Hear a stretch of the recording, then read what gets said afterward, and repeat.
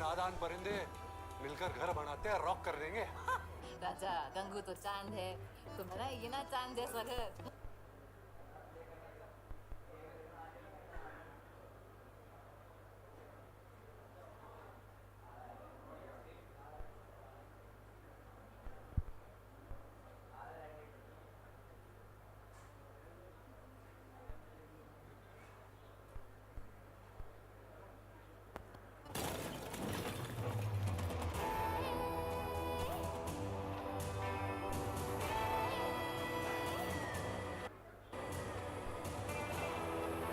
सीधा घर में घुसे है रईस भाई, वेलकम। अम्मी जान कहती थी कोई भी पार्टी छोटी या बड़ी नहीं होती, जाना जरूर।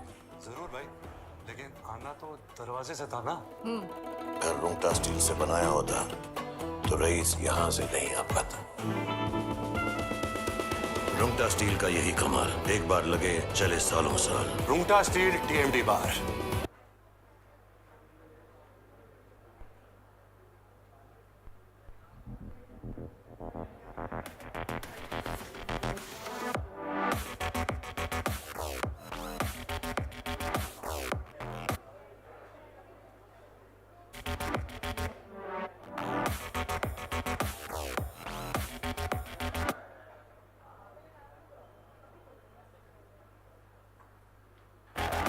तो मैंने कहा ओ नादान परिंदे मिलकर घर बनाते हैं, रॉक कर देंगे। राजा गंगू तो चांद है, तुम्हारा ये ना चांद जैसा घर।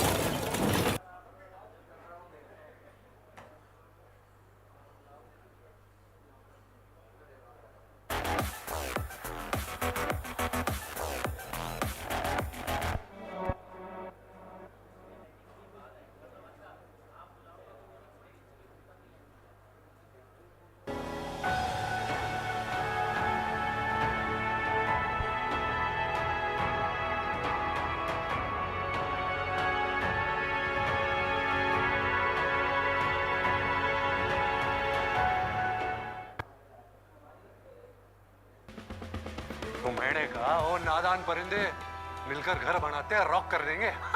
राजा गंगू तो चांद है, तुम्हारा ये ना चांद जैसा घर।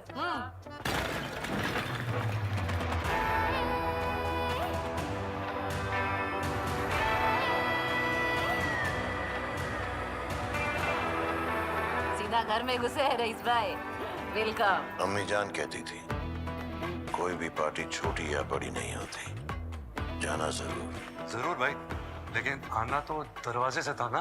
घर रुंगटा स्टील से बनाया होता तो रईस यहाँ से नहीं आ पाता। रुंगटा स्टील का यही कमाल, एक बार लगे चले सालों साल। रुंगटा स्टील टीएमडी बार, एकदम सॉलिड। ग्रैंडपा, इतने बड़े हो गए हो तुम। आप पे ही गया हूँ। कुछ लोग इतनी तेजी से बढ़ते हैं कि पता ही नहीं चलता। जैसे कि APL Apollo steel pipes. APL Apollo Indian company. Proudly India, देश की सबसे बड़ी स्टील पाइप कंपनी। वाह। देखते ही देखते दुनिया की सबसे बड़ी स्टील पाइप कंपनी बन गई। एयरपोर्ट से लेकर आपके घर तक कुछ ऐसी ही स्टील की ताकत को एपीएल अपोलो बनाता है, देश की बढ़ती ताकत। एपीएल अपोलो, देश की बढ़ती ताकत।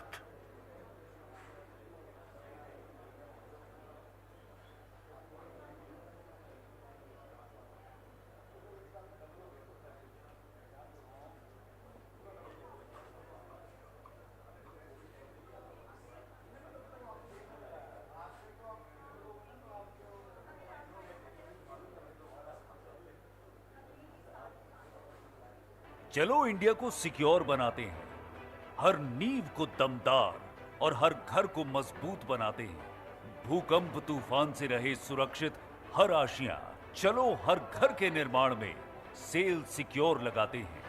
सेल सिक्योर, भरोसा भारत का।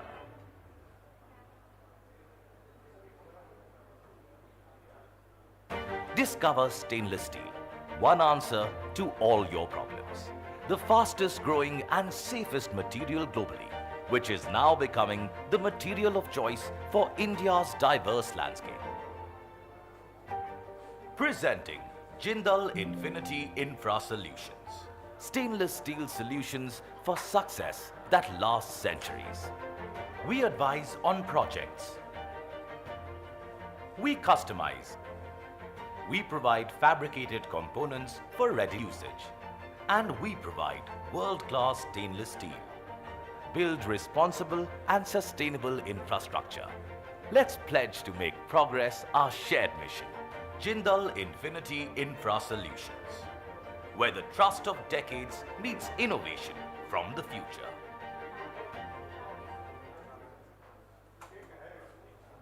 Welcome to the world of New Color Plus.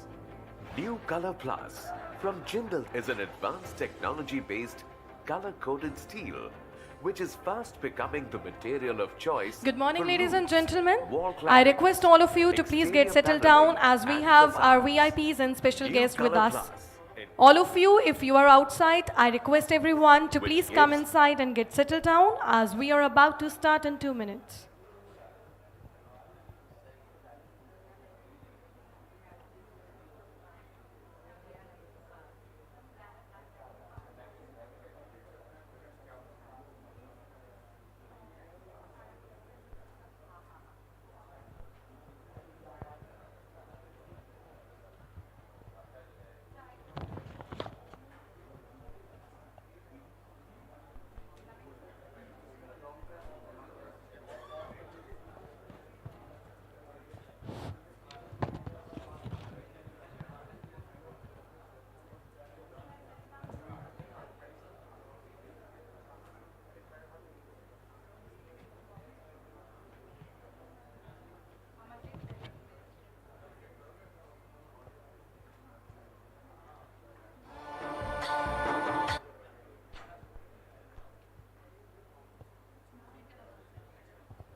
I request everyone to please get settled down as we are about to start in the next 2 minutes.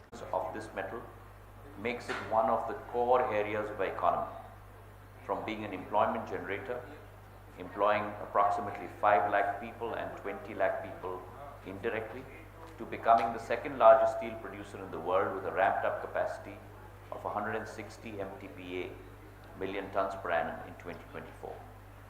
The industry's growth is certainly a testament to India's growing Atmanirbharta. As India transcends from her Amrit Kal to her Shatabdi Kal, our sector too is poised to play a pivotal role in realizing Prime Minister Narendra Modi ji's dream of developing a Viksit Bharat. To fulfill this dream, we have to adopt a collaborative approach to not only optimize resource utilization, but also to foster inclusivity across the steel industry spectrum. I am certain that by leveraging the collective expertise and capabilities of all stakeholders, we can deliver high-quality infrastructure solutions that resonate with our national developmental objectives. Recently, under the leadership of the Prime Minister, inauguration and foundation stones have been laid for 15 airports, 120 national highways, and more than 2,000 railway infrastructure projects. And believe me, this is just the beginning. We have many upcoming projects, including border roads, freight corridors, ports, highways, airports, which will require our industry's attention to construct robust infrastructure frameworks that facilitate seamless connectivity and propel our economic growth. As we embark on various mass transit projects, including high-speed rails and integrated bus stands, I would also like to urge all industry players to explore diverse participation models, such as public-private partnerships. And by fostering collaboration between the public and private sectors, we can unlock synergies and expedite the implementation of transformative infrastructure projects. In addition to this, steel also holds immense potential in supporting various government schemes aimed at promoting inclusive development. From Housing for All to Swachh Bharat Abhiyan and Pradhan Mantri Awas Yojana, steel plays a crucial role in building basic to advanced structures that cater to diverse needs of our populace. While the growth in the last 10 years has been phenomenal, there is still an urgent need for a large-scale improvement in steel consumption in the country. I'm happy to share that over the past few years, some steel companies have taken the lead in opening numerous distribution centers at the district and block levels. I hope these numbers will increase soon and result in establishing many more distributing arterial networks, and also ensure that the steel companies see that their products of mass consumption are easily available in the remotest part of the country at the most affordable prices. Additionally, as a ministry, we are in constant discussions with the Ministry of Coal and other agencies to ensure that domestic coal is provided to the sector. We are advocating the industry to set up slurry pipelines to reduce their cost of material movement, and have been engaging with the Ministry of Railways, the Ministry of Road Transport and Highways of India, ports and customs to expedite the solutions for quicker movement of raw material and finished goods for the steel sector. As we move ahead combating these challenges, our focus has also been on transitioning towards green steel. For this, the steel scrap recycling policy has been put in place to enhance the availability of domestically generated scrap. 13 task forces have been formulated aimed at defining, utilizing and providing support for green steel. Recently, as a nation, we got our first green hydrogen plant in the stainless steel sector. Such initiatives, I believe, will be an inspiration for all of us. The need of the hour, therefore, is for us stakeholders to come together to build a globally competitive as well as sustainable steel industry. As we continue to push the boundaries of construction and design, the role of steel in shaping the future of infrastructure becomes even more critical. I believe that the integration of smart technologies with steel structures is another exciting frontier that we should all explore. And as we strive to build the foundations of tomorrow, steel remains at the forefront, enabling us to reach new heights and shape the skylines of the future with confidence and creativity today. We need to invest in R&D to promote product innovations and design applications. Overall, the steel sector is an imperative for driving sustainable development and fostering economic prosperity.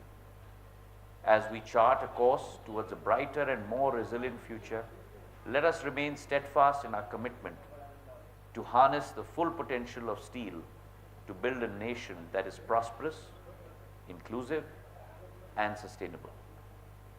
I'm confident that the discussions taking place at the conference will help in identifying key milestones that we need to achieve over the next decades, along with the regulatory support that the industry will require in the days to come. It's been a pleasure being present with all of you, and thank you so much for having me. Jai Hind, Jai Bharat. Jai Hind, Jai Bharat. Thank you so much, sir, for such a great message. And I hope that sir has already set the tone and context for today. But yeah, I would also like to add some important pointers which would help us for today's discussion moving forward. So first of all, I would like to welcome all of you to the pivotal event where the steel industry trajectory towards innovations and sustainable growth takes center stage. As we navigate through the dynamic landscape of our national infrastructure development mentioned by Sir as well, the demand for durable, eco-friendly and aesthetically pleasing structure has become more prominent these days, even before as well. With the global steel production exceeding 1.8 billion metric tons in 2021, and India emerging as the world's second largest steel producer, it's evident, I believe that it's so much evident that steel plays a pivotal role in shaping our economic development. Furthermore, if I talk about the projections indicate a 7% compound annual growth rate for the steel industry, underscoring its significance in driving economic progress and infrastructure development. Not only this, amidst this increasing demand, it's very challenging, such as disparities between Tier 1 and Tier 2 steel grade, which is very much difficult to select, but yes, irrespective of their origin, they follow quality standard set by organizations such as Bureau of Indian Standards, ensuring reliability and safety in construction projects. So we are gathered here today to explore the dynamic world of steel industry innovation and chart a course for sustainable growth. And also let me introduce to the great initiative taken by Metalogic PMS, a pioneering marketing intelligence firm headquartered in India, spearheading the transformation initiative within the steel and mining industry since its establishment in 2015 under the visionary leadership of Ms. Monica Bachchan. Metalogic PMS has carved a niche for itself as a catalyst for innovation and inclusivity within the sector. With over 3,500 subscribers on their YouTube channel and daily news coverage spanning steel, mining, logistics, and global updates, it is at the forefront shaping the industry discourse and driving meaningful change in the entire industry. So can we have a big round of applause for Metalogic PMS? Thank you so much. And moving further, before we start, we always take the name of Lord to just remove all the obstacles and to make our discussion fruitful. So today we'll be following the same rule, the same ritual, and I request our guest, our special guest, to please come on the stage and do the honor. First of all, I request Mr. Yatendra Suri, former MD, Autocompo India, to please come and join us for the lamp lighting. Can we have a big round of applause for him? Along with him, I request Mr. Ravindra Kumar Jain, IRSE, Managing Director, Dedicated Freight Corridor Corporation of India Limited. Now I request Mr. Naveen Jindal, Chairman, Jindal Steel and Power. Along with him, I request Mr. Amarendu Prakash, CMD, Steel Authority of India Limited. Our guest of honor, Major General Ashok Kumar, AVSM, former DG, Military Engineering Services, Ministry of Defense. And last but not the least, our chief guest, Mr. Abhijit Narendraji, Joint Secretary, Ministry of Steel, Government of India.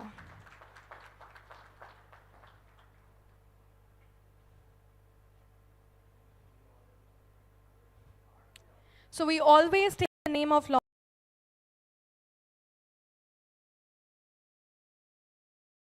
you to please join me and fulfill my request. There is a shlok which is very much famous, and we always chant this shlok, that shlok before we start any new thing. So can we just follow the same today? Vakratund Mahakay, Surya Koti Samaprabha, Nirvikhnam Kurme Dev, Sarvakareshu Sarvada. Ganpati Bappa Moria.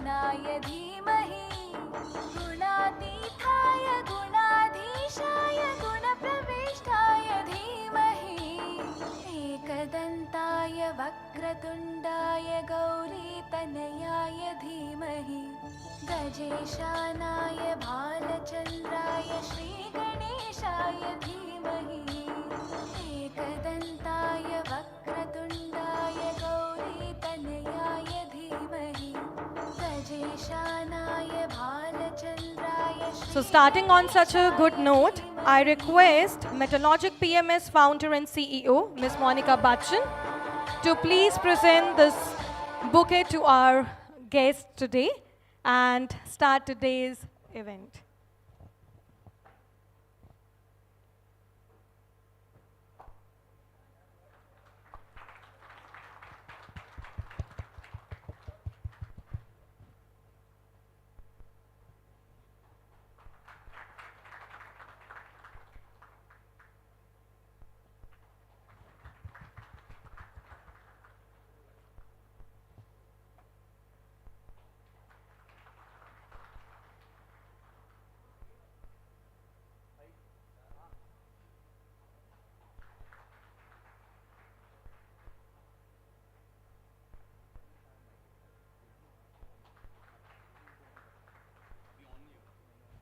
Now going ahead, I request Ms. Bachchan to please set the context for the day and open the event with a welcome note.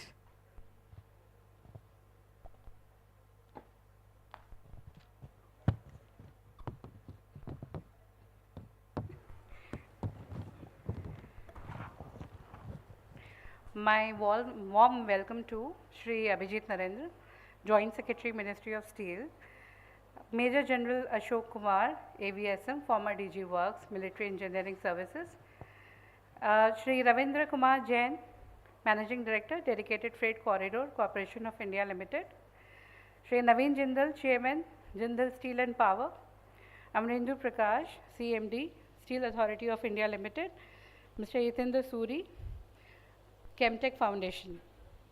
Good morning, namaste to everyone in the house. I am so delighted to welcome you to the Metallurgic National Conference on Steel and Infrastructure on 16th of March in Delhi. Conference presented by Rungta Steel, powered by APL Apollo and co-powered by Elegant Steel. I welcome you to my home city, Delhi. And this is the place where Metallurgic emerged with an idea of creating a platform of thought leadership and market research in steel, in service of steel and mining industry. Talking about the market research, we have recently launched our latest market report, Meta Daily, where we publish daily steel and raw material prices. We also have a weekly report by the name of Meta Weekly, where we publish iron ore, coal, and steel week highlights and average prices of commodities. Metallurgic PMS has been a knowledge partner to Multi-Commodity Exchange of India in doing all sorts of studies to launch rebar futures. We are starting our Industry Academia Connect series from April onwards to give chance to the youth to understand what kind of transitions are going on in the steel industry and how youth can contribute. This information you will find on our exhibitor stall on your left. Ms. Ruchi will guide you. Today's conference is special for all of us, not because it is only a steel conference, but because it carries a responsibility of ensuring sustainability and economic development of the nation as a whole. I will not speak on what is steel, what is infrastructure, as I am not qualified enough to do the justice, but I know what I can do best, and that is I will ensure that each one of us present here today will get benefited out of this large meeting. Do you know who all are sitting among us? We have steel makers, we have architects, structural and civil engineers, policy makers, infrastructure developers, and academia. Naveen sir, do you remember when Metallurgic got launched in 2018? You were with us. Along with you, Mr. Yatendra Suri. He was also there. During pandemic, when we started webinar series and when we did our first webinar on coal gasification, again you were with us. And today, after years, I feel so fortunate you are again here with us, and including Mr. R.K. Singhal, Amrendra sir, Ashok sir, and Ravindra sir. You are joining our program for the first time, and I hope we will do our best not to disappoint you and meet your expectations. Today, we will also witness a launch of an online buy-sell portal by TMT Junction at 2 p.m. in the afternoon. People who got associated with us during Corona, when we conducted almost 50 webinars on various steel value chain subjects from mining to end user industry, those people have now become an integral part of Metallurgic family, who are regularly participating our pan-India programs. I want to thank each one of you who are presented here and also watching us live on youtube.com/metallurgicpms for taking out time on Saturday. I know for some it is a holiday, but you are still here because you are the main contributor in nation building. Before we start, I would like to thank all the sponsors, Rungta Steel, APL Apollo, Elegant Steel, Steel Authority of India Limited, Jindal Stainless Limited, SJSPL, Jindal India, Super Shakti TMT, MPL Steel Pipes and Tubes, Neo Mega Steel, and Moonwalk Infra Projects, Prime Ispat and TVQ Coke. I also want to extend my gratitude to our exhibitor, Pragya Precision, Gallium Equipment, Blue Sky, Nirmal Texim, ARB Bearing, TMT Junction, Rashmi Group, and Saraswati Plaster Tech and RV Infratech and Structures. I would also like to thank all our 23 support associations and our knowledge partner for extending their support in the conference. Now I leave the stage for our dignitaries and guests. The stage is all yours. Thank you.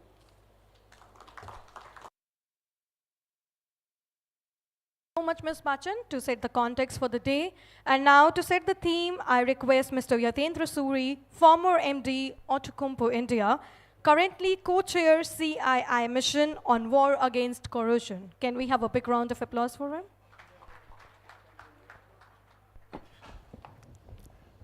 Good morning and thank you very much. This morning at 7:30, I got a call from Monica. She said Mr. Anupam, who is supposed to do the theme setting, has fallen sick and he is not able to make it. So can I do the honors? And Monica that she is, who wouldn't like to support Monica, a young lady who started Metallogic. And today it has become a platform to integrate the steel and end user industry as well as the raw material industry. And with a small team of 12 people, I wouldn't call them dirty dozen, but the steely dozen. And I think she deserves a big round of applause.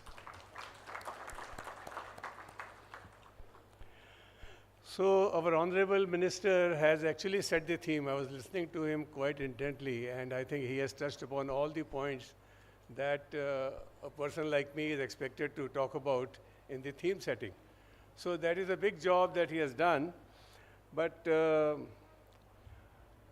I still have some points, in my mind which I wanted to share with all of you. The event today, the theme today is more to celebrate steel. Why? As we know that we are the second largest steel producer in the world. And when it comes to stainless steel, we are amongst the top 5 in the world. So steel as such is being noticed worldwide. The capability of India is being admired worldwide. But still, we have a long way to go. But when we talk of steel, I think many of you, the younger part, may not be aware that steel in India was started by Shri Jamshedji Nasarwanji Tata, Shri J.N. Tata, in the year 1907. So that was the first, Tata Steel was the first steel plant which came up. Then we became independent, and the new India saw emergence of PSUs, and SAIL was amongst them. And I remember as a young engineer, Mr. Rusi Modi once said that if we were to work like Steel Authority, we would be making losses, because Tatas were making profits. And Mr. J. Krishnamurthy was his CMD, and he was quite hurt. So he talked to his employees and asked them, can we prove Mr. Rusi Modi wrong? And let me tell you that feeling, of making Mr. Rusi Modi wrong made SAIL a profitable company. So much so that Bokaro and Bhilai steel plants at some point of time were rated as amongst the most efficient plants in the world. So much so about the PSU. Mr. Amrendu is here. He will talk more about that. And we also would like to remember the contribution of Shri O.P. Jindal. In the world of stainless steel, I think we have to be thankful to him for bringing stainless steel into India. Today, our stainless steel industry is amongst the top 5. And wherever you see, you see stainless steel. Not only stainless steel, We saw emergence of JSPL, GSW. Today, the Jindal Group together is a formidable, biggest steel producer in India. That is something, to celebrate, in my opinion. And they are all profitable. They are not making losses. They are all profitable. So we have these doyens of steel and user industry on the dais, and I welcome them all. As we have heard, steel is synonymous with infra. You see, almost 50% of steel is used in infrastructure. So you imagine the role that steel plays in nation building. But despite the fact that we are the second largest producer, our per capita consumption is fairly low. I think it's around 90 kgs as compared to global average of more than 200 kgs per capita, which means we have a long way to go. At this point, I should mention Indian Railways. Probably they would motivate the other departments of the industry, of the government. Indian Railways has been using stainless steel in coaches, wagons, railway stations, and a host of other applications. And recently you must have heard the foot overbridges are also being made in stainless steel after the foot overbridge made of carbon steel collapsed. And also Railways has said that 30 kilometers along the coastline, which is 7,000 kilometers in India, will use only stainless steel in the infrastructure that they are going to create. So such steps, give a quantum leap to the opportunities and the demand for any product. And stainless steel, to that extent, has been the winner. And we are thankful that Jindal Stainless is there in the country to offer affordable solutions to Indian Railways. And Indian Railways is gaining a lot through the presence of Jindal Stainless in the country. So we are here to showcase during the day successes in infrastructure as far as steel is concerned, application is concerned, and also assess new opportunities for steel consumption. We are going to talk about roads, highways, waterways, ports, metros, railways, stations, airports. The list is very long. And not forgetting the financing towards the end.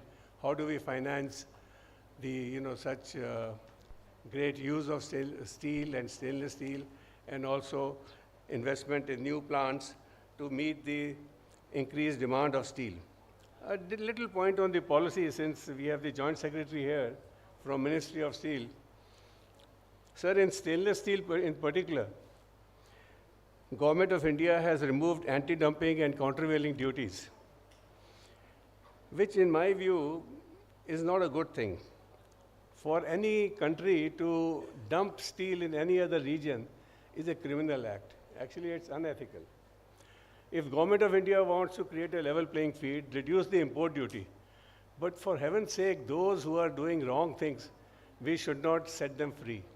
I think we must reimpose anti-dumping and countervailing duties so that the domestic industry does not suffer. For your information, sir, more than 1 million tons of stainless steel is being imported every year. 1 million ton is a huge quantity. It is as good as, creating a space for a new steel plant, stainless steel plant, which will generate employment, generate revenues for the country. So in my opinion, we should not remove punitive anti-dumping duties. Lastly, in line with our Honorable Prime Minister's vision of a Viksit Bharat, Make in India for the world, Atmanirbhar Bharat, I think let us find ways to make India the best in the world in terms of steel applications. Thank you very much. Thank you so much, sir. And now we have a special note by Mr. Naveen Jindal, Chairman, Jindal Steel and Power. Can we have a big round of applause for him?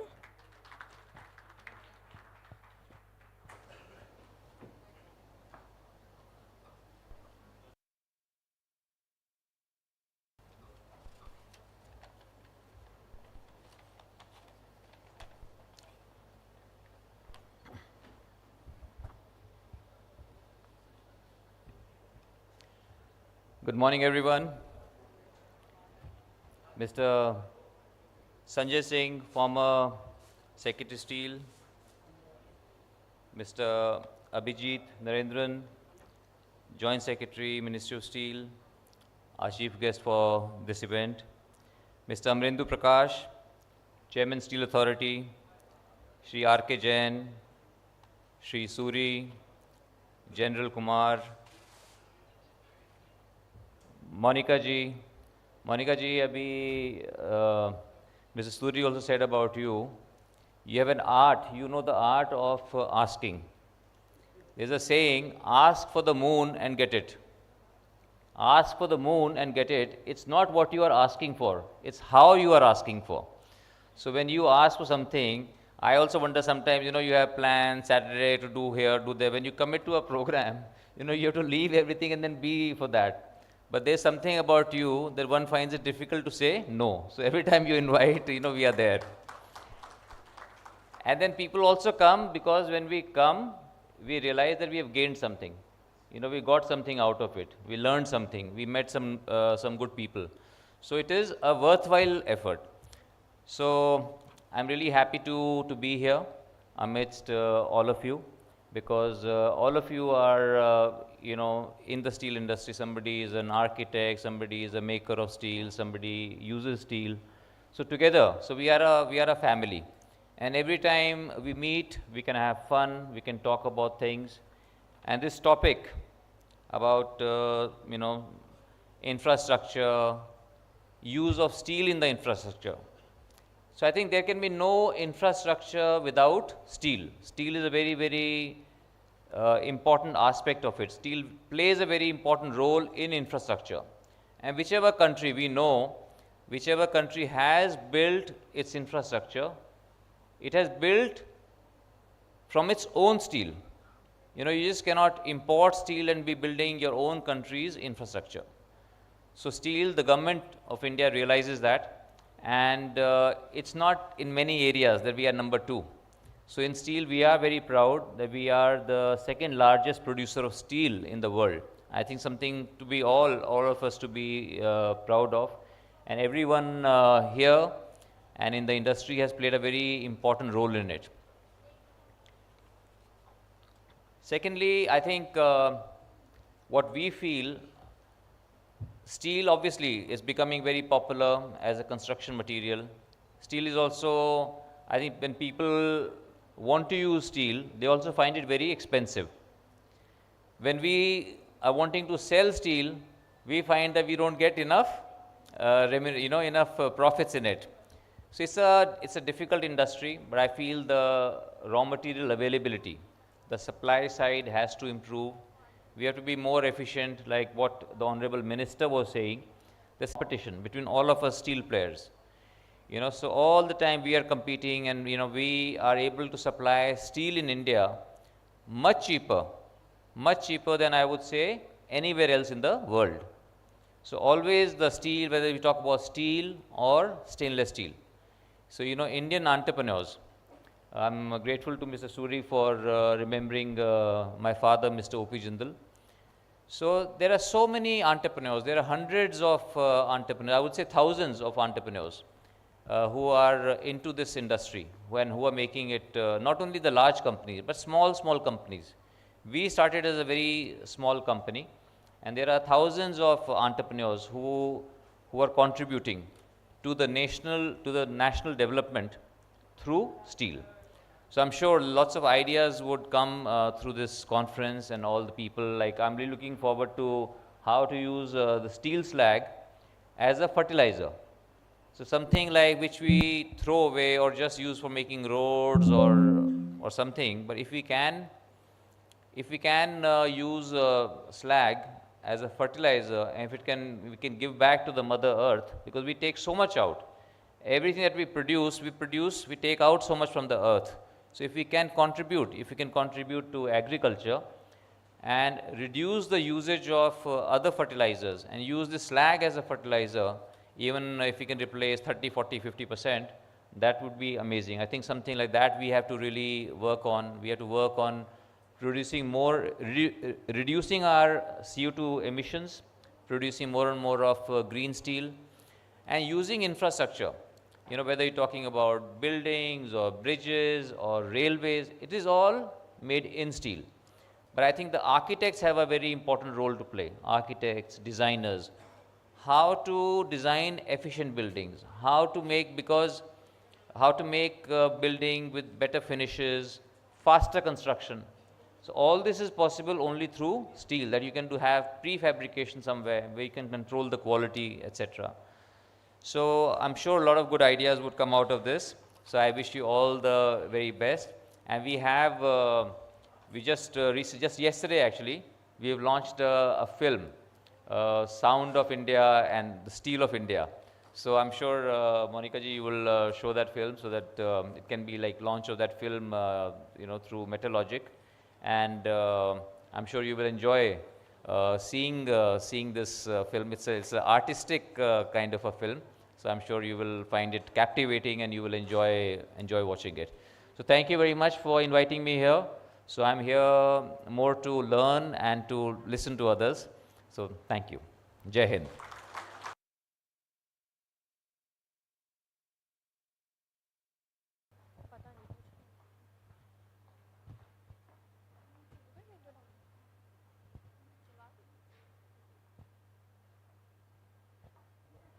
Thank you so much, Mr. Jindal, and congratulations on the same video. We are excited to see the video. So we'll be seeing it at the end of the session so that you can receive the compliments and, of course, comments lively. And now moving ahead, I would like to invite Mr. Ravendra Kumar Jain, IRSC Managing Director, Dedicated Freight Corridor Corporation of India Limited, for the keynote address. Can we have a big round of applause for him, gentlemen?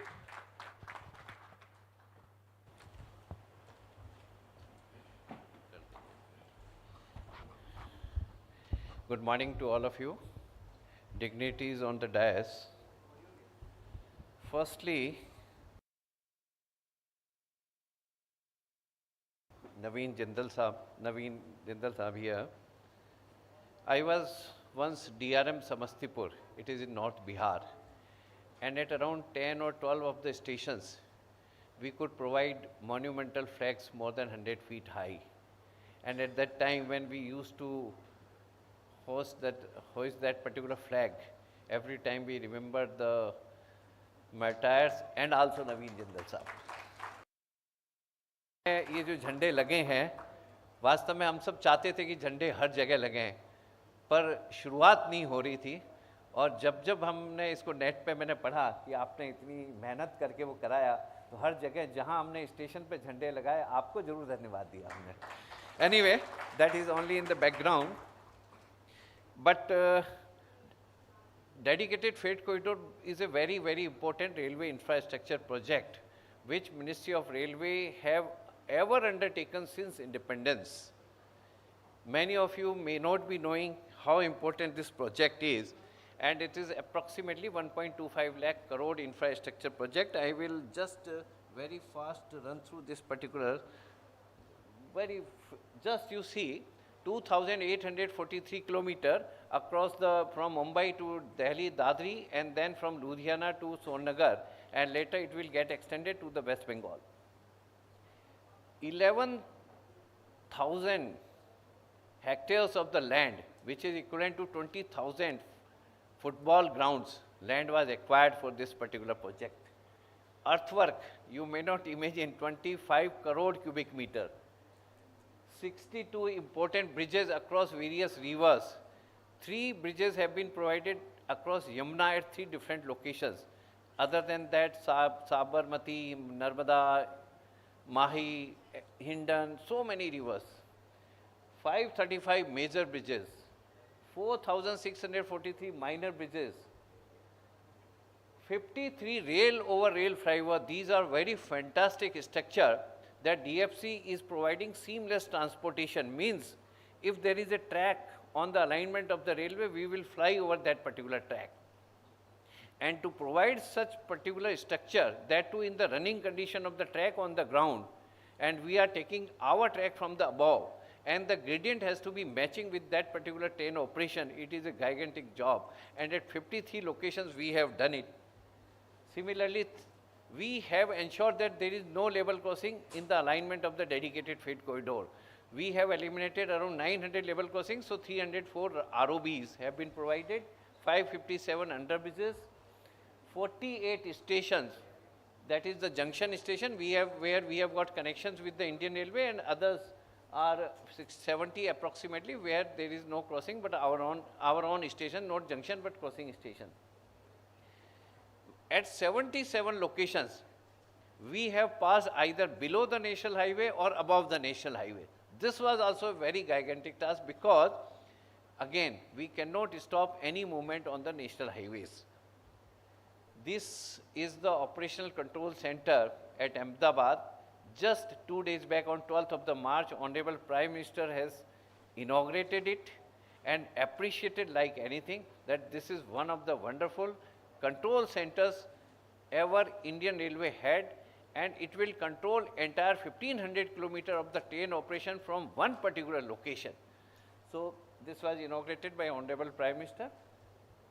This is again one more control center has already been completed, and surely next year we will be completing the remaining part of this one.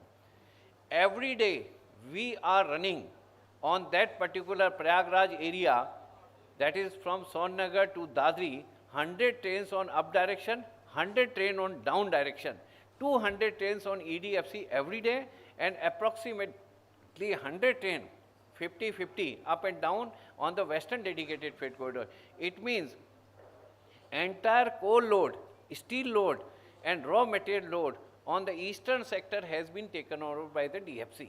It has got such a big capacity that now we can run maximum number of passenger train due to the released capacity on the existing tracks. So we are basically heavier, higher, longer and faster to provide our speed, reduction of the logistic cost, more reliability, and later on it may result into the very much cost reduction. So now we will come to the main thing for which you may be looking for the steel sector. Again, I will say one more thing, that DFC is the first corporation who introduced rail sector to other than PSUs, that is the sale.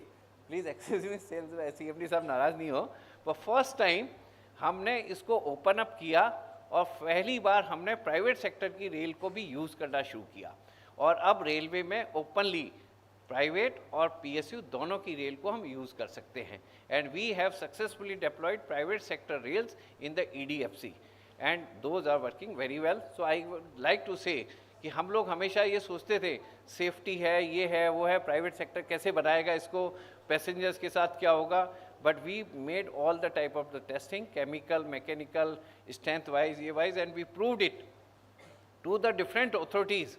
These are suitable and we deployed that one. So again DFC made the difference, and for that 7.22 lakh tons of the rails have been used.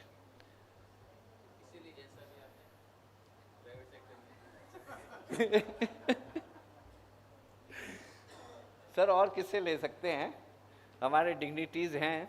और sir ऐसे ही हमने major bridges, minor bridges में 1.5 lakh ton structural steel use किया है.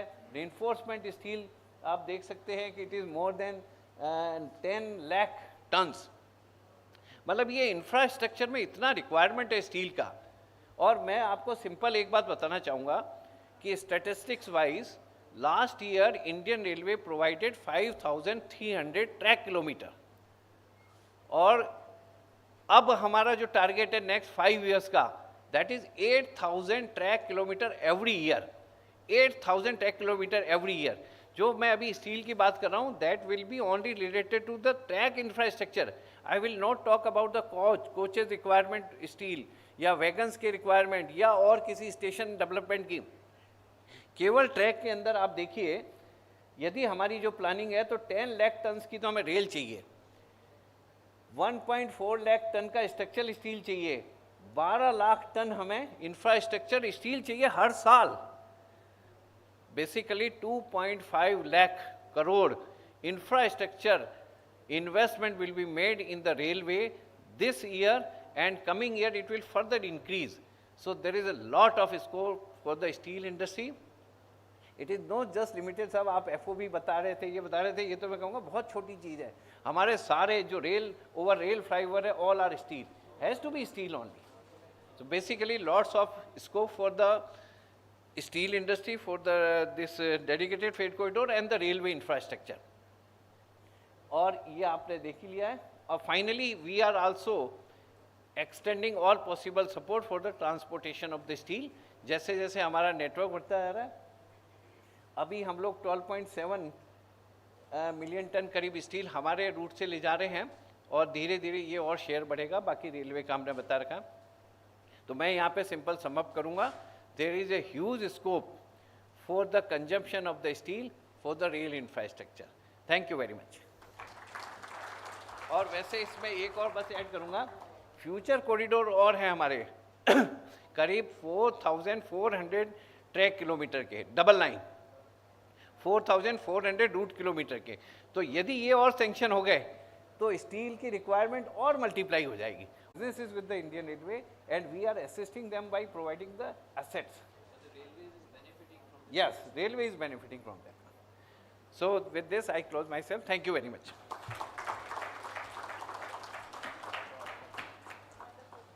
Thank you so much, Mr. Jan, for presenting these such an amazing number. Even I'm also amazed that 2.5 lakh crore investment has to be made this year in the railway sector. And along with it, good luck, sir, for the project which is remaining. And we are hoping that you will be completing the project this year itself.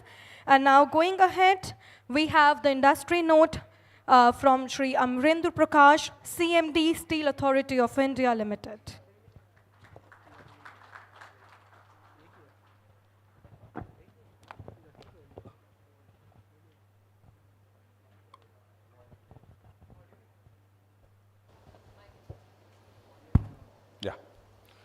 Thank you, Tanya. A very good morning to all of you. As Naveen ji already mentioned, we are a family.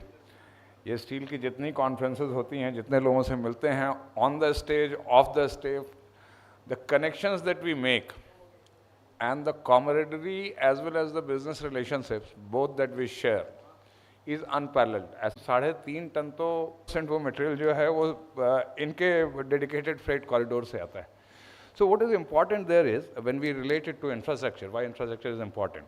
India is growing, India is developing, Amrit Kal and then reaching 2047 Shatabdi Kal. Countries grow based on infrastructure.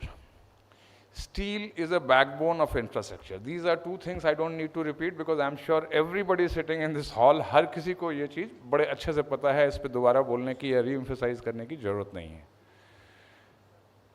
ज़रूरत है इस space को, जिस space पे हम infrastructure create कर रहे हैं. फॉर एग्जांपल आपने DFCC का last citizen of this country, all this that we are doing, there is a need to pick up the pace. We can not say we have been a developing country. ये बहुत से लोगों को, खास करके वो लोग जो अब धीरे धीरे जिनके who have started getting grey hair, you will remember we have been calling India a developing country for quite a long time. We are developing, okay, हम लोग डेवलप कर रहे हैं, लेकिन कब डेवलप हो जाएंगे. Now in recent times we have started talking about a विकसित Bharat, a developed country. And the vision is not just a dream, it's not just a dream, it's a plan. Now we have got a plan where we say कि we will be a developed country. उसके लिए हम वहाँ काम कर रहे हैं. इस काम में दो चीज़ों की ज़रूरत होगी. Even outside while having coffee, I was talking to some of my colleagues, some of the members of this extended steel family, and we said की ज़रूरत क्या है. ज़रूरत है स्पीड पकड़ने की, क्योंकि आपको वो टारगेट पूरा करना है, आपको विकसित बनना है, आपको डेवलप करना है. लेकिन in this hurry, in this space, speed से जब आप इंफ्रास्ट्रक्चर क्रिएट करेंगे तो are you compromising on quality. क्या आप ऐसा इंफ्रास्ट्रक्चर क्रिएट कर रहे हैं जो कि 20 साल में, 25 साल में नष्ट हो जाएगा, ख़राब हो जाएगा, दोबारा बनाने की ज़रूरत पड़ेगी, या सेफ नहीं होगा हमारे यूज़र्स के लिए. तो we need to take care of that. I will say India's development, India becoming a developed country, has two criteria. We need to pick up pace. We need to make sure the infrastructure that we are creating should be sustainable. It should be strong, secure, safe, sustainable. For getting these two things, what do we need? That's all that I wanted to submit to you. For getting these two things, we need to have each and every single person sitting in this room contributing. It is not just the steel makers who will do everything. Jain साहब ने माफ़ी मांगी, लेकिन जान साहब, I'm happy that you created another vendor. We say कि monopolistic market नहीं होना चाहिए, रेल केवल हम ही बनाएंगे जरूरी नहीं. नवीन जी रेल बना रहे हैं और हमें खुशी होती है, because that gives us a sense of competition and that makes sure कि अगर नवीन जी ने रेल बनाई तो उनकी रेल हमारी रेल से अच्छी है क्या, अगर उनसे हम कुछ सीख सकते हैं कि at us and in the steel industry you may feel that all these steel makers are competing, so it's a dog fight in the market and हम लोग एक दूसरे से क्या दाम रख रहे हैं, कैसे कर रहे हैं, मेरा स्टील कैसे बिकेगा, उनसे मेरा स्टील अच्छा कैसे होगा, ये बात करते हैं. लेकिन whenever we meet in person and these conferences are an opportunity, whenever we meet we talk about, नवीन जी आपके यहाँ कितना आ रहा है कार्बन एमिशन, कितना आ रहा है आपके प्लांट में, मेरे प्लांट में इतना आ रहा है, आपने कुछ किया है क्या, और वो बताते हैं कि मैंने ऐसा किया, हम बोलते हैं अच्छा मैं ये अपने प्लांट में ट्राई करता हूँ. We are so good at sharing information and knowledge and trying to, because the ultimate objective, while being in business, while looking at profitability, the ultimate business for all of us is creating this country, making this country. For that, just as steel makers, we are competitors, fierce competitors in the market, but then we come back and we say, okay, can you make, अच्छा आपका Coke rate कितना आ रहा है, इतना कम कैसे आया, आपने क्या किया, अच्छा हमने ये टेक्नोलॉजी लगाई, ऐसे ऐसे हमारे लोगों ने एक्सपेरिमेंट किया, मैं अपनी टीम भेजता हूँ आपके यहाँ. And we actually learn from each other. Our engineers travel to each other's plants and learn from each other and try to do this, because we know one ultimate responsibility of developing this country. So I invite you, infrastructure में जितना steel आज use हो रहा है इससे कहीं ज़्यादा use हो सकता है. क्यों यूज़ होना चाहिए? पहली चीज़, स्टील से जब आप इंफ्रास्ट्रक्चर क्रिएट करेंगे तो स्पीड बढ़ेगी आपकी. अगेंस्ट कंक्रीट या किसी और मटेरियल से जब आप इंफ्रास्ट्रक्चर क्रिएट कर रहे होते हैं तो the time taken in creating that infrastructure is higher. Steel will give you faster construction, faster infrastructure development. The second reason why you should use steel is steel will be sustainable, as I said, pace and then quality and sustainability, because steel, when you create in steel, you create for 60 years, 100 years infrastructure. You are not going to create a country for 10 years or 20 years, कि बना लिया 10-20 साल तक के लिए country बन गई, 20 साल बाद दोबारा country बनाने में लगेंगे, वैसा नहीं होगा. जब आप infrastructure बना रहे हैं तो 100 साल का infrastructure बना रहे हैं, उसका ध्यान रखना होगा. आज के दिन में स्टील को इंफ्रास्ट्रक्चर में जिस पेस पे यूज़ कर रहे हैं उससे ज़्यादा पेस पे यूज़ किया जा सकता है. वो करने के लिए किसको कंट्रीब्यूट करना होगा? सबसे पहले करना होगा स्टील मेकर जो भी हमारे यहाँ हैं, हमको कंट्रीब्यूट करना होगा. Can I provide you a steel gives you the same strength.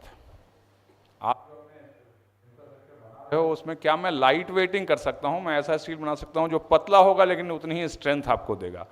तो उस क्वालिटी के स्टील, उस ग्रेड्स के स्टील बनाने पे हमारा फोकस है. हम अपने रिसर्च में भी इस पे काम करते हैं और आगे भी काम करते रहेंगे. सेकेंड रोल आता है जो इंफ्रास्ट्रक्चर बनाने वाले लोग हैं, जैसे जैन साहब हैं, सूरी साहब हैं, आप जो बना रहे हो स्टील, जहाँ पे यूज़ कर रहे हो इंफ्रास्ट्रक्चर में, कैन यू यूज़ स्टील? तो पहले तो आपको डिमांड करना होगा कि मैं स्टील यूज़ करना चाहता हूँ.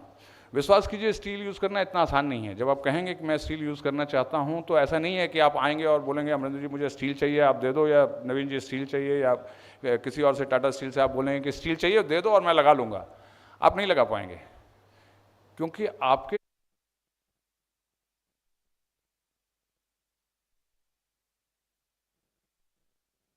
बना रहे हो या रेलवे ट्रैक बिछा रहे हो या बिल्डिंग्स बना रहे हो, लेकिन आपका आर्किटेक्ट बोलेगा साहब नहीं, इसमें तो जो मैंने डिज़ाइन बनाया है इसमें इतना सीमेंट लगेगा, इतना स्टील लगेगा, ये लिमिटेड, इसी पे डिज़ाइन होगा.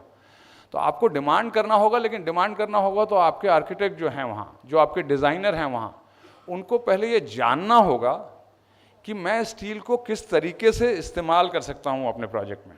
आपके प्रोजेक्ट में स्टील के इस्तेमाल की ज़रूरत क्या है और ये चीज़ कैसे आएगी. आपके आर्किटेक्ट आज के दिन में हमने अपने कॉलेजेस में जो पढ़ाया है, आपकी सिविल इंजीनियरिंग की पढ़ाई जो आपके आईटीज़ में या टॉप कॉलेजेस में जो हो रही है, क्या हमने वहाँ पे उनके क्यूरिकुलम में उनको सिखाना शुरू किया है कि स्टील कैसे यूज़ किया सकता है, स्टील का फ़ायदा क्या हो सकता है? फ्रैंकली स्पीकिंग, वो जर्नी हमने अभी जस्ट शुरू की है. अभी हमने रियलाइज़ करना शुरू किया है कि कॉलेज में जब आप सिविल इंजीनियरिंग के कोर्स में स्टील कैसे यूज़ होता है नहीं बताते हो, तो how do you expect an engineer will grow up, go out and tomorrow start designing the infrastructure, he will not even know कि स्टील को इस्तेमाल कैसे करना है.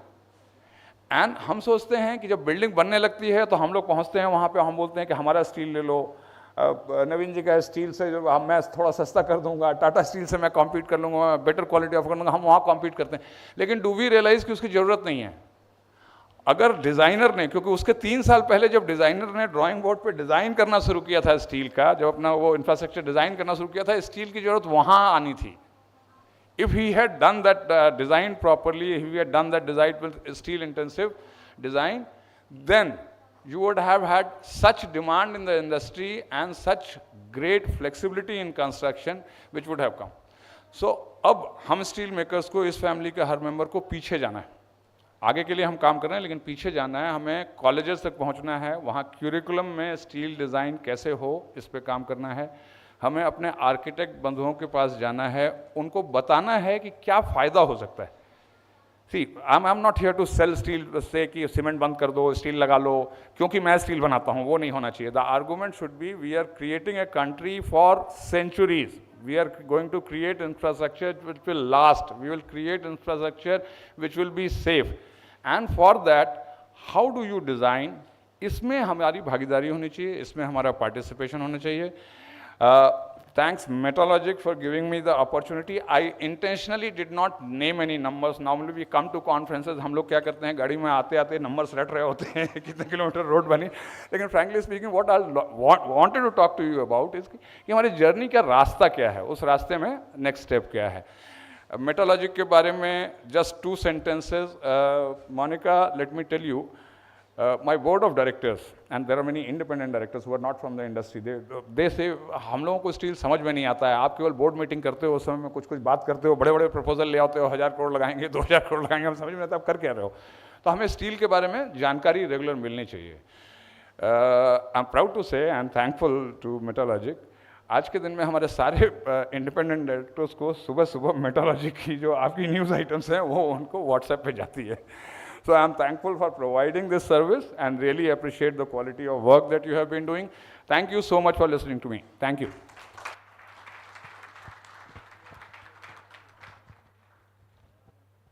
Thank you so much, sir. Surely the awareness will be spread among colleges and everything, and people will start learning the importance of steel industry and the importance of steel in the economy. And now, moving ahead, I request our guest of honor, Shri Major General Ashok Kumar, AVSM, former DG, Military Engineering Services, Ministry of Defense, to please present his thoughts and views on the current topic.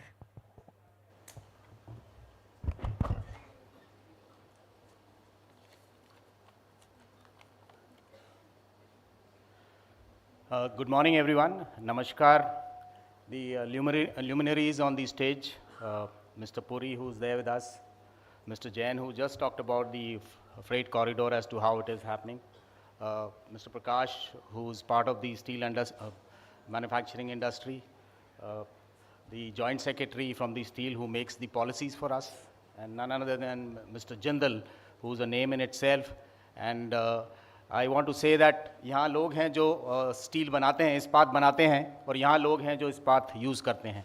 And together we make the infrastructure which belongs to India and which belongs to all of us.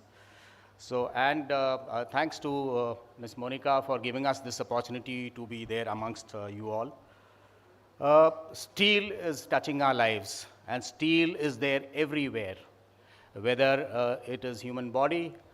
4 milligrams of iron is essential for functioning, where the hemoglobin utilizes it to transport the oxygen from one part to the other. So it is as important. From pin to aeroplane, from ships to the submarines down below, industries, medicine, the infrastructure, the rail, the roads, and the speed at which it is happening is tremendous, mind-boggling, and it is something that we are all lucky to be part of this India's growth story. Just to give you the chemistry of steel, it is in our days in the colleges, in the schools, when we studied steel, or the iron, which they call it by a number called the Fe, which is 26th in number. It forms the 8th group of this periodic table, and it is an amazing element in the Earth's crust. It is also said that steel, just to go back into history, is meteoritic in nature, meaning that it is heavenly. Most of the meteors which fell on this earth millions of years ago and now is evolving from the crust to be converted into ore and the steel that we all see. The nearest planets on the Earth, that includes the Mercury, Venus, and the Mars, are majorly the content of the iron is tremendous. So the future also lies in our neighboring planets when we all started exploring the regions beyond the Earth's history. As we grew, the human beings over the years started evolving as to how the steel or the iron in the raw format it came. They started using it to make weapons to fend for themselves. Then came the cast iron, and then came the steel in the early 18th century. And India is also not far behind. Today it is the second largest producer that we've all been talking about, and we all using steel. I come from a defense background, and let me tell you that we at the Military Engineer Services look after the infrastructure of the Army, Navy, Air Force, Coast Guard, and many other government organizations that we all deal with. Today, we have the largest landmass as compared to the railways that we are handling and making infrastructures. The pre-independence era, all the old buildings that you see were made by the military engineers, whether it is Delhi, Calcutta, Bombay, and so on. With the Navy, we make ports and harbors. With the Air Force, we make hangars. We are doing a lot of runways. We are making blast pens. We do huge hangars of the size of 100 meters by 100 meters and are purely made by steel. We are making accommodation for our people of the defense forces who live along the borders, in the hinterland and behind. And we do everything that the steel wants to do. And the way things are moving, our budget every year, the kind of work that we do is almost about 30,000 crore works worth are happening today. And every year we add on about 10,000 crores worth of new works that are happening all along. And what we are looking at is a faster construction that can give us the dividends to reach our targets in the time frame that we are looking for. We were talking about the per capita consumption of steel across the nation, but across the world, it is roughly about 250 kgs, which is about 2 years back. What we need to understand as a person from the defense is that while we are manufacturing so much of steel, and I am confident that all the steel is a good quality, but there are some vendors today in the market who are not doing as good, and there have been cases where we have faltered and our structures have not withstood the time frame that way they were supposed to be. So I urge upon all those people who belong to this industry, especially the ones who are not doing so well, to ensure that whatever we produce is of a high grade quality and it affects the infrastructure and the people who live in there. While it is providing a lot of jobs, we also need to take in mind when we talk about net zero concept and the carbon zero footprint that we all been talking about. This is the need of the hour. People are saying that we need to do it by 2050. India says that we want to do it by 2070. So it be, but we all need to think in this direction and ensure that our steel produces less of carbon, and how do we need to do it. There are places abroad where people are using bacterial injections which will form a mass which can be used to make ethanol, and that is one of the futures. In our own country, we also are going for the secondary, for the scrap that we're doing. We are using this electric arcs and therefore reducing the carbon footprint. The time is not far when we need to do it, and we need to do it together. We need to collaborate, we need to be inclusive, and we need to see that whatever we do is the best in the world. As also, I am very happy and to be part of this India's growth story, people who make steel, people who sit across, who are, as they call it, men made of steel. And this is only happening because you've all been through that fire and been through the hammers of life that we've all come to this page. There are various slogans that we all talk about when we equate steel. These are Mazboot Irada, Ispati Irada, and things like that. For once, before I end, I wish to celebrate this event in terms of why we are here. It's part of the India's growth story, and we are all party to it. So I would request a standing ovation to a country called India, the Bharat, for being part of this celebrative journey. And may I request all of you to stand up for this very celebration of steel and for being part of it. Thank you and Jai Hind. And I still remember my school days when one of the steel industries had this idea of कि हम इस्पात बनाते हैं. Thank you. Jai Hind.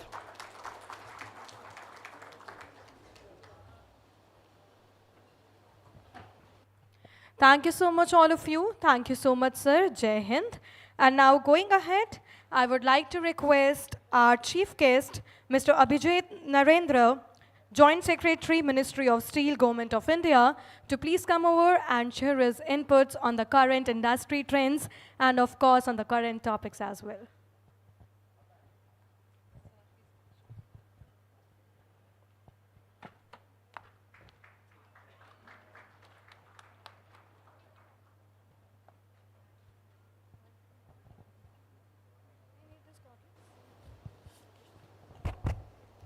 या good morning everyone. Dais पे बैठे dignitaries, मेरे former secretary Shri Sanjay Singh ji, ladies and gentleman, इतनी सारी बातें हो गई, बहुत सारी बातें हो गई, तो I think it's for my turn, it's only I am trying to sum it up. And but one thing I must tell, that the vibrance of steel sector, it is visible here. It's the presence of everyone, the grace of sitting on the dais, the exuberance, enthusiasm of guests in the audience, and I must say confidence of Monica and organizers. Thank you so much. My regards to all. Ladies and gentlemen, the country has become the fastest growing major economy in the world in the last decade, and the growth of economy is linked to that buoyancy of steel demand that we have seen, we have talked about it. To a larger extent, it is the result of unprecedented investment in infrastructure sector. The Jain साहब ने उसके बारे में हमें explain किया और आने वाले समय के बारे में भी बताया. Past 10 years have witnessed the growth in consumption by around 57-8%. Same way, the capacity creation grew by around 60%.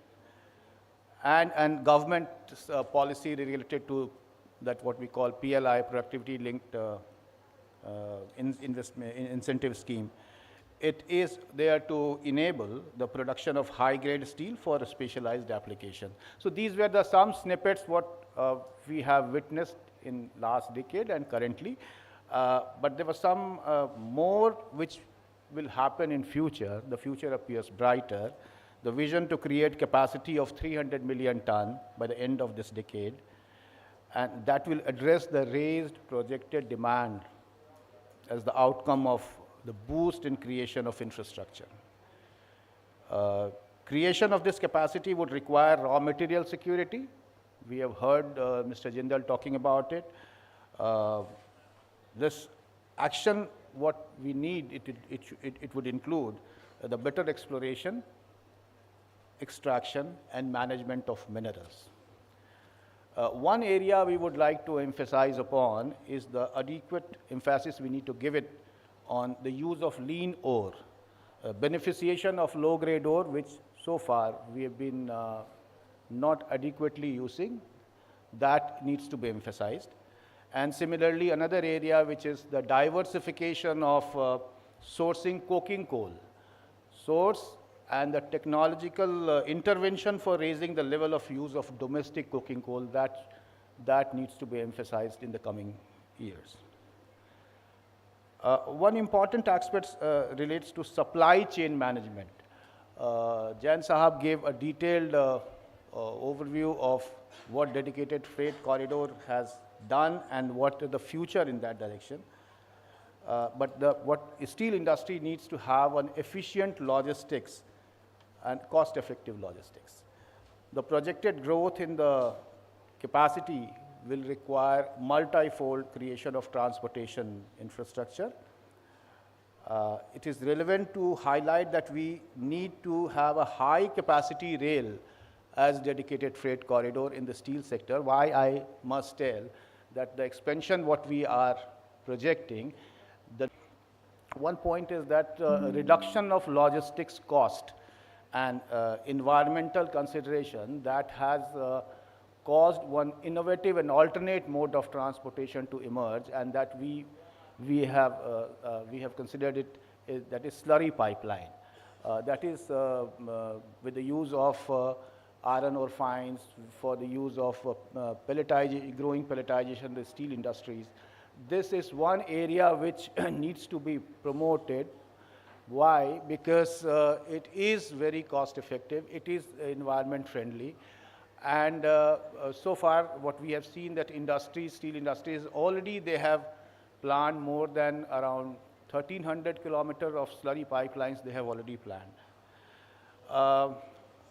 Towards the way forward, I must say that research and development in the area of steel making process for improving efficiency, for productivity, for reducing emission level, this will be our responsibility.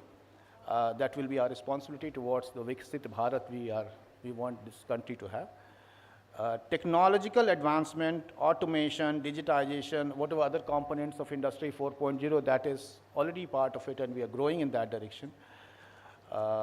Steps towards becoming greener is the need for time. Actually, we have been always being accused of one of the most polluting industry, so it is our responsibility to go in that direction. Policy, I must inform that policy framework formulation for devising a strategy, roadmap, and action plan for decarbonization of steel sector are being deliberated.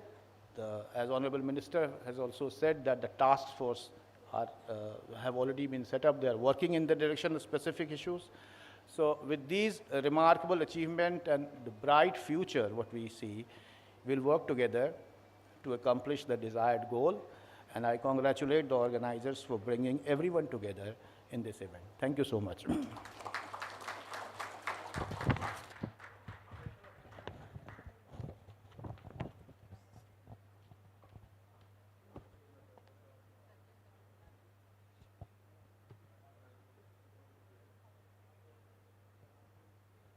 Thank you so much, sir, for sharing your valuable input. And now I request Mr. Sanjay, sir, to please come on the stage, former Secretary, Ministry of Steel. Can we have a big round of applause for Mr. Sanjay?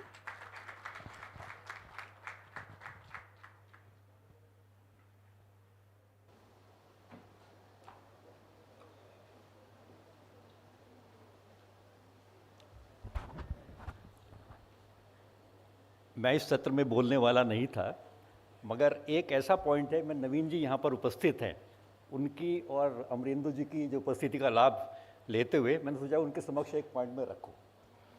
मैं अभी एक समिति है जो high powered group on increasing steel consumption in infrastructure, उसे head कर रहा हूँ। तो उसकी फाइंडिंग्स हमने देखी हैं। हमारे माननीय मंत्री जी ने भी बताया कि किस प्रकार से स्टील का उपयोग हम इंफ्रास्ट्रक्चर में कर सकते हैं, अधोसंरचना में कर सकते हैं, और क्या क्या संभावनाएं हैं। जो स्मार्टनेस है वो स्टील के साथ नेचुरली जुड़ती है, तो इसके कारण से वो एक इंटीग्रेशन हो सकता है। मगर दिक्कतें कहाँ पर? इमेजिन कीजिए वर्ष 2030, स्टील का हमारा विजन है 300 मिलियन टन कैपेसिटी का, हम प्रोड्यूस कर रहे हैं 150 मिलियन। कुछ बातें यहाँ पर हुई हैं। अभी मैं एक उदाहरण जैसे आपको देना चाहूँगा। अटल सेतु का उद्घाटन माननीय प्रधानमंत्री जी के द्वारा हुआ। 22 किलोमीटर का वो पुल है। स्टील के उसमें सबसे जो क्रिटिकल पार्ट है ऑर्थोपेडिक स्टील डेक्स, OSDs, एक एक का स्पैन है 180 मीटर, पूरी स्टील का बना हुआ है, उसके नीचे से जहाज जा सकता है। ये जो पूरी टेक्नोलॉजी है, ये बताना चाहूँगा कि 2 सबसे बड़ी जो इंफ्रास्ट्रक्चर कंपनीज हैं उन्होंने बनाया है देश की, मगर उसमें उनका कंसल्टेंट एक कोरियन कंपनी थी। ये पूरा डिज़ाइन कहाँ हुआ? जापान में हुआ। फैब्रिकेट कहाँ पर हुआ? Taiwan, Myanmar, Vietnam. मतलब हमने फैब्रिकेट भी नहीं किया है।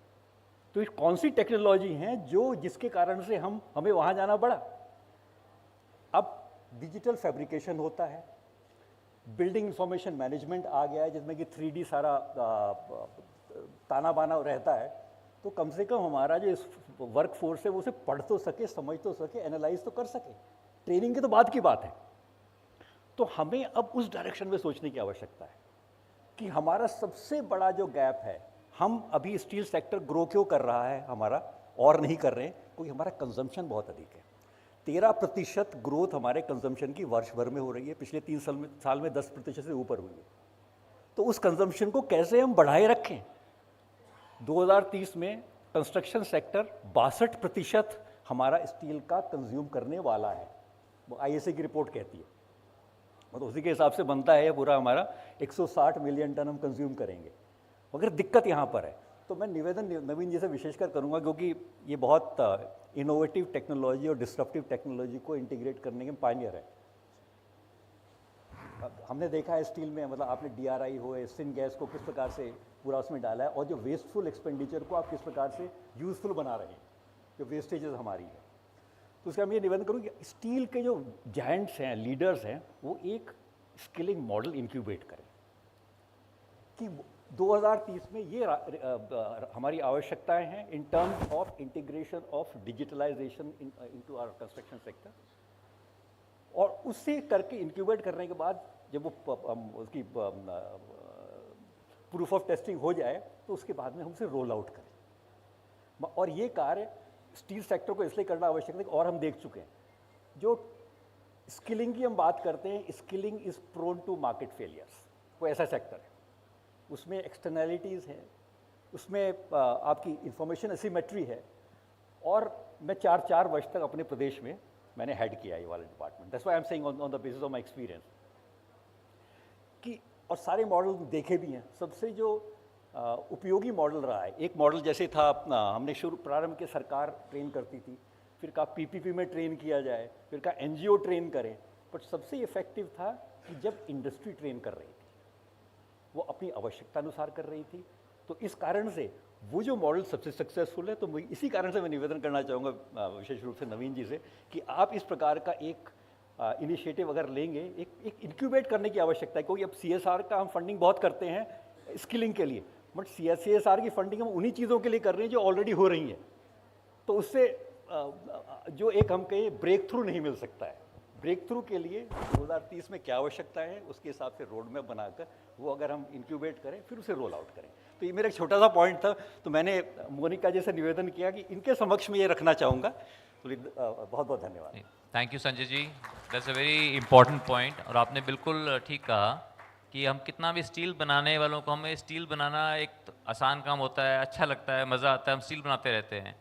लेकिन उसको कैसे उसका उपयोग किया जाए, किस तरह से उसके लिए स्किल्ड मैन पावर हो, उसके ऊपर हमारा ध्यान तो है, लेकिन बहुत कम है।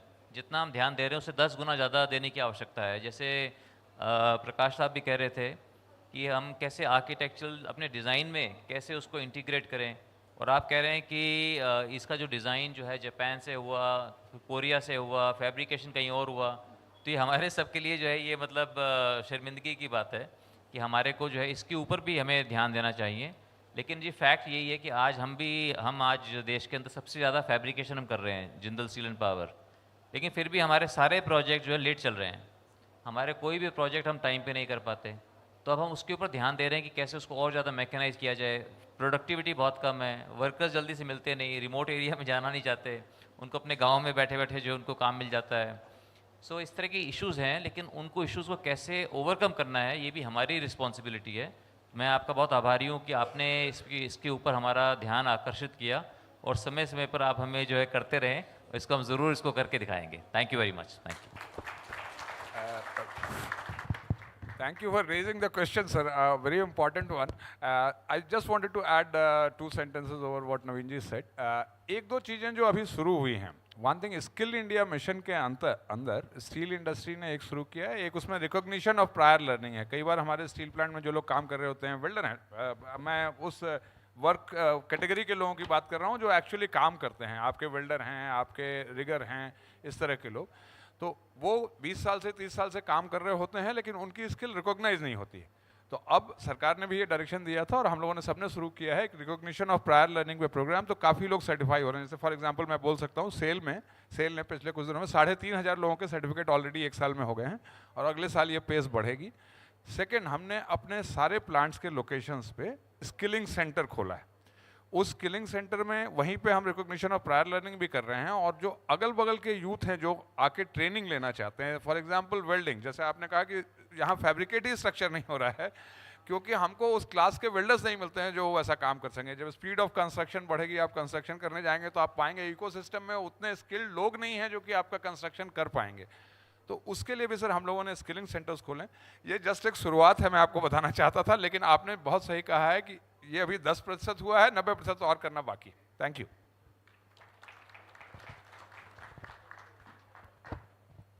Thank you so much, sir. The rest 90% will be implemented shortly. We are hoping the same.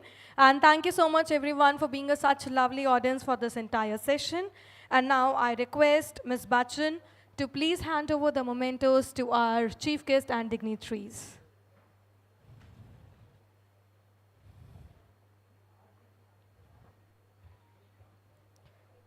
Thank you so much, Mr. Abhijit Narendra, for making your presence here and sharing your invaluable inputs with us.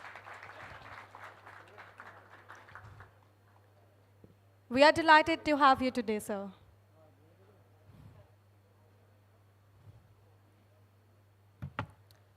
We are very thankful for Major General Ashok Kumar.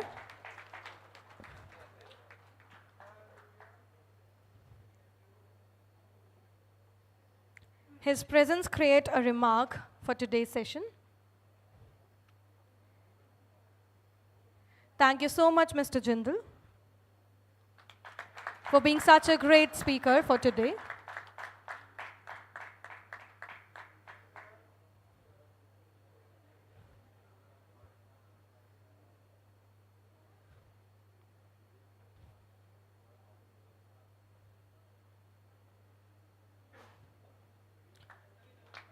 Thank you so much, Mr. Prakash.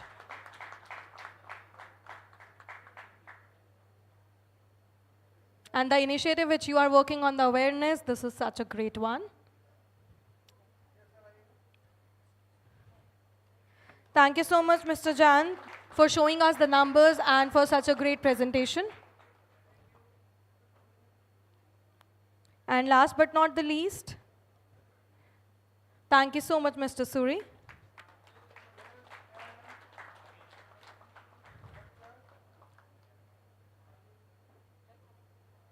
Now I request all of you to please gather here for a group picture.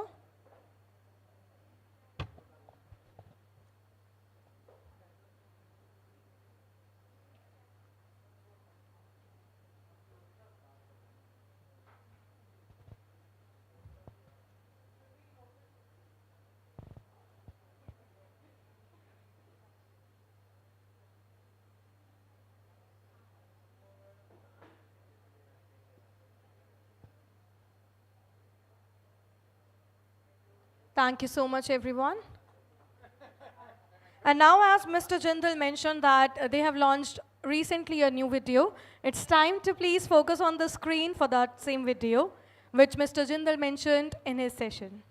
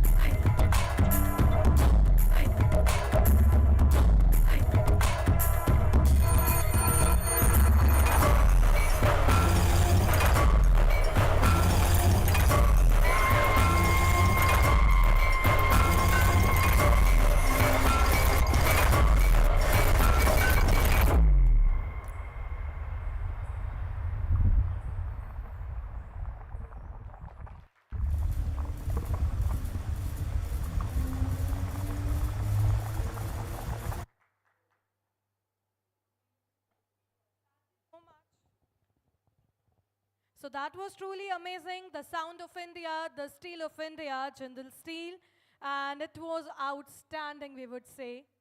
Thank you so much, Mr. Jindal and the team, for creating such a great artwork. And congratulations as well. And now I request all of you, please visit all the stalls. We will be starting the next session in the next 5 minutes. Till the time, please visit all the stalls, and if you have any query, please resolve that before the session. We'll be beginning the next session in the next 5 minutes, all of you.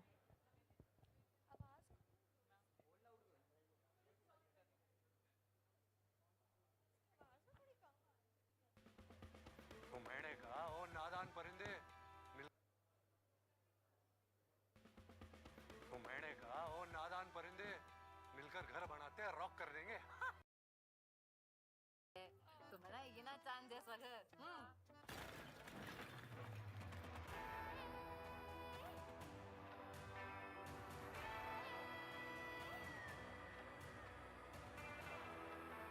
सीधा घर में घुसे है rice भाई। Welcome. अम्मी जान, कोई भी पार्टी छोटी या बड़ी नहीं होती। आना तो दरवाजे से था ना। घर रूंगटा स्टील से बनाया होता तो रईस यहाँ से नहीं आ पाता।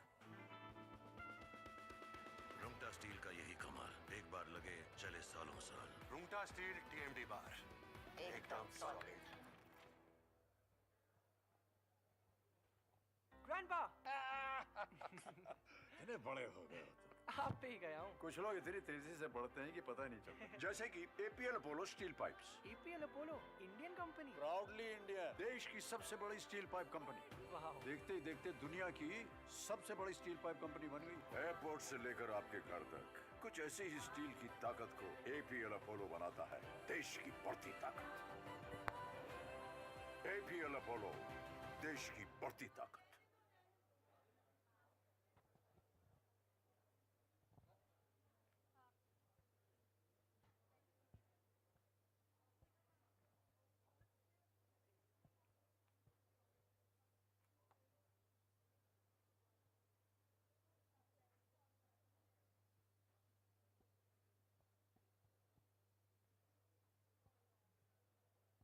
चलो इंडिया को सिक्योर बनाते हैं, हर नींव को दमदार और हर घर को मजबूत बनाते हैं।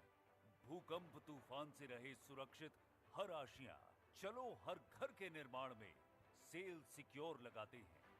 सेल सिक्योर, भरोसा भारत का।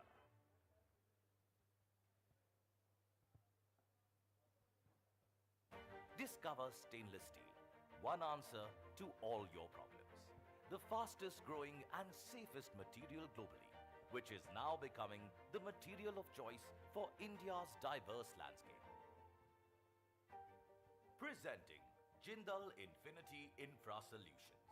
Stainless steel solutions for success that lasts centuries. We advise on.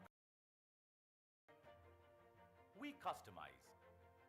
We provide fabricated components for ready usage.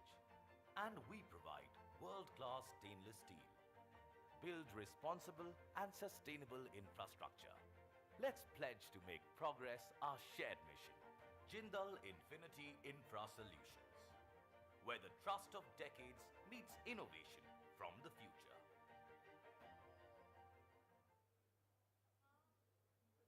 Welcome to the world of New Color Plus. New Color Plus from Jindal is an advanced technology-based color which is fast becoming the material of choice for roofs, wall claddings, exterior paneling and facades. New Color Plus incorporates cutting-edge paint processes which gives unparalleled protection against UV radiation, thus preventing chalking and fading over extended usage. The superior profile engineering protects the panel from harsh environments such as hailstorms and high-speed wind.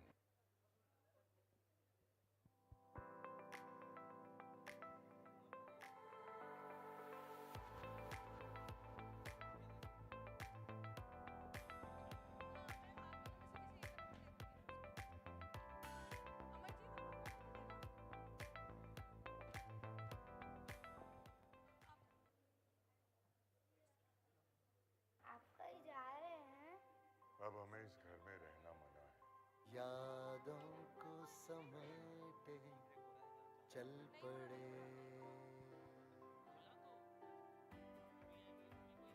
रिश्ते सभी है वही, पलकों पे है एक नमी, है मिला ख्वाबों का घर एक नया, लम्हों से जो है सजा। हम घर नहीं रिश्ते बनाते हैं। एडवांस्ड वायरिंग सुपर शक्ति TMT bar. Omega Steel. Customer-centric organization dealing in structural steel, MS pipes and MS plates.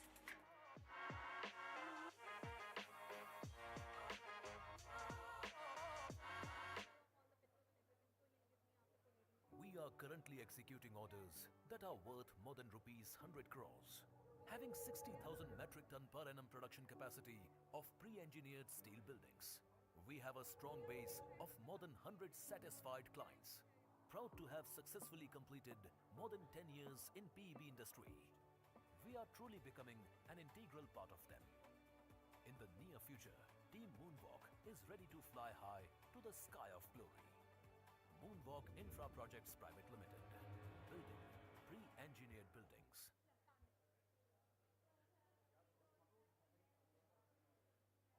TVQ Coke Oven Consultants Private Limited.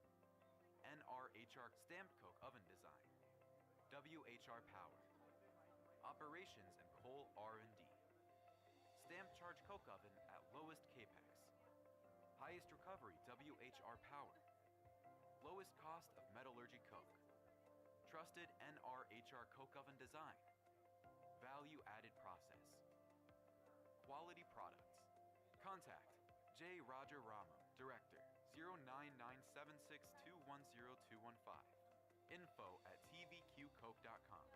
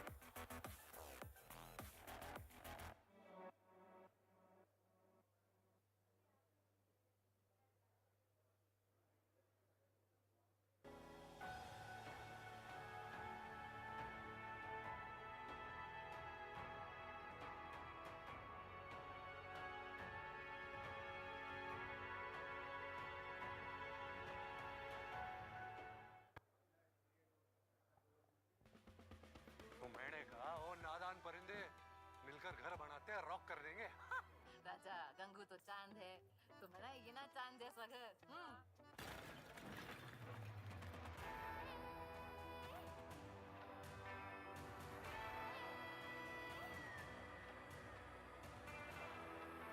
सीधा घर में घुसे है रईस भाई।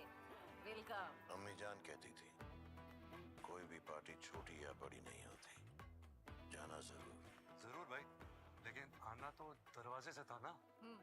घर रुंगटा स्टील से बनाया होता तो रईस यहाँ से नहीं आ पाता।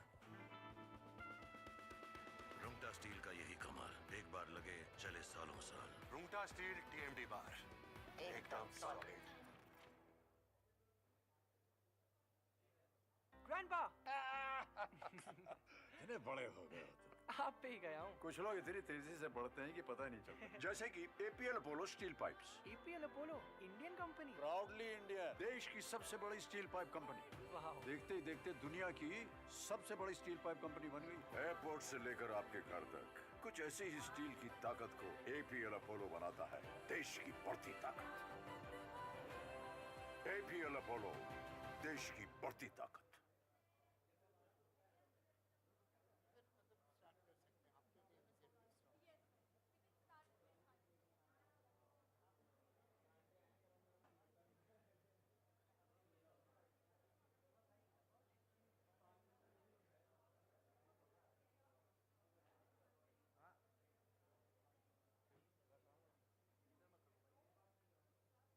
चलो इंडिया को सिक्योर बनाते हैं, हर नींव को दमदार और हर घर को मजबूत बनाते हैं। भूकंप तूफान से रहे सुरक्षित हर आशियां।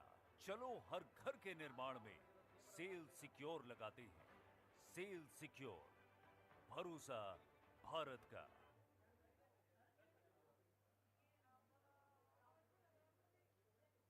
Discover stainless steel, one answer to all your problems. The fastest growing and safest material globally, which is now becoming the material of choice for India's diverse landscape. Presenting Jindal Infinity Infra Solutions. Stainless steel solutions for success that lasts centuries. We advise on projects.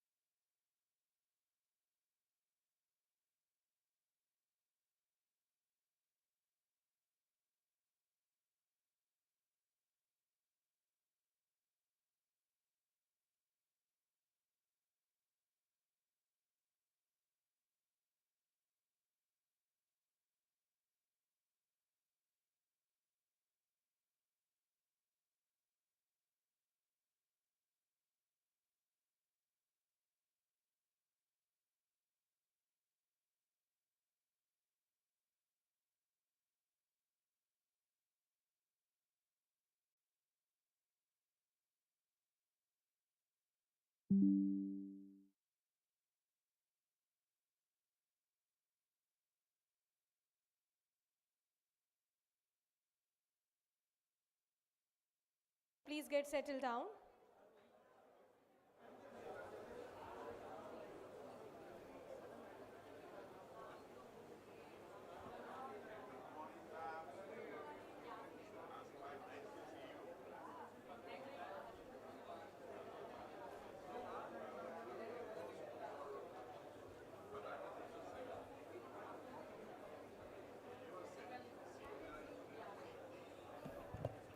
Ladies and gentlemen, I request all of you to please get settled down as we are about to start our next session.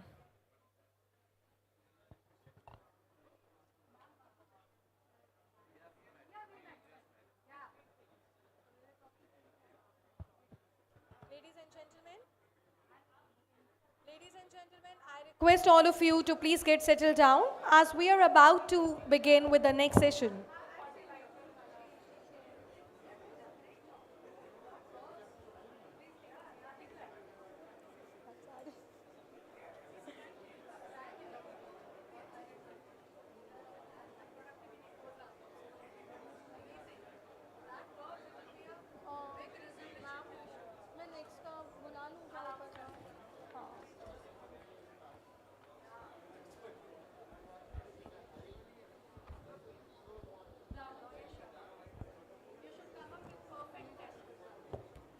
It's a last announcement for everyone. Please get settled down as we are about to begin with the next session.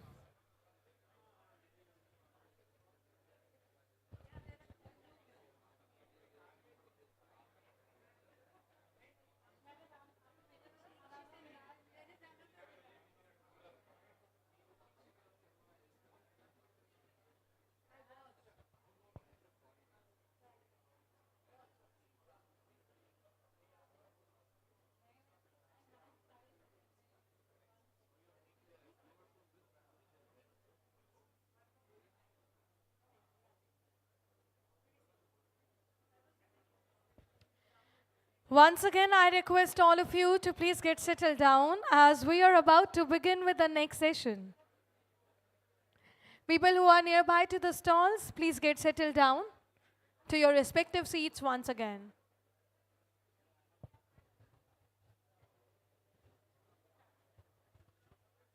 And now going ahead forward to our next session, we have a special presentation on steel slag utilization in agriculture as a fertilizer. Waste to Wealth by Dr. Bhupendra Singh, Principal Scientist, Indian Agricultural Research Institute.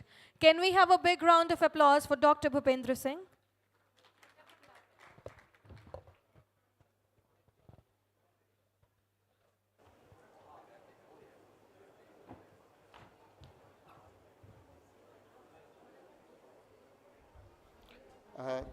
Thank you everyone for giving me an opportunity. Thank you Metalogic for giving me an opportunity to speak about a new dimension of converting waste from steel slag manufacturing into wealth.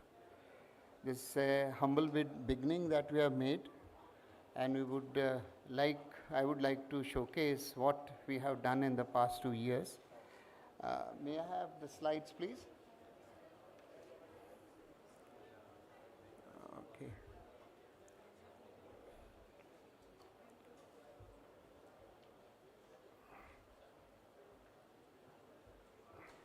नहीं, मुझे idea नहीं था, मुझे ही करने. Thank you.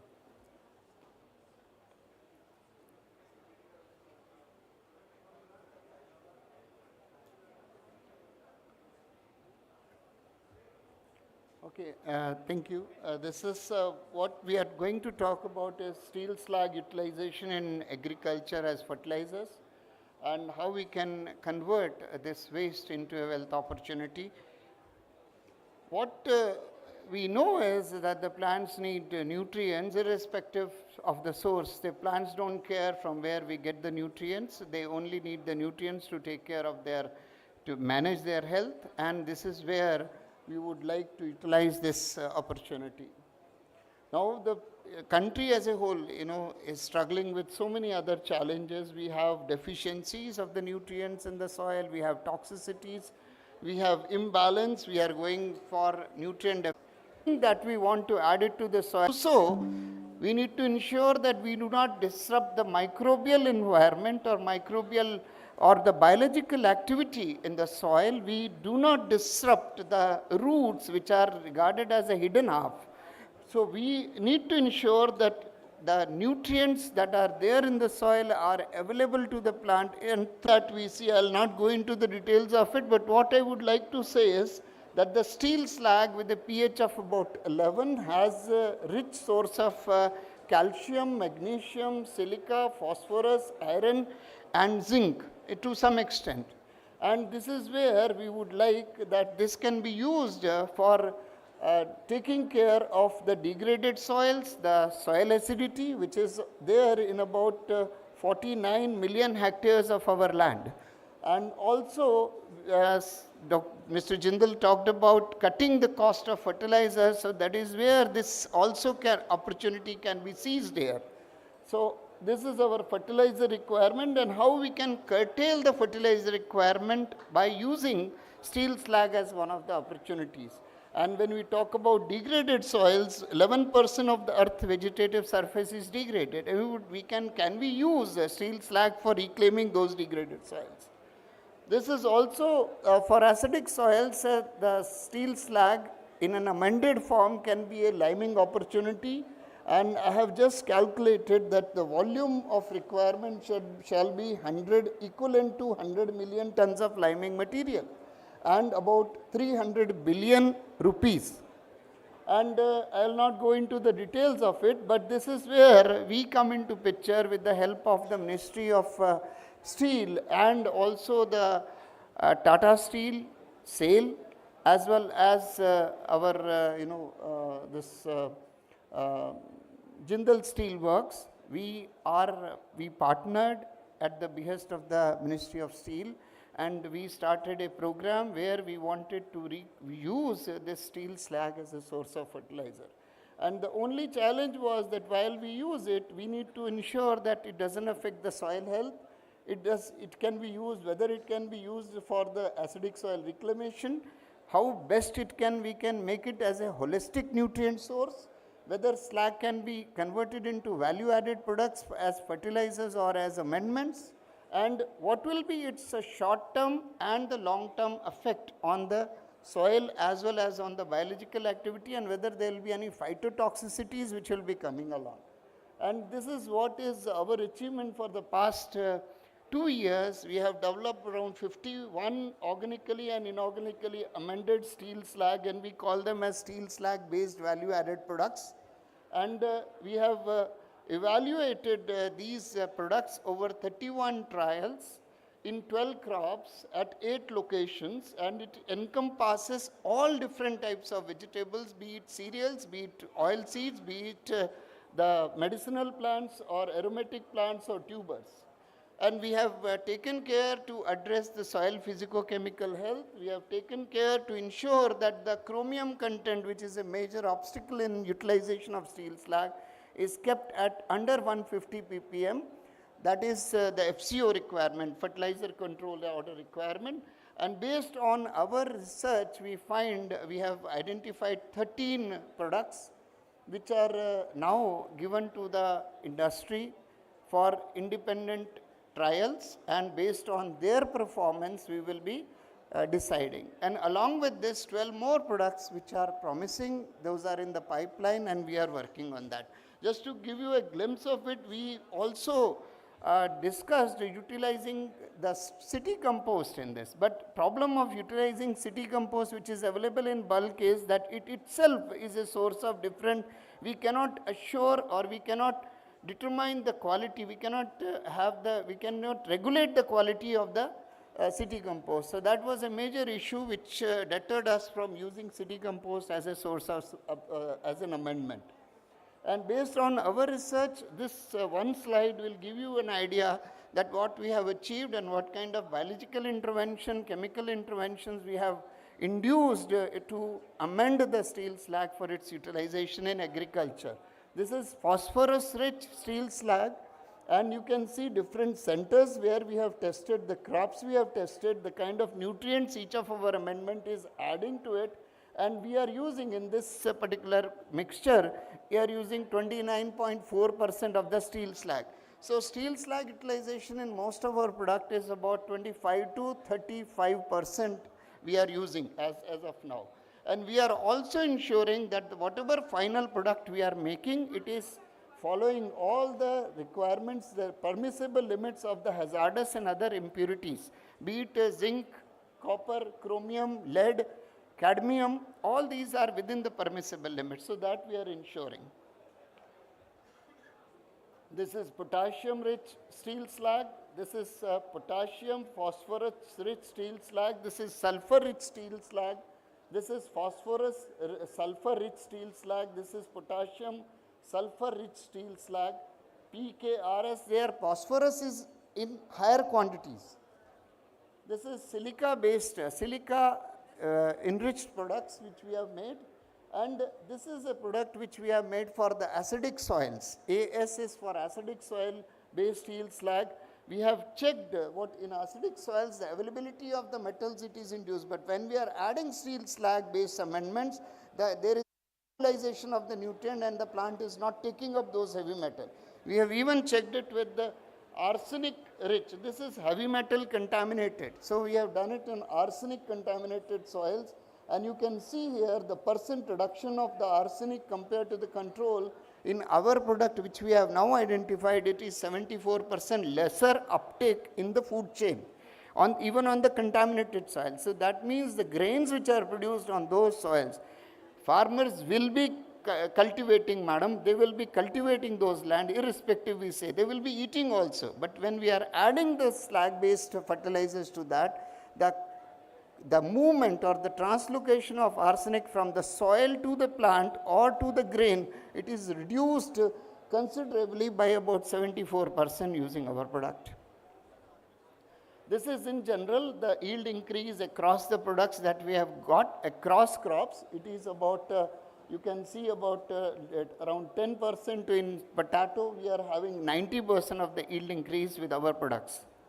And this is different products. We have checked it in wheat, we have checked it in brassica, green gram, soya bean, chickpea, rice, mustard, potato, French bean, pea, lemongrass and ashwagandha. So these are the products which are doing good across different crops.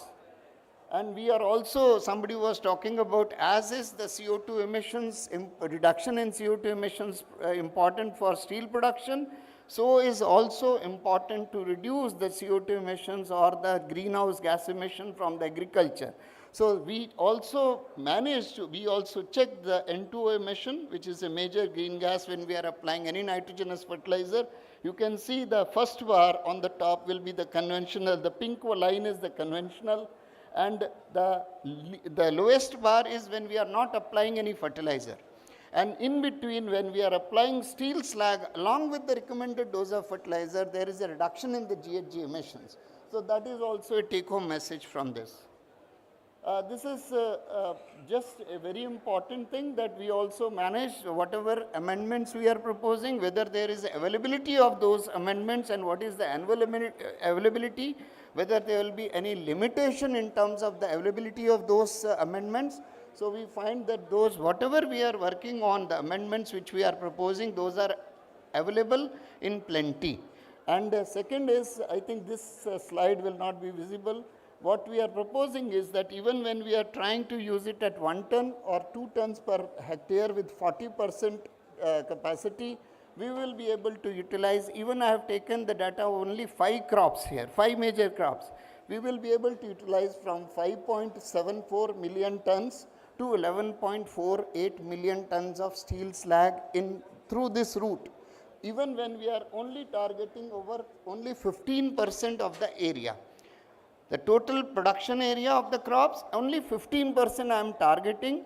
You can say even 10% to start with. Even when we are starting at 10%, it will be about 8 to 9 million tons of steel slag utilization through this route. And we have also calculated, we can always work on the economics, but the whatever limited information, limited expertise I have, we have calculated the total cost per ton, and the production cost is about 2 to 3, sometimes for some of the amendment it is 5 to 6 rupees per kg. So this is the conclusion slide. The steel slag application, Mr. Jindal was asking about steel slag direct utilization. Sir, it is not sustainable at all. And the reason is that the pH of that the slag is about 11. And at such high pH, it is, if we use it for 1-2 years, it is going to cause alkalinity of the soil.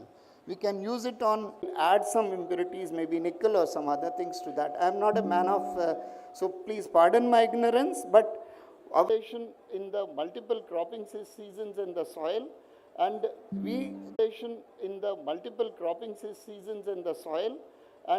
the good part is, we did all this experiment. If NPK requirement for any crop is 100% recommended, wherever we are using our products, we are adding along with only 80%. So we don't want that use of steel slag based fertilizer should be an additional burden to the farmer. We are cutting on the cost of NPK and telling the farmer that you can use our product along with 80% of the, we can even bring this limit lower, but to start with our members and our team, they thought that it will be better to start with 80% of the 20% reduction in the NPK use and see whether our amended fertilizers can supplement those nutrients which are not otherwise, being provided.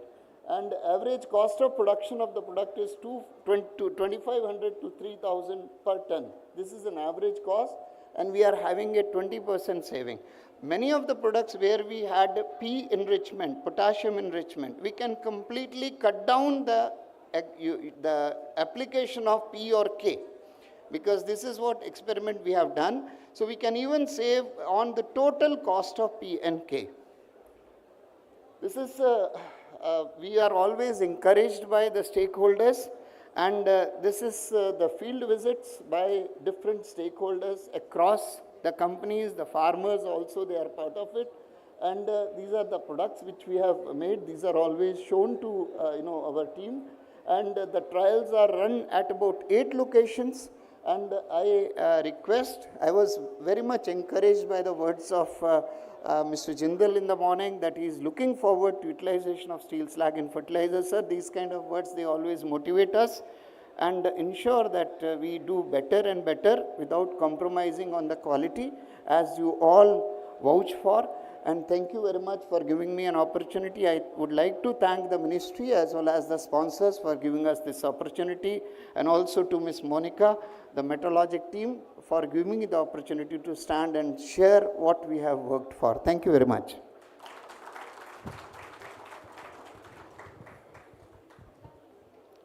If there is any question, I would like to take that.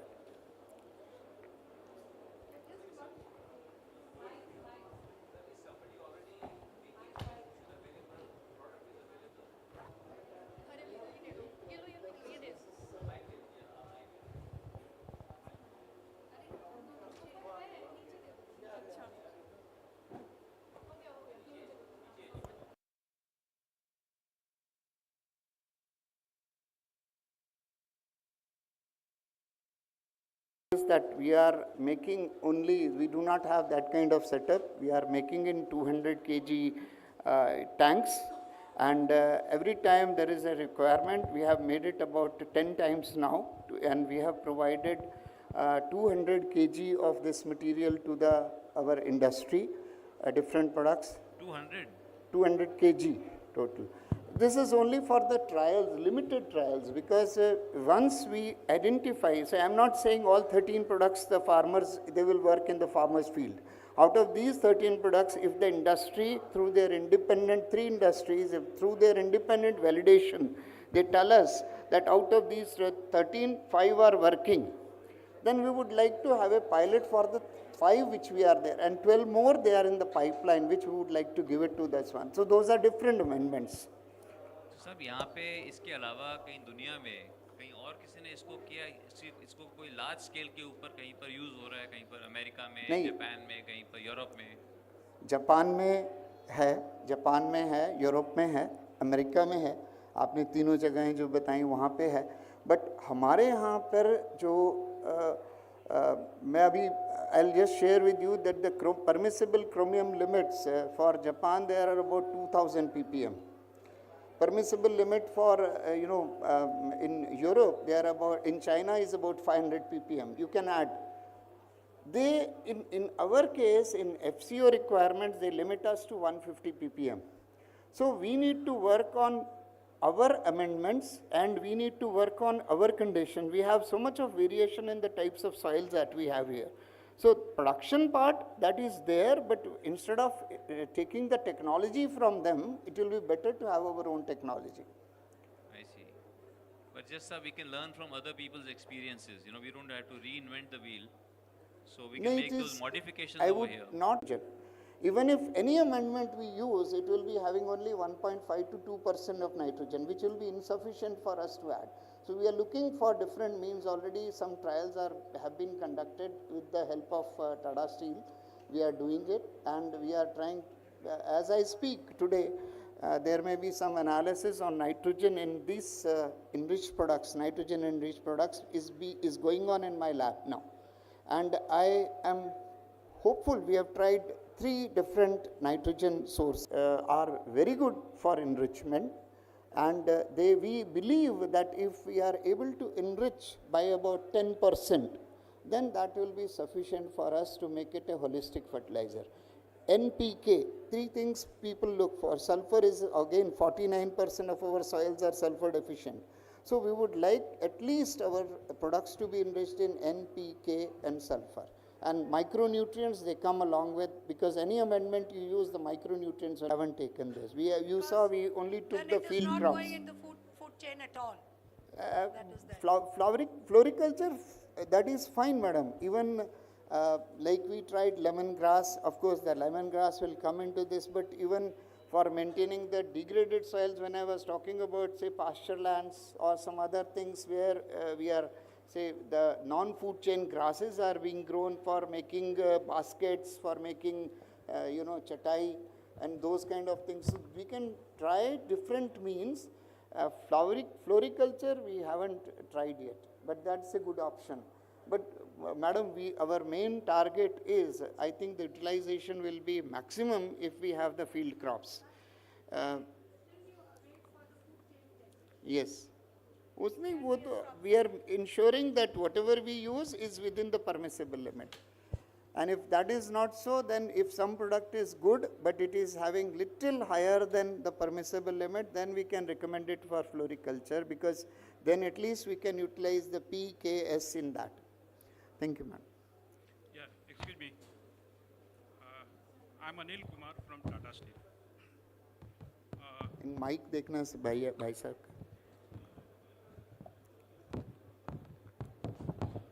Yeah, hi. Slag into agriculture. So Mention- here, our steel industry can help. How they are, selectively say that this is low chrome or low plate slag. I think that is, sir, not possible, because we are working with 3 slags, and what we find is that the lead, chromium or other metals in the slag across the 3 or 4 types, batches that we get, even batch to batch variation is there, and even company to company variation is there, depending upon the process or the initial raw material that they source. That is also there. And what we are intending is that our pretext is irrespective of the materials, that we are also trying biological means of removing chromium. I did not show here. The only issue, it's in liquid medium. It is easy for me to use the biofilms and other kinds of things and let the liquid passes through and our chromium is retained. In the slag business, the only issue is that we can how to remove the biological component from the physical non-biological moieties, which is steel slag. So that is the bioactivity, the microbes, they are removing chromium, madam, but how to remove them from the slag, that is we are working on that. We are trying that. If that succeeds, then that will be really good, and where we can even bring it to 75 to 50 ppm in the final product. Some 1 or 2 products that I showed, they are having around 50 ppm of steels, the chromium also. So we are working, madam, and hopefully in time to come we will succeed. Thank you. Thank you so much, sir. Thank you so much, ladies and gentlemen, for the questions. And now I request Ms. Bachchan to please present the memento to Mr. Singh. It was such a great presentation, sir, and the way you addressed all the questions, that was really good. Thank you so much once again, sir. Can we have some applause, please, gentlemen?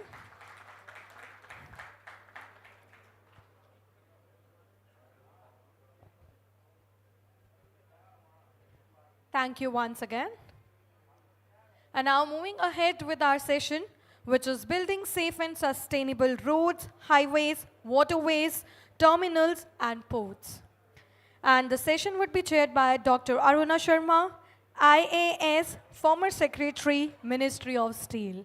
Can we have a round of applause for Dr. Aruna Sharma? Let me introduce the moderator of the session. The session will be moderated by Ms. Monica Bachchan, CEO and founder, Metalogic PMS. And now the presenters, Mr. Vinayak Azad, IRS, Member Traffic and Logistics, Inland Waterways Authority of India. Mr. Satish Pandey, Principal Scientist, CSIR, Central Road Research Institute, Ministry of Science and Technology. Mr. Rajat Katyal, Vice President, Sales and Marketing, JSW ICAM. Mr. Vinayak Vipul, Partner, EY Parathanan. And the discussion would be around efforts being made by IWAI in the logistics sector and intermodal connectivity, prioritizing safety, steel as crash barriers and road dividers, upcoming projects of border roads, freight corridors, ports and highways, last but not the least, traffic and bulk transit expected in the next 5 years on road, highways and ports. We may now proceed with the session, ladies and gentlemen.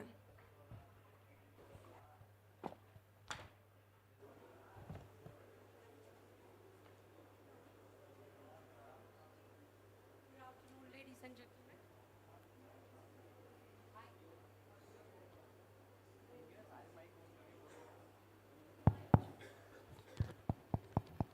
Yeah, good afternoon, ladies and gentlemen. So, after a very effective inaugural, I'm very sure you are looking forward for this section pre-lunch. And I have a great panelist along with me who are sitting here. The topic given to this particular panel is basically building safe and sustainable in whatever infrastructure we are doing. Now here two words are the key words. One is safe. So the kind of barriers that are being used, and that is where our major fight has been, which I'm very sure you will get more insights from the panelists when we are talking about it. And the road barriers, the road content, the road safety, the road durability has been one of the concerns.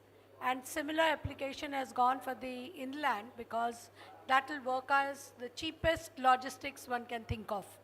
But in India, it hasn't grown to its peak as yet. So we have Sagarmala, we have inland roads, but we have number of issues in utilizing that process. So one of the panelists will be talking that as well. And when we talk of the long-term goals, not just the steel manufacture, but the steel usage, we will be addressing and covering that topic as we are moving ahead with it. And yes, we have the issues of steel usage increasing in the deck construction as well as in the ports. And that is our concern when we are moving ahead as to how much of steel usage goes into it when we are moving ahead with it. So I'll restrict myself with few opening remarks and then request each of the panelists to restrict for 7 minutes so that we are able to manage the time well and don't stop each one of you from approaching maybe a good layout of lunch, what Monica might have arranged. Right. So when you look at it, you know, where we stand today, and we had a wonderful talk about the use of slag. So when we are talking of sustainability, it is also talking about the waste disposal. It is not restricting yourself as to the quality of steel we are making and the life of steel that we are giving. Now India has gone in India where steel or stainless steel, both has gone in a very, very big way for rebars as well as giving a much sustainable construction. In fact, stainless steel, recently we had this United Insurance building in Chennai, which is a stainless steel maximum usage building that has come up. So the usage of steel percentage in building construction is going up, making it more sustainable. From 12%, it is increasing to much more above and can be taken to 42% if we go for the precast. So that brings it sustainability in the infrastructure, less maintenance cost as we go ahead. The road construction is using not just the steel, but also the waste.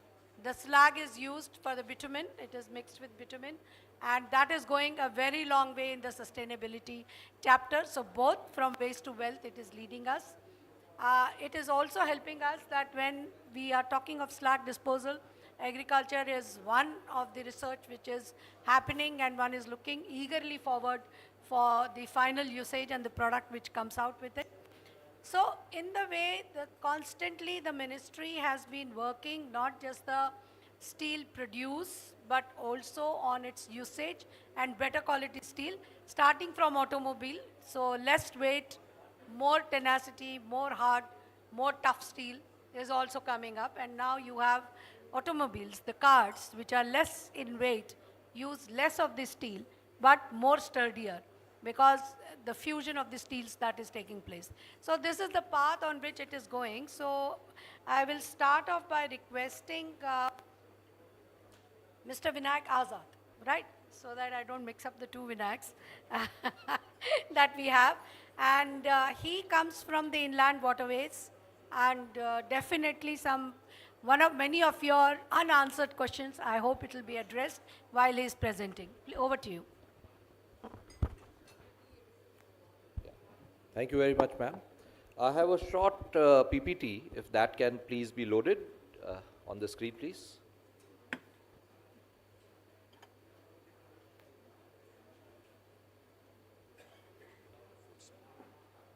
This is the next slide.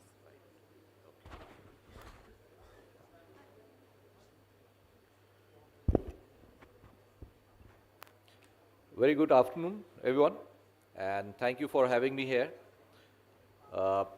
As you can see, I'm not from the steel industry at all. I work for an organization which basically deals with logistics in the national waterways. So we are not directly concerned with steel, but in a way we are concerned with everything else because we are trying to make the maximum use of the waterways in the country, which is so far been underutilized. The modal share right now we have of inland waterways is just about 2%, which is abysmally low, particularly for a country which derives its name from a river. We hardly utilize our national waterways.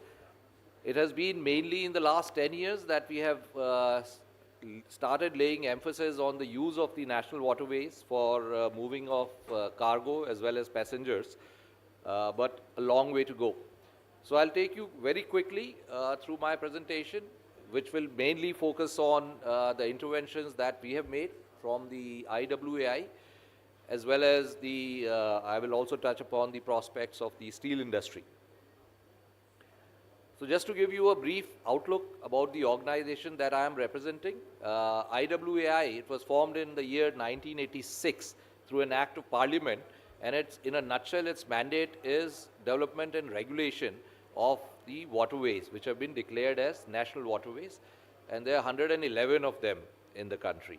The total length is about 20,000 kilometers, and the navigable length is about 14,500 kilometers. And 27 national waterways have been found suitable for cargo movement and additional 24 for passenger movement. You can see on your screen how the traffic has been rising, which it's still nowhere near the optimal, but we've been making efforts. And last fiscal, we did about 126 metric million tons of cargo. The other slide, the pie chart, gives you the breakup. It's mainly national waterways are used for bulk commodities, so it's mainly the fly ash, stone aggregates, and iron ore, which comprises the maximum percentage of it. Again, this is a pie chart giving the breakup of the commodities. Iron ore is substantial. This particular movement is happening mainly in the western region, in Maharashtra, mainly the plant of JSW. At Dharamtar, so a lot of iron ore and some amount of finished product also gets moved on the Amba River for the captive plant, the captive jetty of JSW there. Some of the interventions that we have made, the first and foremost requirement for any movement on the national waterways is the available depth of the water. So what we call the fairway development, the maintenance of LAD. LAD is the least available depth, which is being maintained by all the national waterways, and also on the IBP. IBP is the Indo-Bangladesh protocol routes, because that's the only country where we have direct river connectivity. We have connectivity with Nepal and Bhutan, but those rivers are not really navigable. But with Bangladesh, we have a good connectivity. Various operational models of dredging through departmental dredgers and also through contract. We have our own dredgers, and also we give contracts on O&M basis. Infrastructure development and maintenance. We have developed several multimodal terminals. I'll come to that in one of the later slides. In addition to that, we have community jetties. 60 plus community jetties have been built, which are used by the local population, and both for movement of local cargo as well as passengers. Connectivity with road has been ensured. Partnership with private entities for efficient operation and maintenance of terminals. Implementing navigational aid, which is also very important for ensuring safe and well-marked routes, increasing the fleet of cargoes, and adoption of eco-friendly mode of transport. These are some of the pictures of the interventions of the jetties that we have built. This is mainly in National Waterway 1, which is the Ganga Bhagirathi Hooghly stretch, and also some in on River Brahmaputra. These are funded by World Bank through a soft loan, through a program called JMVP, which is Jal Marg Vikas Project. We have also introduced a quick pontoon opening system because that is one of the obstructions in the movement of navigation, because there are a lot of pontoons on these bridges which take a lot of time to open up. So this quick opening system will open them up in about 15 minutes, whereas right now it's taking about 2 to 3 hours. Fairway development I have already touched upon. These are some of the multimodal terminals that we have developed at Varanasi, Sahibganj, Haldia, Kalughat, Farakka, and some of the infrastructure that we have as part of the India's Act East policy, we have been developing our infrastructure in the northeast. So we have built a road to our terminal at Pandu. Pandu is basically Guwahati. It's called Pandu Terminal. We have built a ship repair facility, cargo terminal, and then we also have a terminal at Karimganj, very close to the Bangladesh border, as well as on Badarpur at Barak River. You can just click on the graphs, it will show you the breakup, and various other navigational aids also, which support web-based and Android apps and backup data storage facilities. Now coming to the potential for steel industries by using the waterways, you can see the movement of steel products has been rising over the years, and in 2023 it was about 37 million metric tons. Potential OD pairs for the steel industry logistics on national waterways. These are some of the ones, not an exclusive list. In the northeast region, Indo-Bangladesh Protocol route, National Waterway 2, which is Brahmaputra, National Waterway 97, which is Sundarban area. We have calculated about 1.5 million metric ton per annum. NW5 is on the east coast, Odisha and Bengal, about 2. This is where Tata Steel plant is also located. And some amount of cargo can move through Nepal as well, through the waterways. This is the potential OD pairs, which the steel industry can perhaps utilize. You can see on the screen various factories which are located of the iron and steel industry and the waterway connectivity, both within the country and also to the northeast using the Indo-Bangladesh Protocol route and connecting the mainland to the northeastern states. Some of the comparative advantages of the movement by inland waterways for steel would be the small carrying capacity of trucks is not suitable for the needs of the industry. Insufficient parcel size, rail and road have limited flexibility, there's insufficient rakes available, and the warehousing challenges. So all these things can be addressed by using the national waterways.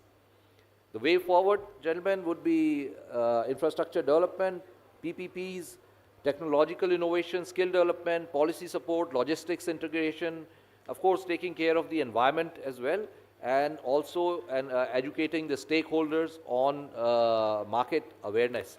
So that in a nutshell completes my presentation. I hope I was able to give the broad outline of the work which we do and some amount of potential that I highlighted for the steel industry. We have a long way to go, as I said at the outlet. The two major challenges is available of adequate depth, because most of our rivers are rain-fed. So we have to continuously keep the LAD available through dredging. And second and equally important challenge is the availability of vessels, where if there is a risk appetite from the industry, that can be addressed through financing as well as investment by the private sector. Thank you very much.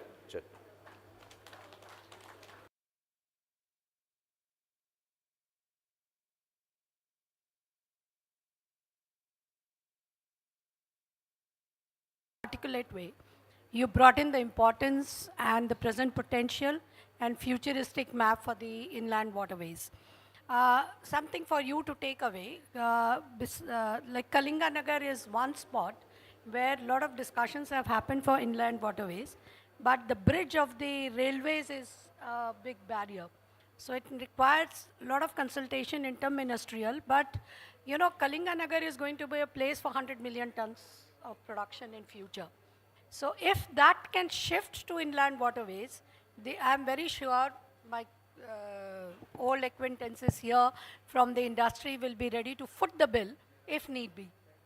Absolutely, ma'am. In fact, you're bang on point. In fact, just 2 days back, I had a meeting with people from Tata Steel, and they are very enthusiastic in building that corridor for in Odisha, all the way till Paradip Port.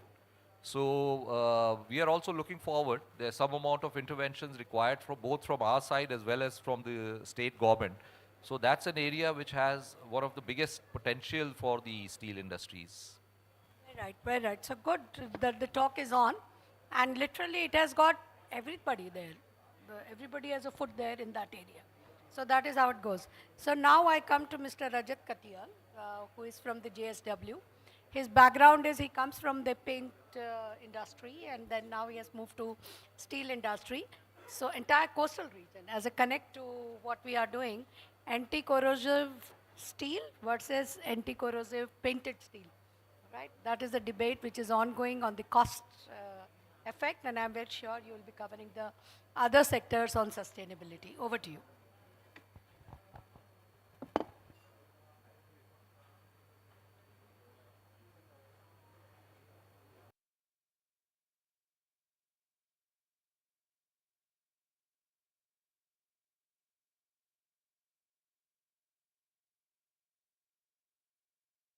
Everyone, so I'll cover on the entire piece around low relaxation pre-stressed concrete strands for road and bridge construction.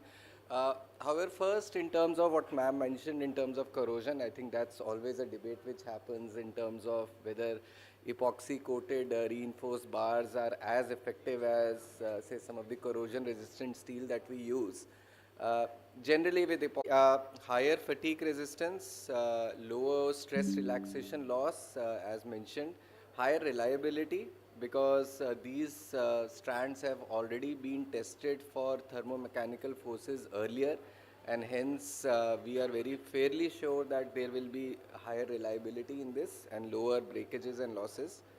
Speed of construction is much higher because it's being done off-site and is being done in a pre-construction stage which is there. And also from an industry point of view and from a point of view also from the end customer, a 10 to 12% reduction in cost, which obviously is very much important as we go into construction as we look at it. What are the uses for LRPC? Actually across multiple sectors, if you look at it, it's being currently used in multiple projects, even in bullet train, across all major metro project, high rises, as well as in terms of, if you look at it, even commercial complexes where the span is very long. But yeah, precast concrete segments where it's being used in bridge decks, beams, slabs, etc. Even in post-tensioning in certain cases, wherever as per the requirements which are there, the pre-stressed concrete piles where it helps reduces the pressure and the compression on it, and in construction of heavy duty slabs. So even in roads and bridges when we look at it, it's being used across major projects. For example, it's got used in the Atal Setu, it's got used in the coastal road projects, and across somewhere it's getting a lot of usage which is there. Hence, if we look at it overall sense, improved durability, increased load carrying capacity, reduced maintenance costs, reduced capex costs also, something which has not been mentioned here, but which I said. So multiple benefits when we look at this particular category of products which is there. I request you all to please be silent, and please, madam, you were very loud, as in when you were talking over the phone. So please maintain the silence. Thank you. Thank you, Monica ji. Just a brief in terms of the manufacturing process, and again, the good part in this is that yes, some of these machineries are imported. They do come from countries like US and Italy, but in India today there are multiple manufacturers, including Tata Steel, including JSW, including some other players who are manufacturing it in-house and within India. In fact, we have a good amount of capacities which are available as far as LRPC goes, and a fairly simple process in terms of the wire rods first getting cleaned and getting this thing and then drawing it and then compressing it into get the final product which is there. But yeah, there are multiple players in India available who are using it and are this thing. So that's it. Thank you. Thanks a lot, and hopefully in time. Thanks a lot. Thank you so much, Mr. Rajat. One thing, which I think the industry is lacking, what he said, the reduction is cost by 10 to 12%. Now today the architects who are suggesting to the construction, who design the construction, the structural engineers, the first thought doesn't strike them what you are suggesting. The first thought which is striking them is the concrete structures. And still the usage of concrete structure is more, even though this usage of prefab is increasing, at least in the road constructions or bridges, quite a lot, but not so much on the vertical buildings. So that has to be highlighted, arithmetic has to be told, and basically you have to address to the architects and structural engineers, because that's the first point contact whenever any construction project, either whether by the government or by individuals or by the builders are taken. So I think that will go a long way. It's a very, very good initiative which has been taken up, and fabricators are also getting developed quite a lot. So I think there is a great future. In fact, that is the future. It's not a great, it is the future when we are looking forward for it. Now I request Mr. Satish Pandey, CSIR, Central Road Research Institute. They always have a fight with us because the steel becomes expensive in infra cost. If that's the cost to pay.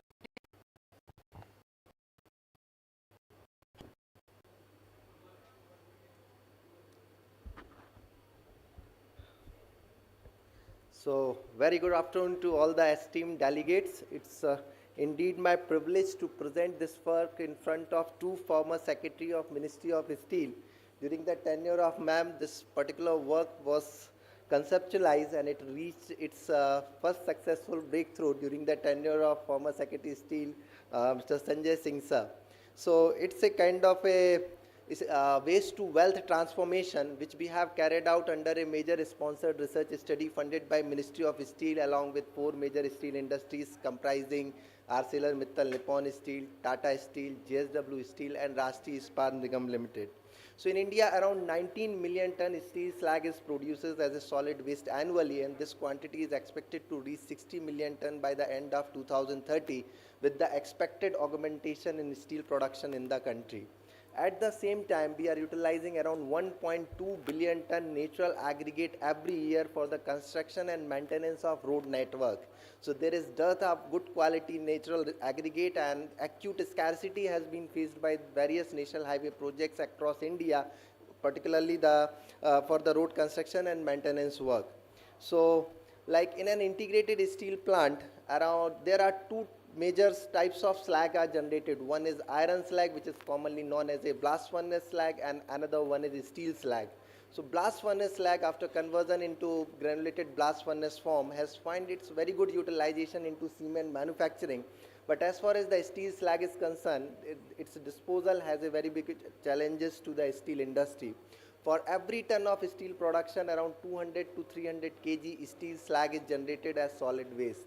Depending upon the type of furnace through which steel slag is generated, it can be further classified as a basic oxygen furnace or LD steel slag, electric arc furnace slag and the cone arc slag. So these are the 3 major routes through which steel slag are produced in any integrated steel plant. Besides that, like in a smaller steel industry, MSME sector, the steel slag is generated through the induction furnace route as well.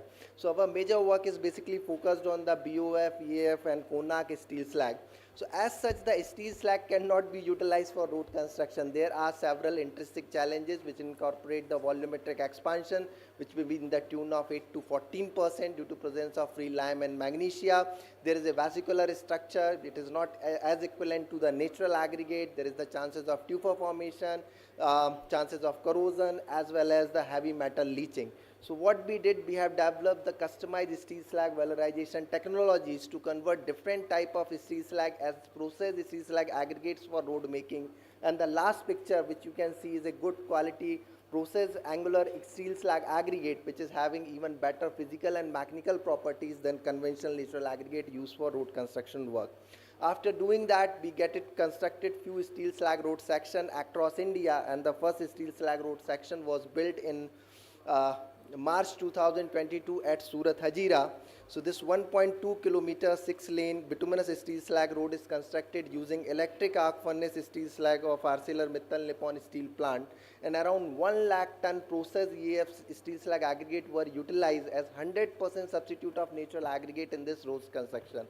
So one of the novel feature of this road is that, like, the overall thickness of this road is around 32% less than the conventional road prescribed in Indian Road Congress guideline, which makes it around 40 to 42% economical than the conventional one, sir. The next project which we accomplished is the NH66 Mumbai-Goa. So on this particular section, we have utilized around 80,000 ton processed Konark steel slag aggregate as 100% substitute of natural aggregate in cement concrete as well as bituminous slag road construction. And once again, there is around 28% thickness reduction in this particular project, which makes it 38% economical. And around 3,000 to 4,000 commercial vehicles are plying on this road on everyday basis. Yeah, so this one is a small clip. Yeah.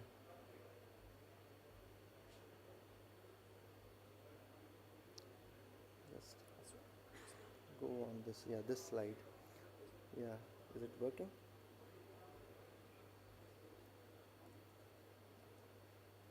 Leave it. Yeah, it's a video. Leave it, I have a separate one. So, yeah, I want the video.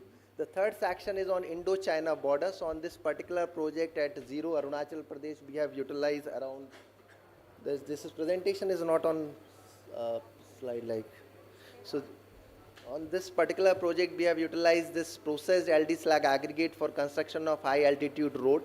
The major intention for the construction of this project is not video. I am asking about the presentation. The presentation is not coming on the web screen. Yeah, this one, this slide just I want to show, but it's not on a screen.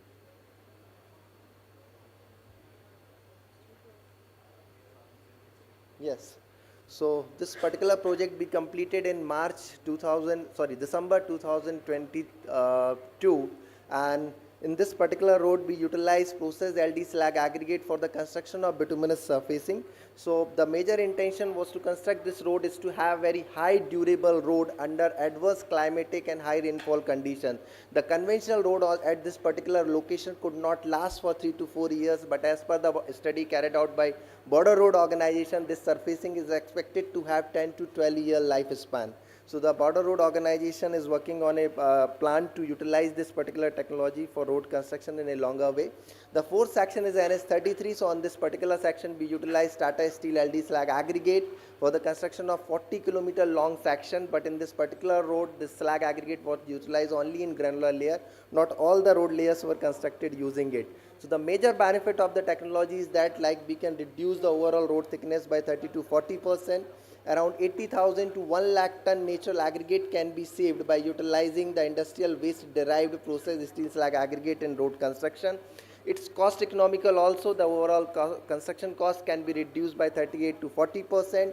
It has higher durability of at least 4 to 5 times. It has negligible maintenance costs, and it also reduces the greenhouse gas emission in the atmosphere. Honorable Prime Minister of India has also appreciated our effort to the appreciation letter sent to CSIR by especially mentioning about these projects, and they have requested us to submit a 5-year vision plan to implement the steel slag road technology across India. We received a couple of awards for this sustainable initiative along with Tata Steel Managing Director.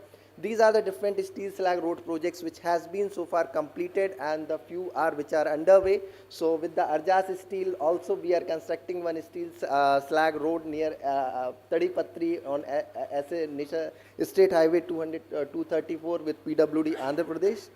That's all from my side. I have a small AV of 3 to 4 minutes. If ma'am permit, then I can run it quickly, sir. Yeah.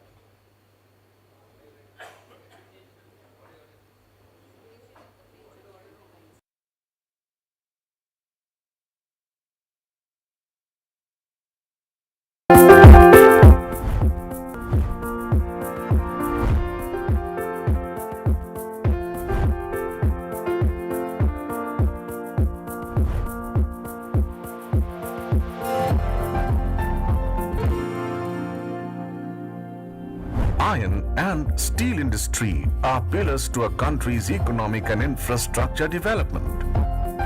India produces about 110 million tons of steel annually and poised to achieve 300 million tons steel production by 2030. Along with steel, about 19 million tons of steel slag is generated every year during the refining process of steel from different steel plants situated across India. For every ton of steel produced, about 20% steel slag is generated. Most of the slag are dumped in the nearby areas of steel plants, which becomes the source of water, air, and land pollution. Steel slag, which is rich in iron content, can become the source of good quality steel slag aggregates for potential utilization as substitute of natural aggregates in road construction. In India, Surat has become the first city in the country to get a processed steel slag road built as part of a joint venture project between CSIR, Central Road Research Institute CRRI, Union Ministry of Steel, Government Think Tank Niti Aayog, and ArcelorMittal Nippon Steel India at Hazira, Gujarat. जब हम infrastructure की बात करते हैं तो अधिकतर लोगों के मन में पहली तस्वीर सड़कों या फ्लाईओवर की हो जाती है। ट्रांसपोर्ट इंफ्रास्ट्रक्चर के विकास पर आज भारत जितना काम कर रहा है उतना पहले कभी नहीं हुआ। And I believe that we must look at alternative forms of steel making, such as making steel from steel scrap, such as the example that we have seen of the 6-lane highway that was built with steel slag in Surat in Gujarat, the first of its kind in the world. And that happens only in India, made in India, ladies and gentlemen. Or maybe India is now, today, formally entered into an era of steel roads. From concrete roads to steel roads, I think a matter of great celebration. We have in the past pioneered in several new initiatives, one of which was the steel slag road technology, where we utilize the waste steel slag in road construction, highway construction very effectively and made it much more durable, in a way meeting the circular economy principle from waste to wealth. ये जो road का निर्माण हो रहा है धातु मल से स्लैग से कॉस्ट वाइज भी अगर देखिएगा तो 32% से 34% कम अभी है और आगे अगर और रिसर्च होगा तो 40% तक पहुंच जाएगा। इसकी जो ताकत है, इसकी शक्ति है, वो भी जो हमारे और रोड बनाए जाते हैं उससे बेटर है। I would like to congratulate CSIR CRRI for developing this innovative solution for utilization of processed steel slag in the construction of a steel slag road. Research has shown the possibility of using steel slag in road infrastructures in order to promote the objectives set out by the Sustainable Development Goals to promote the circular economy and sustainable infrastructure. CSI. So that's all from my side. Due to paucity of time, I am not running a full video. There is an active speaker in line. Thank you very much. Thank you. Thank you so much, Mr. Pandey, for highlighting steel was known to be the most polluting industry, and now the heaps of slag, which were a major witness to this pollution on all the steel plants, such important usage has been found. I congratulate Mr. Singh on his tenure. This translated into action quite a lot. And what I would like to mention here is this bitumen roads, by using the steel slag, is having an expansion in rural roads also, in PMGSY, besides the highways and other things which you have shown. So in the sense, it is reducing in cost, it is disposal of slag, wonderful waste to wealth, make us sustainable because maintenance cost is low. So that also comes out very, very well as we go ahead. Now I request Mr. Vinayak Vipul, last but not the least, because he is talking of the future and the futuristic way 2047 you are targeting, but then of course the benchmarks en route, so that the team here knows that they are on the right track. Over to you. Thank you, Dr. Sharma, Mr. Azad, Mr. Pandey, Mr. Katyal, Monika ji, for giving me the opportunity to talk about the future. The future is bright, there is no doubt about that. And with the kind of initiatives that have been taken by the research institutes, by the government bodies, by the industry players, I believe that future is in the right hands as well. Just to talk about the potential, and when India would be 100 years old, which is to say that India, after gaining independence, by 2047, our estimate says that we'll be a $26 trillion economy. While we are currently chasing a $5 trillion goal and dream, but $26 trillion is not far away. The per capita income is likely to go up to $15,000, and in the medium term, which is for the next 5 to 7 years at least, we are likely to be the fastest growing economy of the world. Now, the accelerators or the things which will drive this growth, infrastructure plays a very, very important role in that. The thrust of infrastructure which the government of India has, the thrust on manufacturing, on sustainability that the government of India has been having over the last few years, will enable this growth that we are targeting by 2047. Specifically on infrastructure, if we were to look at the curve, the way the government has been investing in infrastructure, from around 1.6% that was being invested till around 5 years back, 1.6% of the overall GDP in infrastructure, it has more than doubled now. The initiatives which have been announced around the National Infrastructure Pipeline, around Gati Shakti, while as consultants we may have our view about the pace of the delivery of these initiatives, but the intent is all in the right direction. And this is likely to have a huge impact. And when we talk about the investment in infrastructure, it is not just the direct investment in the infra sectors per se, but there is an indirect investment in a lot of other sectors, including the kind of growth that it can give to employment generation. That is huge. The potential to grow the MSMEs, which are linked to these sectors, that is also huge. And India as a country, the competitiveness which we need to be able to compete well in the global forum with the other countries, that is also something which is to a large extent driven by infrastructure. Urbanization, industrialization, everyone's aware of it, that there is a lot of investment happening over there.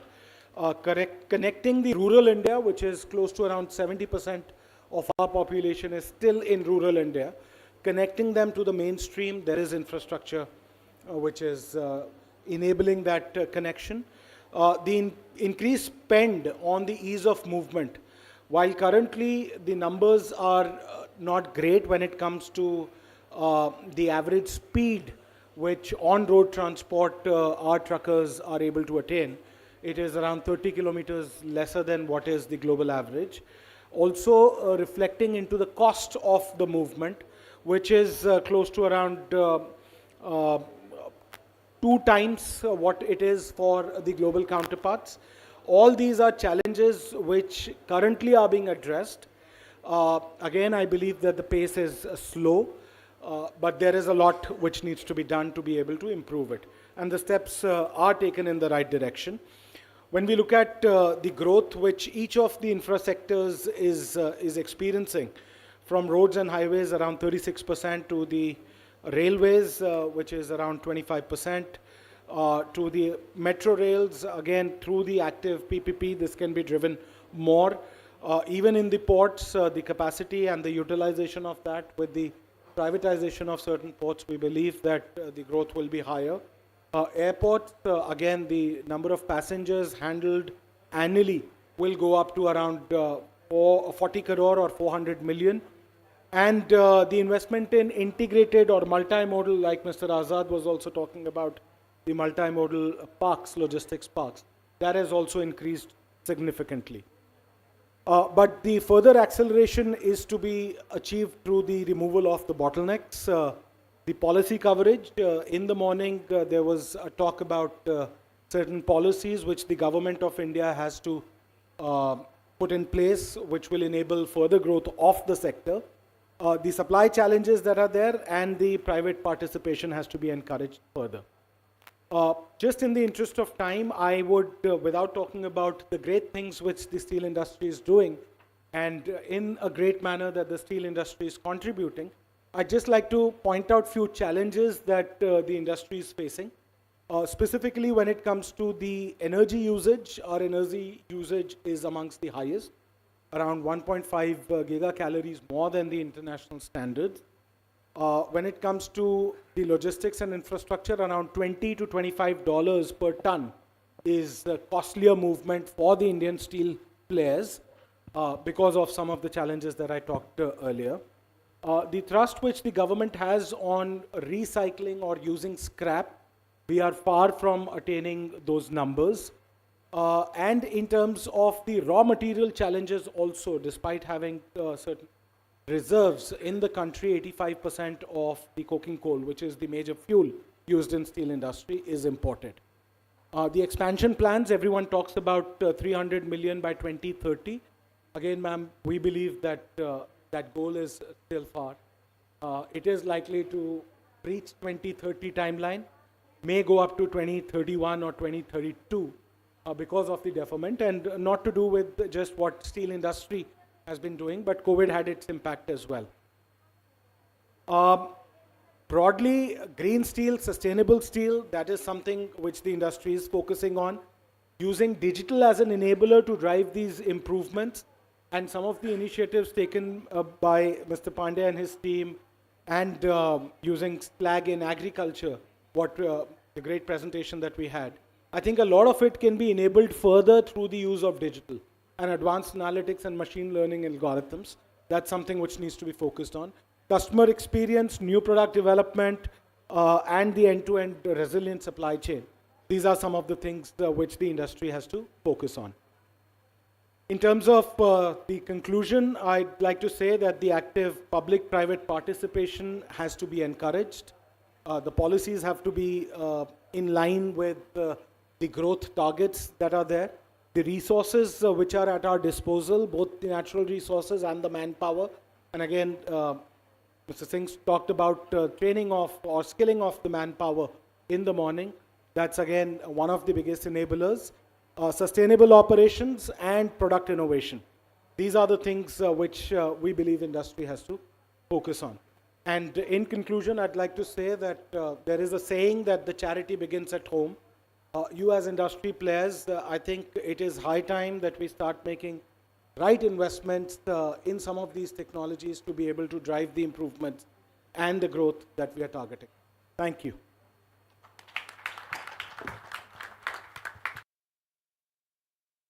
Nayak Vipul, you have worked out a path for the steel industry and the infrastructure investment. What I understand even though it was a vote of account, the indications are it will be around 8 lakh crores going in infra. And for any development, when he is talking about the scale of economy for India, 3 connectivities. One is the IT connectivity, financial inclusion, financial connectivity, and the road connectivity.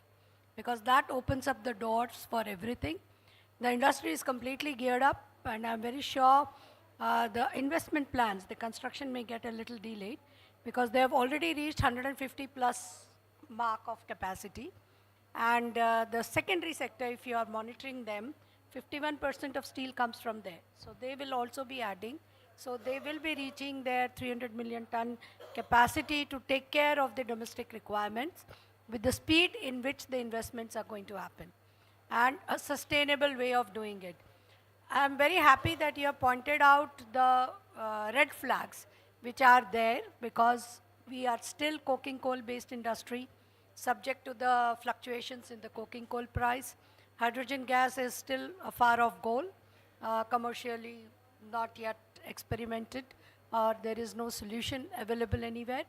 Scrap availability, import dependent again when we are going for it. So finally we fall into iron ore more and more usages as we are going ahead with it.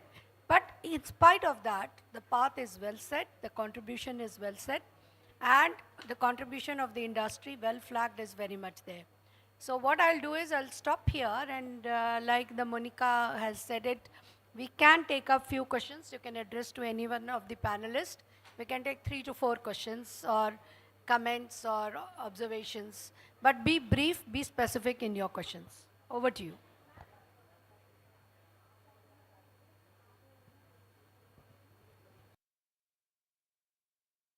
Question, I have observation that you mentioned 150 plus. That's very good. Today we have reached 171 as per JPC as on 1st of thank you February. to update me. Thank you. That's what I wanted to say, ma'am. Thanks a lot. You know, it shows I am not reading steel for quite some time. That's true. No, but that's quite a lot. The difference gap is quite a lot. Thank you so much. Yeah, good afternoon to everybody. I'm MC Agarwal. In fact, in today's so far time which I was spending here, the slag utilization was the best which I could observe. But still, I think we are far away from utilization of slag. So I would like to ask one question. For my curiosity, are we in a position to utilize the 100% slag in roads or maybe fertilizers? Number one. Number two, I think best use of slag can be to the rural roads, where you don't need much of the things. But I think, I don't know whether the transportation, you must have made a study on that, research study, whether the transportation and logistic economies fit for that use of the slag in the rural roads. Because in any case, we can talk, yes, but in our culture, when we talk for any project, anything, the economy, that use, the cost effective, we start talking for that. So in that context, whether it can be used for the rural roads. Thank you. Sir, you have raised very good question. We have already prepared IRC SP 121, the utilization, Indian standard for utilization of steel slag in rural road construction. So it is already in underutilization. But one of the major challenges like in the rural road is that like the structure is very thin. Besides that, the rural roads are very close to the farmland. So in case unprocessed slag goes into there for utilization, since there are very small road contactors are there, then it can create an environmental issue. So we have given the precautionary measures to National Rural Infrastructure Development Authority, PMGSY, to facilitate slag utilization in rural road. But as far as the national highway, state highway is concerned, which you have seen in the video, all those are the very thick structures, bituminous top roads. So therefore, the utilization of processed slag aggregate is very important in that, since the huge investment is going on. Whatever the road you have seen in the video, it is constructed 100% steel slag. There is no natural aggregate inside it. So 100% replacement of natural aggregate through steel slag is very much possible. The next issue is the environmental aspect. So we have facilitated the techno-economical conversion. Whatever the steel slag aggregate you have seen, it is around 50 to 60% cheaper than the natural aggregate available in the area. So it is already under utilization in number of the major national highway projects like Mumbai-Baroda Expressway, which is utilizing 12 lakh ton slag aggregate procured from the ArcelorMittal Nippon Steel. Bandara bypass on NH53 in Maharashtra, where the 16-kilometer 6-lane road, which comes as a byproduct in the form of then for the further mixing it with cement. Explained the environmental reasons, but quick adoption is possible because the mileage, the kilometerage of state highways which are being constructed, which is coming up, is no less. So you are having this crisscross of branches. So national highways is the tree trunk, and these branches are getting constructed. And once the code comes, the PMGSY can use it more better along with the caution which they have said. The other usage is cemented concrete roads. So both ways the slag can be disposed of.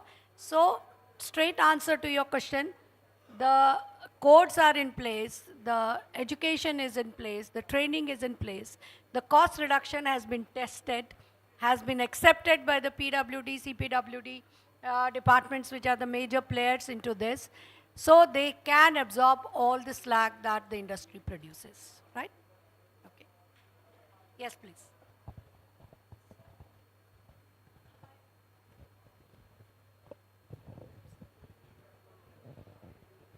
So my question is to Satish. In fact, the major usage of a slag is in the cement industry.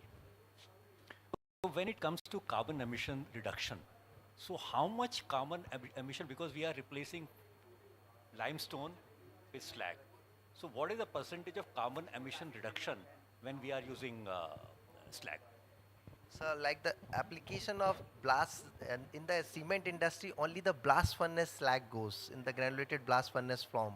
This entire work is on steel slag aggregate.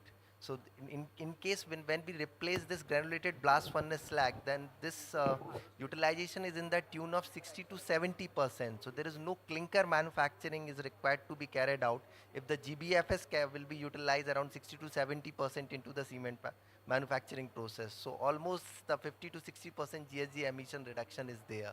But that is only with the blast furnace iron slag, not with the steel slag. Steel slag doesn't have any application into. But in comparison to the natural aggregate generation, Sir. how much is the reduction in case? Sir, in case of the natural aggregate generation, there is around 60 to 70% GHG gas emission reduction by using steel slag aggregate. Since we need not to do the quarrying, mining, and the different sort of crushing and all, the long logistics also. So therefore, there is a significant reduction in the GHG emission. And since we are also reducing the thickness of the road, so therefore consumption of aggregate is also getting reduced. So there is a significant reduction in the GHG emission into it, sir. Sand also in it? So you can mention.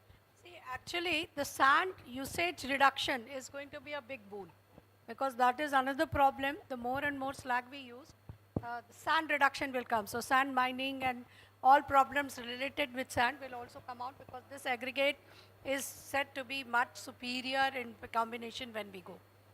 We can take one more question if in case any. Hello. I'm Rajiv from Jindal, India. I just wanted to check that, see, suppose 40%, 30% is the steel slag generation per ton of steel. So if current our country is producing almost 140 million ton, so I believe that 50 million ton slag is getting generated, and we are all talking by 300 million ton by 2030. So it will be maybe more than 100 million ton will be slag. Like today, China is producing almost 900 to 1000 million ton. So whether is there any other usages like road and maybe the cement and all what we just discussed? So can we have this look at China, how they are able to generate make usages of, say, maybe so much of slag, because they are producing steel almost maybe 5 times than us.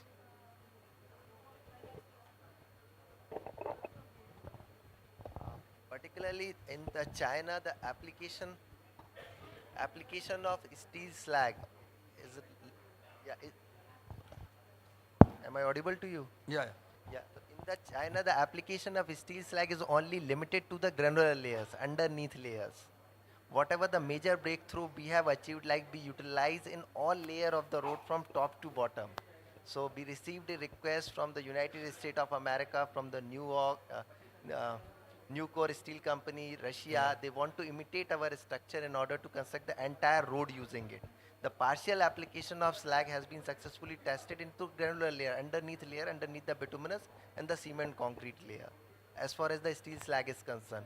But as far as the blast furnace slag is concerned, it largely goes into cement manufacturing, and Portland slag cement is already an established process. So many steel industries are setting up their plant, cement plant for producing PSC. JSW Cement is one of them. So they are also producing PSC cement. Okay, that's right. So largely all our slag, in fact, there's a shortage of slag right now. I can tell you there's a shortage of slag. We are not able to supply complete slag to the industry as much the demand is there, mainly across construction, to what is getting produced right now.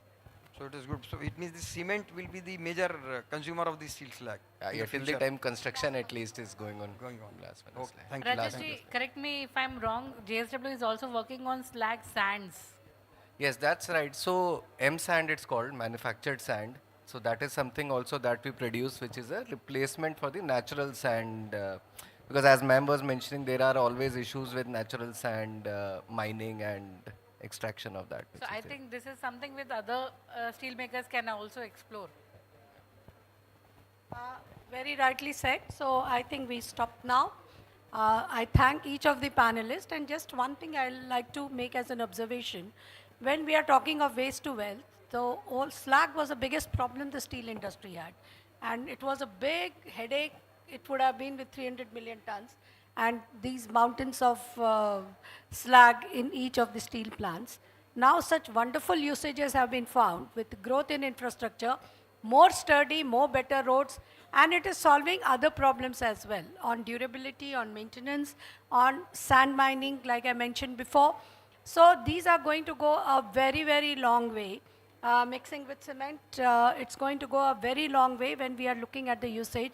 And if agriculture clicks, then if it becomes like a practice, then it resolves half of the issues when we are moving ahead with it. So that is the basic way in which we are moving ahead.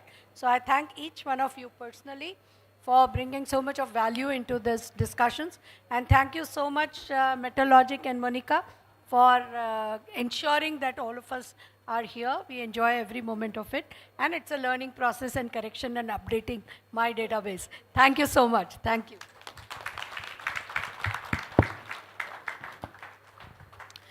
Thank you so much, ma'am, and thank you so much, gentlemen, for the wonderful session. It was so informative. And now I request Ms. Bachchan to please present the mementos to our session presenters and session chair. Thank you so much, Ms. Sharma, for being there with us. And what we think that you already have an updated database, so the thing you mentioned. So thank you so much for providing the insights with your database today.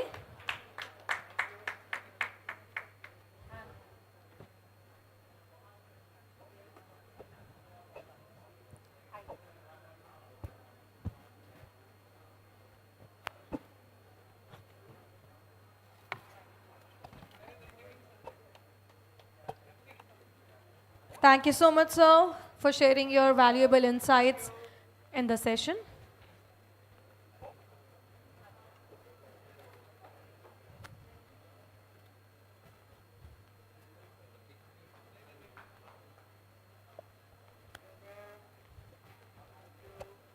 Thank you so much, Mr. Vinayak. Thank you so much, Mr. Pandey, for being there in the session.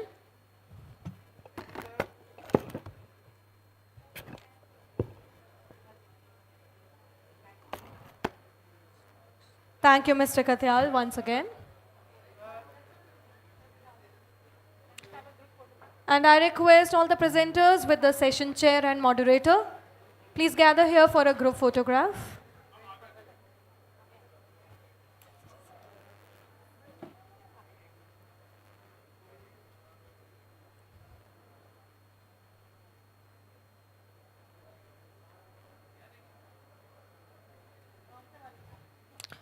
It was an insightful session, building safe and sustainable road, highways, waterways, terminals and ports.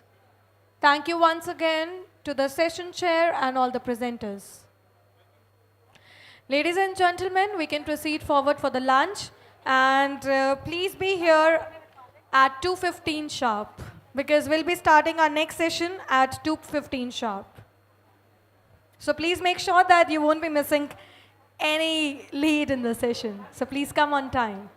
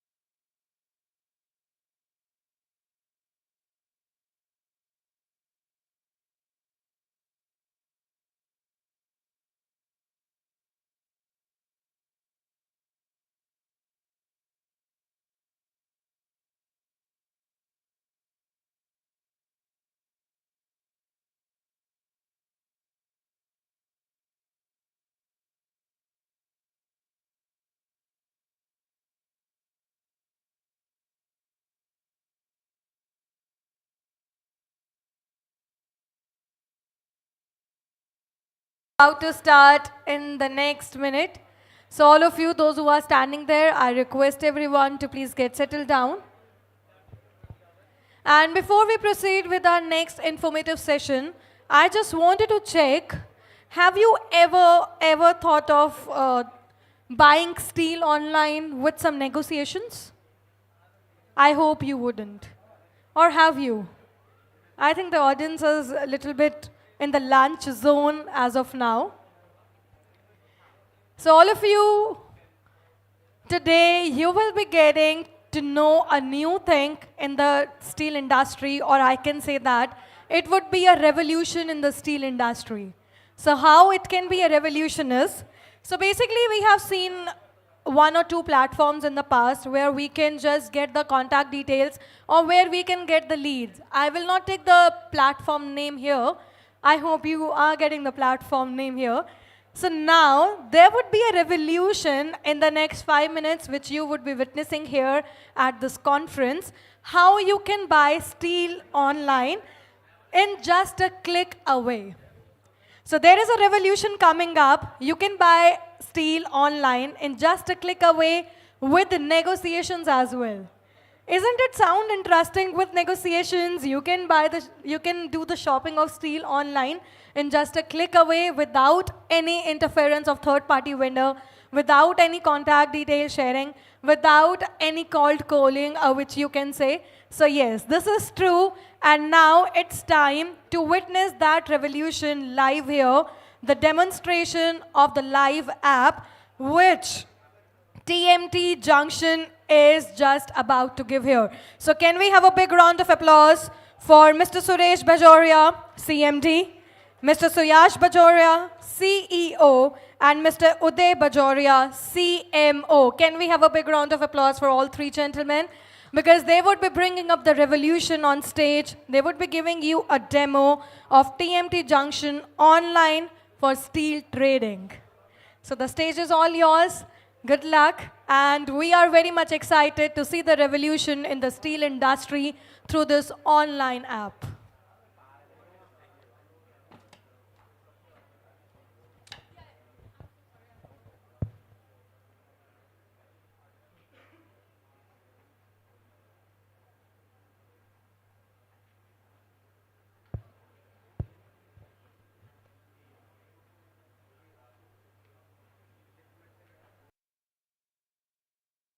Welcome, welcome to all the dignitaries, exhibitors, friends present here.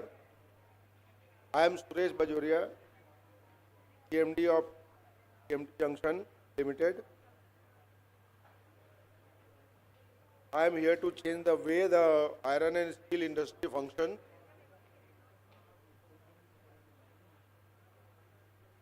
TMT Junction क्या है? TMT Junction एक सपना है जो मैंने 2010 में देखा था। उस समय इसका स्वरूप offline trading chain of steel stores जैसा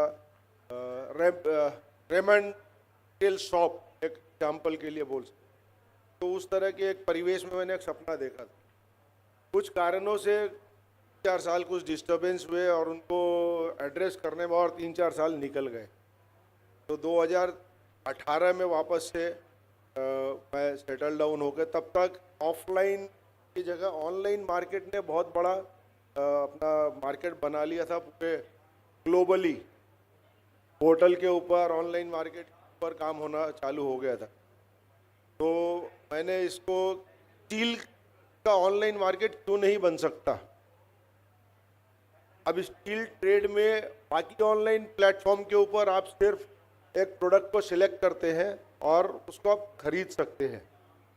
हमने इसमें कुछ और नए रिवॉल्यूशन डाले हैं जिसके बारे में कि आवर अपकमिंग टीम, हमारे CEO and CEO, they will let you know about the function and working of our portal, how it will be working and how it operates. Thank you.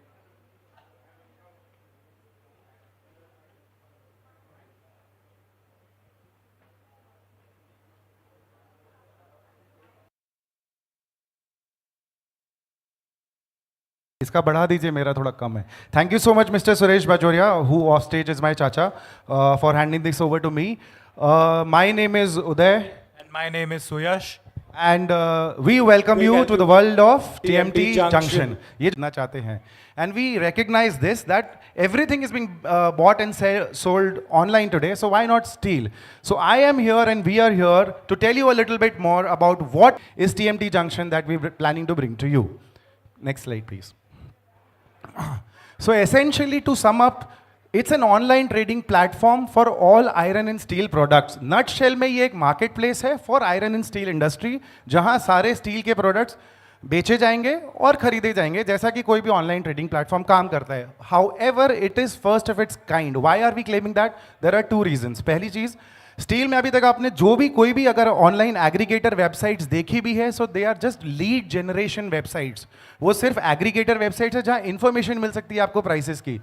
Online active trading का आज के date में एक भी website नहीं है. We are the first one who are planning to come up with an e commerce platform across the country and across the globe, जहां आप ऑनलाइन खरीद और बेच सकेंगे TMT at the click of a button.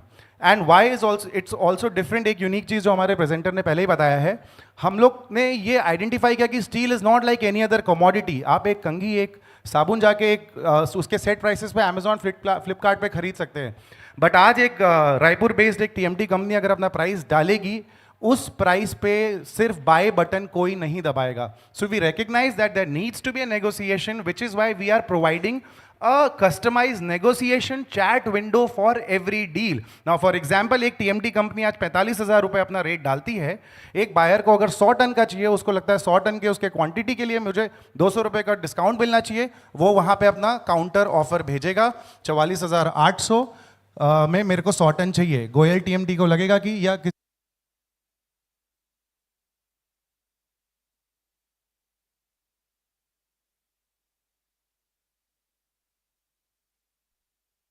मदद करेंगे.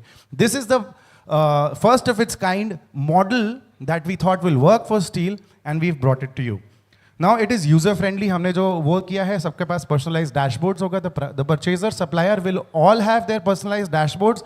हर चीज एक क्लिक के ऊपर मौजूद रहेगी. Monthly data, weekly data, daily data, जो भी चाहिए आपको अपने स्टील का, अपने कंपनी का, वो आपको अपने पर्सनलाइज डैशबोर्ड में अपने प्रोफाइल पे मिलेगा. It is seamless and it is secure. हम लोग सिर्फ वेरीफाइड यूजर्स लेंगे. आगे चल के हमारा प्लान है geo verification of the premises of each of our subscribers. Buyer हो या सेलर हो, हम सबको जियो वेरिफिकेशन के बाद वेरीफाइड यूजर्स को ही लाएंगे. So there will be no spamming. कोई भी ऐसा बंदा आपके प्लेटफॉर्म पे नहीं आ सकता जो सर्टिफाइड नहीं हो हमारे द्वारा. It will be customized according to the needs of the steel industry. Like we just told you कि हमारे जो founder हैं, he has been in the industry for 38 years.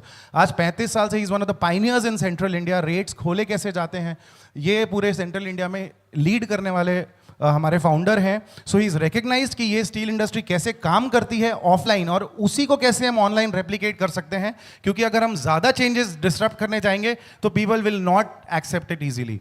So we have taken the offline model, replicated it online exactly, made it simple for you, for all the buyers and suppliers, so that it can be easily adapted by most of the industry. Because हम चाहते हैं कि maximum industry जो है आने वाले समय में हमारे प्लेटफॉर्म पे शिफ्ट होए.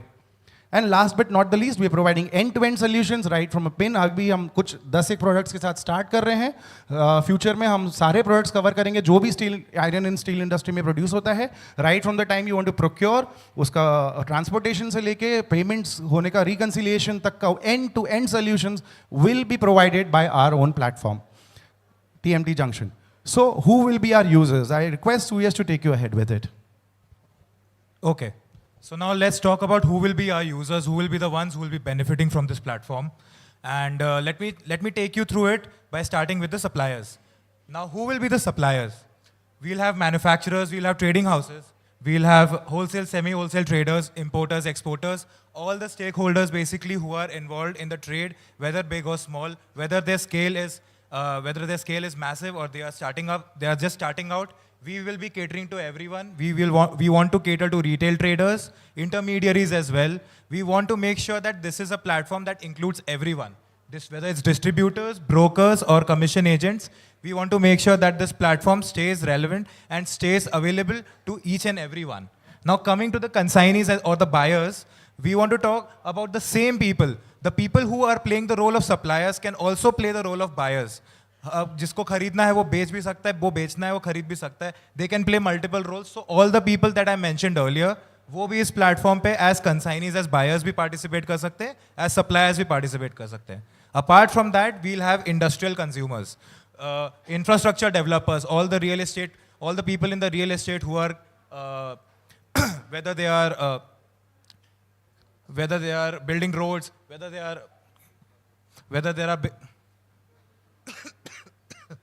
they are doing projects big or small, they'll all be a part of this project.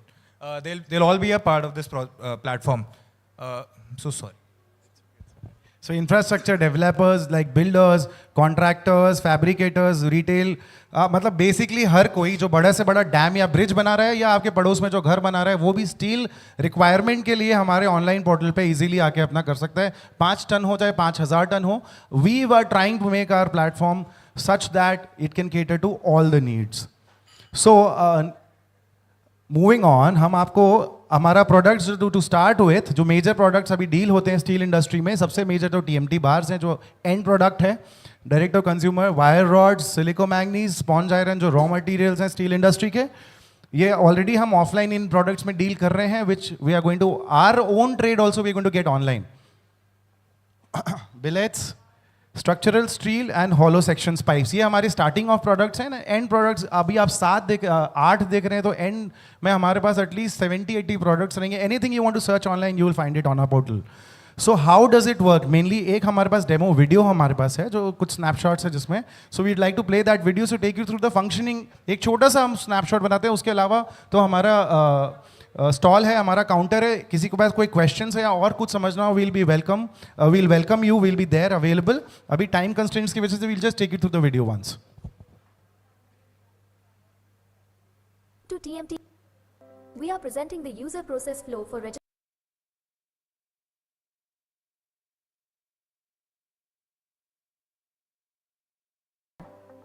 This is the supplier registration form. This is the consignee registration form. And this is the transporter registration form. Select the category you want to get registered. After submitting each of the forms, it would be sent to TMT Junction for approval. सो हम suppliers और consignee के साथ transporters के भी KYC करके उनको अपने उस पे लाएंगे. They will be verified TMT junction transporters from point A to point B. Maximum जो मेजर सिटीज हैं जहां परचेज और सेल होता है वो हम कवर करेंगे through our verified transporters. And कोई भी हमारे उस पर आप आने के बाद, क्योंकि अगर किसी को मान लीजिए आज एक रायपुर नागपुर की मंडी से साउथ के उसको करना है तो वो ट्रांसपोर्टेशन कहाँ से अरेंज करेगा? So we trying to take care of the entire needs of the buyer. TMT Junction will verify the authenticity of all your legal documents submitted through API. If all your documents are submitted are correct, the account will be approved. Once your account is approved by TMT Junction, you can click on the login icon on the top to sign into your supplier account. Fill in your details and click on the sign in button. Click on trade pricing on the left menu to start adding daily price. Click on the create button to create a new pricing. Fill in all the required fields and click on Save button to add the pricing for the product.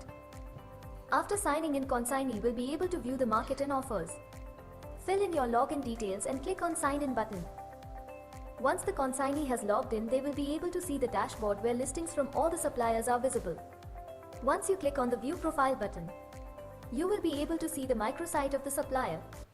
सो यहाँ जैसे कि मैंने बताया सारे verified रहेंगे API के through. फिर ये एक डैशबोर्ड रहेगा, वो इसके जस्ट प्रीवियस स्क्रीन में डैशबोर्ड था परचेजर का जहाँ पे सारे ऑफर्स दिखेंगे. आज अगर आप पहले टीएमटी सेलेक्ट कर रहे हैं तो टीएमटी के जो ऑफर्स है वो आपको स्क्रीन पे दिख जाएंगे. एंड हर जब भी कोई सप्लायर एक रजिस्टर कर रहा है, they will have their own microsite जिसमें आप अपना जो वेबसाइट वगैरह है उसको इंटीग्रेट कर सकते हैं. विल प्रोवाइड यू स्पेस, या अपने बारे में जो भी डिटेल्स है अपने products, customers, everything will be there for the.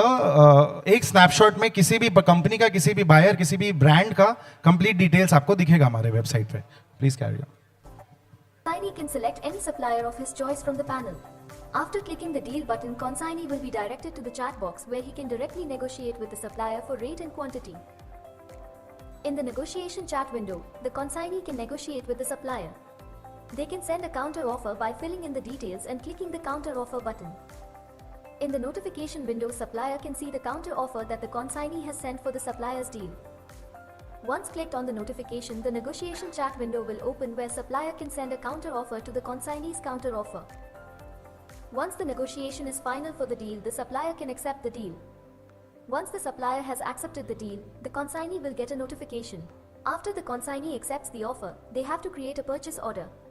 Once the PO is submitted, it will be sent to TMT Junction and the supplier. So here talking about the negotiation, we are making sure that all our negotiation windows only has the relevant fields, that's price and quantity, so that we can focus on what we want to focus with the product and not like allow for more deviations or a lot more complications with the negotiation planning.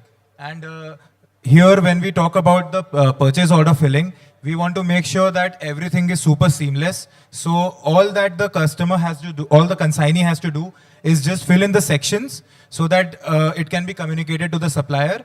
Everything else will be done in the backend by TMT Junction's platform. No other extra effort will be taken by the consignee. Please carry on. Junction can view the purchase order and send it to the supplier. The supplier can see the notification for purchase order sent by the consignee and TMT Junction. After clicking the notification, the supplier can click on the pending status to accept the purchase order. After accepting the purchase order, Trade can happen very securely, and the supplier also has some kind of an assurance that the consignee will not back out of the deal. And at the same time, this is also to ensure that regular trades keep happening where nobody's worried about whether the payments will come or not, because there's some level of skin that they'll have in the game. That's why we have this system. Please continue. approval, TMT Junction will create a contract note. Once the consignee receives the contract note sent by TMT Junction, they can create delivery instruction slip by clicking on the plus icon under action. In the delivery instruction slip, the consignee can select the transporter registered at TMT Junction or can add their own transporter. After submitting the form, it will be sent to the supplier. Once the supplier receives the delivery instruction slip sent by the consignee, they need to complete the loading as per DIS, and they can create an invoice by clicking on the plus icon under action and sending it to TMT Junction. Once TMT Junction receives the invoice sent by the supplier, they can create their own tax invoice by clicking on the plus icon under action. On receiving the tax invoice from TMT Junction, consignee needs to make payment for the invoice value to TMT Junction. On receiving the invoice value, TMT Junction needs to make payment to the supplier for their tax invoice amount. On receiving the payment, supplier need to release the vehicle. We thank you for being with us and your patient listening. So mostly that is it from us for today. हमने एक छोटा सा प्रयास किया है. We wanted to take a few questions, but I don't think we have time left for it anymore. But we'll be available till 5:30 p.m. And आप लोग के किसी के में भी कोई भी query हो, कुछ भी doubt हो या कुछ समझना हो, we'll be starting our onboarding very soon. Right now it's a soft launch. हम लोग अपना website live कर रहे हैं. And then we'll be starting onboarding. We have a plan of visiting 10 main steel-based cities, and वहाँ पे जाके launch and education का प्रोग्राम करके ऑनबोर्डिंग खुद से लोगों को गाइड करके करने का प्लान है हमारा. By that time we will also be streamlining our platform by multiple rounds of practices and demos. So thank you so much for listening patiently. This was Uday and my brother Suyash presenting TMT Junction to you. Thank you.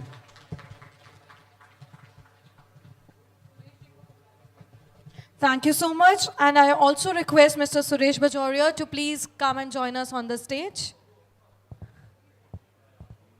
And it's such a great initiative by TMT Junction, and I hope that you have got the understandings of what exactly the app is for and how this app is making your life better and hassle-free and a seamless customer experience for us, I guess.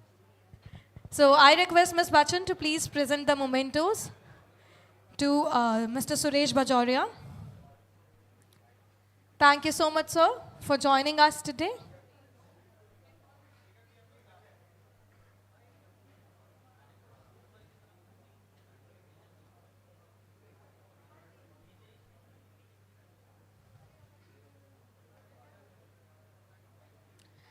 Congratulations on the new portal.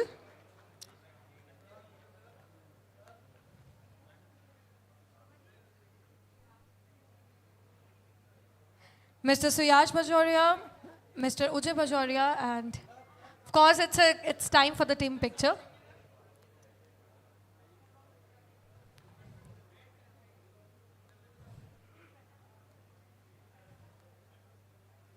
Thank you so much, gentlemen, and good luck for this app, and congratulations once again. Now, I think we should move forward with our second session of the day, which is Advanced Structures for Smart Buildings, Residential and Commercial Projects. And the session would be chaired by Mr. Sanjay Singh, former Secretary, Ministry of Steel, and Chair of Construction Industry Development Council. Can we have a big round of applause for Mr. Sanjay Singh? And the session would be moderated by Ms. Bachchan, CEO and founder. And I don't think so that she needs any introduction further. And let's invite the panelists on the stage. Mr. Paramjeet Singh, Additional Industrial Advisor, Ministry of Steel, Government of India. Mr. P.R. Swaroop, Director General, Construction Industry Development Council. Mr. Arvind Kumar, AVP, Head, Sales and Marketing, TMT and Wire Rod, Rungta Mines Limited. Mr. Subrat Panda, Business Unit Head, Structural and Semis at Jindal Steel and Power Limited. Last but not the least, Mr. Ankit Mittal, Vice President, Business Development, Shakambhari Group. And the discussion would be around accessing the steel participation in government schemes like Housing for All, Shauchalaya Yojana, Pradhan Mantri Awas Yojana, etc. Incentivizing green building projects as India is emerging as the second largest in the world, covering about 10 billion square feet. So I think our panelists and session chair and moderators all are here. We can start the session. Thank you so much, all of you.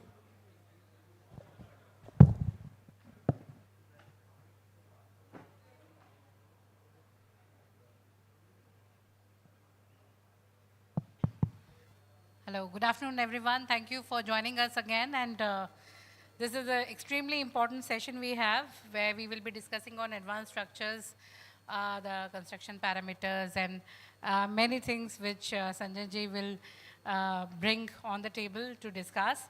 And we have Mr. Paramjeet Singh, Mr. P.R. Swaroop, and Mr. Arvind, Mr. Subrat, and Mr. Ankit Mittal. I would like to start with Sanjay Singh. Sir, to please open the session and wherever.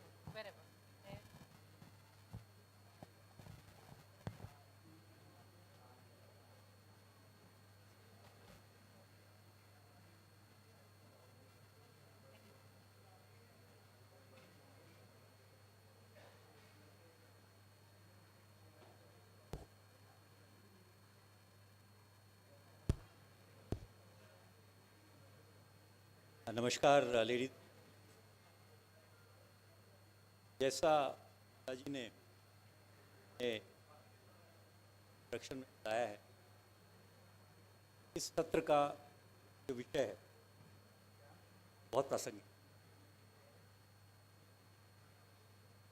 और सब लगातार है कि विकसित भारत विकसित होने की क्या परिभाषा है, इसके बारे में हम बात करेंगे। क्योंकि ये दोनों चीज़ें, हम स्मार्ट बिल्डिंग की बात करते हैं, ग्रीन बिल्डिंग की बात करते हैं, तो ये काफ़ी हद तक उस बहुत का सीधा समावेश साथ में। तो वैसे हम बात कर रहे हैं स्टील हम कितना प्रोड्यूस करते हैं, नंबर 2 हम विश्व में प्रोड्यूसर हैं, और किस प्रकार की हमारी ग्रोथ रही और इसमें क्या क्या शॉर्टकमिंग्स हम लोग महसूस कर रहे हैं। तो मैं देखिए, ये जो वर्तमान हमारा जो इकोनॉमिक डेवलपमेंट का फेज़ है, this is technology led development, and technology is growing at an exponential pace. और मनुष्य की क्षमता नहीं है एक्सपोनेंशियली सोचने की। एक्सपोनेंशियल का मतलब क्या हुआ?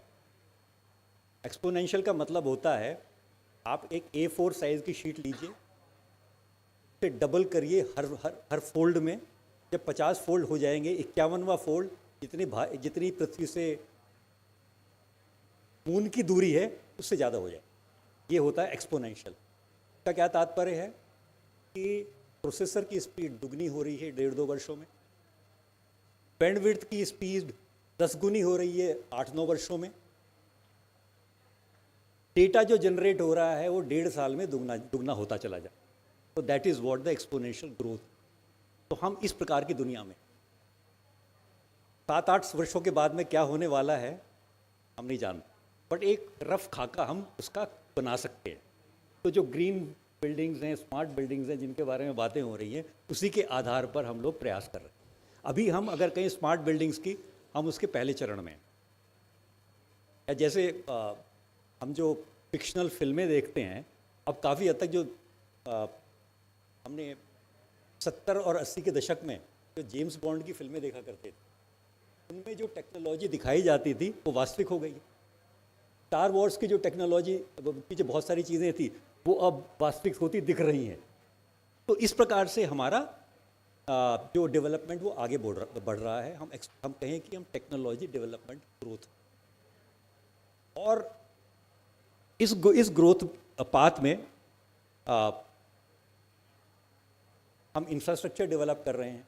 इंफ्रास्ट्रक्चर के मेरे बारे में मैंने जो पहला सत्र था उसमें एक छोटा सा मैंने बात रखी थी कि हम कैसे क्या क्या उसमें वास्तव में कहाँ हम जाने वाले हैं, और उस दिशा में जाने में हमारी सबसे बड़ी व्यवधान क्या है, क्या क्या हमारी वहाँ पर सबसे बड़े ऑब्स्ट्रक्शन। अगर हम 5-6-7 साल के बाद में इंफ्रास्ट्रक्चर की बात करें, क्योंकि यहाँ पर हमारे बीच में PIDC के डायरेक्टर जनरल हैं डॉक्टर स्वरूप, मैं इसलिए कंस्ट्रक्शन और इंफ्रास्ट्रक्चर की बात उनके सामने रख रहा हूँ। तो किस प्रकार के इंफ्रास्ट्रक्चर हमारे सामने दिख रहे हैं? अंडर सी टनल्स, हमारी सागरमाला योजना है बहुत बड़ी, के भीतर वो सब आने वाले हैं। फ्रेट कॉरिडोर की बात हो रही थी, उसमें भी उसी प्रकार का समावेश समय अनुसार होंगे। बहुत सारी चीज़ें अभी नहीं हो पा रही क्योंकि वो टेक्नोलॉजी नहीं हमारे पास, तो डिज़ाइनिंग हमारी उस प्रकार से नहीं हो। उसी प्रकार से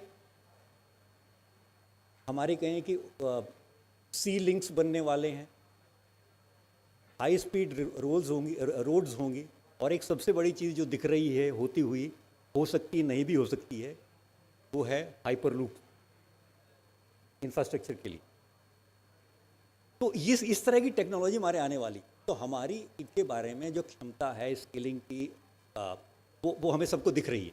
तो इसलिए हम सबको एक कंसर्टेड तरीके से उस ओर जाने की आवश्यकता है, और ये ईरा है कोलैबोरेशन।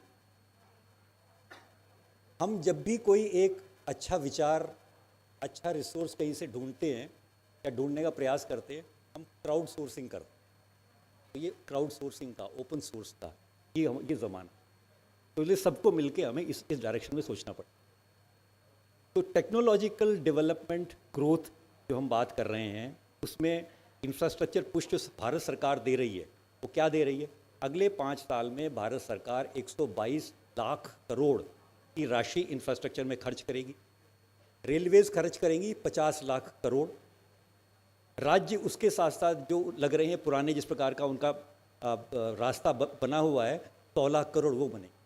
तो इतनी राशि हमारे पास उपलब्ध होगी, तो फिर उसी अनुसार हमें अपने टेक्नोलॉजिकल डेवलपमेंट, स्किलिंग में टेक्नोलॉजिकल डेवलपमेंट और अन्य जो उससे संबंधित शाखाएं हैं उनमें हमें करने की आवश्यकता हो। जो बिल्डिंग वाला जो एक हमारा सेक्टर है, स्मार्ट बिल्डिंग और ग्रीन बिल्डिंग, जो कि हम इस ओर अब जाने वाले हैं। ग्रीन बिल्डिंग और स्मार्ट बिल्डिंग अगर हम सीधा देखें तो वो स्टील इंटेंसिव बिल्डिंग्स नहीं। स्मार्ट बिल्डिंग क्या है? स्मार्ट बिल्डिंग है जहाँ पर सेंसर्स, कनेक्टिविटी हो और एक बिल्डिंग मैनेजमेंट सिस्टम हो जो सब चीज़ों को कंट्रोल कर रहा है, जो है HVAC, heat, ventilation, AC, safety and so on, इन सब को कंट्रोल कर रहा है, ऑटोमेट किया हो। तो इस तरह की बिल्डिंग होती है स्मार्ट बिल्डिंग।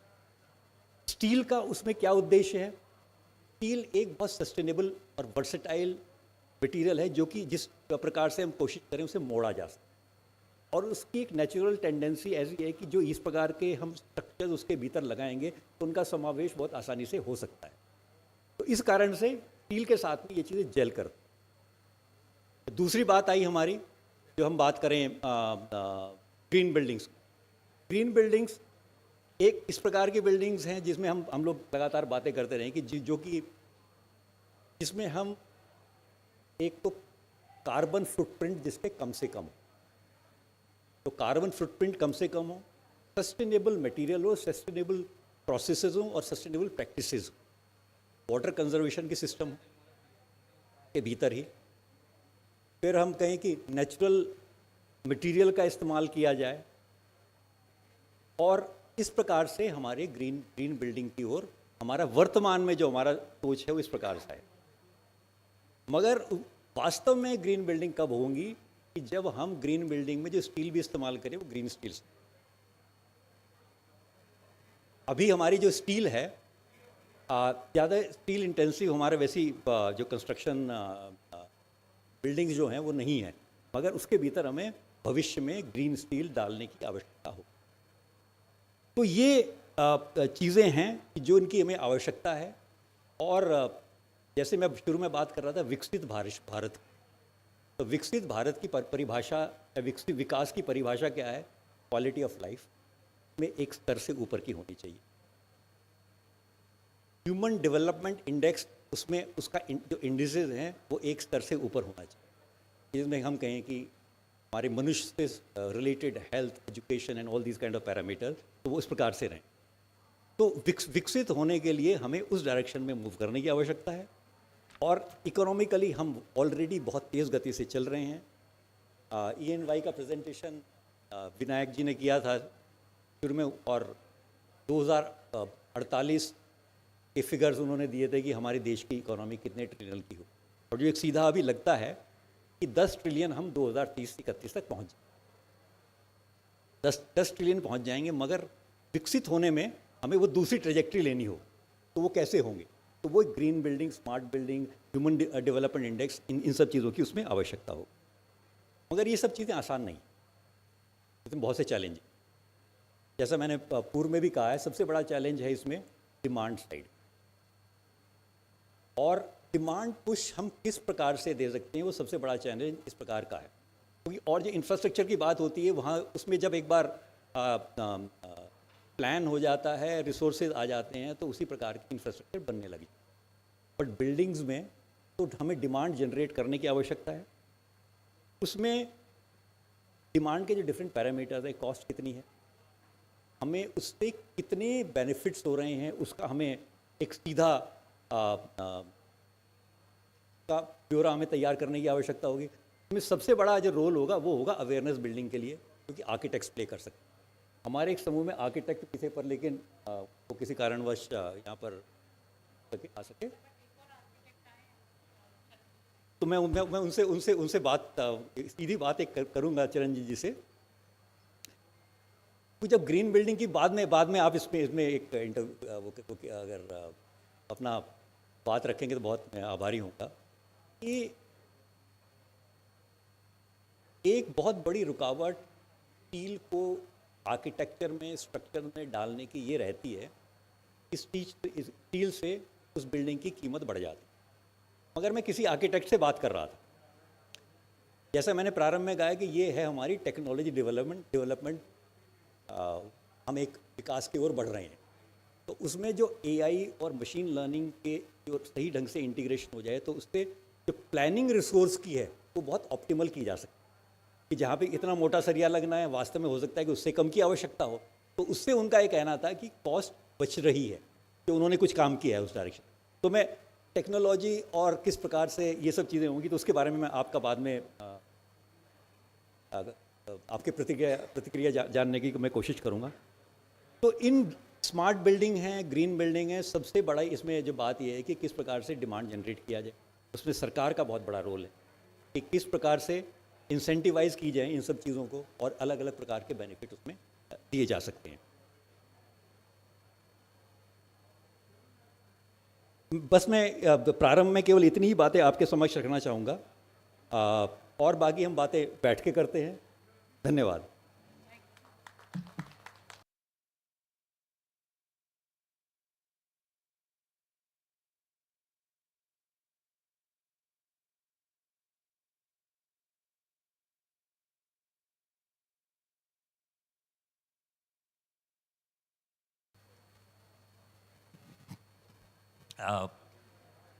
जैसा मेरे इंट्रोडक्शन में कहा गया कि मैं एक समिति है कंस्ट्रक्शन इंडस्ट्री डेवलपमेंट काउंसिल की, जिसे मैं हेड कर रहा हूँ, कि कैसे स्टील का कंजम्पशन इंफ्रास्ट्रक्चर और कंस्ट्रक्शन में बढ़ाया जाए। तो उस ऑर्गेनाइजेशन CIDC के जो DG हैं वो मेरी बगल में बैठे हुए हैं, डॉक्टर स्वरूप हैं, और इनके बारे में मुझे लगता है कि यहाँ पर सब लोग जानते होंगे, जो भी कंस्ट्रक्शन से संबंधित हैं। ये कंस्ट्रक्शन इंडस्ट्री के भीष्म पितामह हैं, आयु से ही नहीं और बाकी इनके कर्मों से भी भीष्म पितामह है। तो इनका इतना बड़ा योगदान है और इसमें स्किलिंग का बहुत बड़ा ये इन्होंने बेड़ा उठाया हुआ है।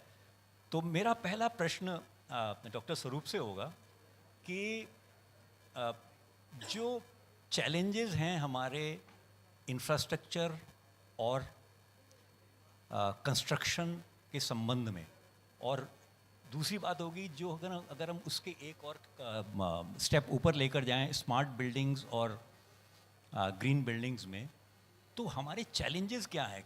और मैं विशेष रूप से बात करना चाहूँगा उस बारे में, एक हमारी जो समिति बनी हुई है उसमें हमारी विस्तृत डिस्कशंस हुए हैं, तो उसमें हमारी क्या क्या चीज़ें बाहर निकल कर आई हैं। तो मैं डॉक्टर स्वरूप से निवेदन करूँगा इसके बारे में जरा अपना कमेंट।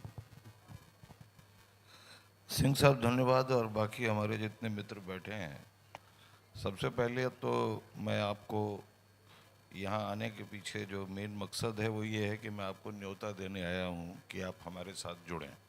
ये बहुत ज़रूरी है, और क्यों ज़रूरी है वो मैं आपको अभी बताने वाला हूँ।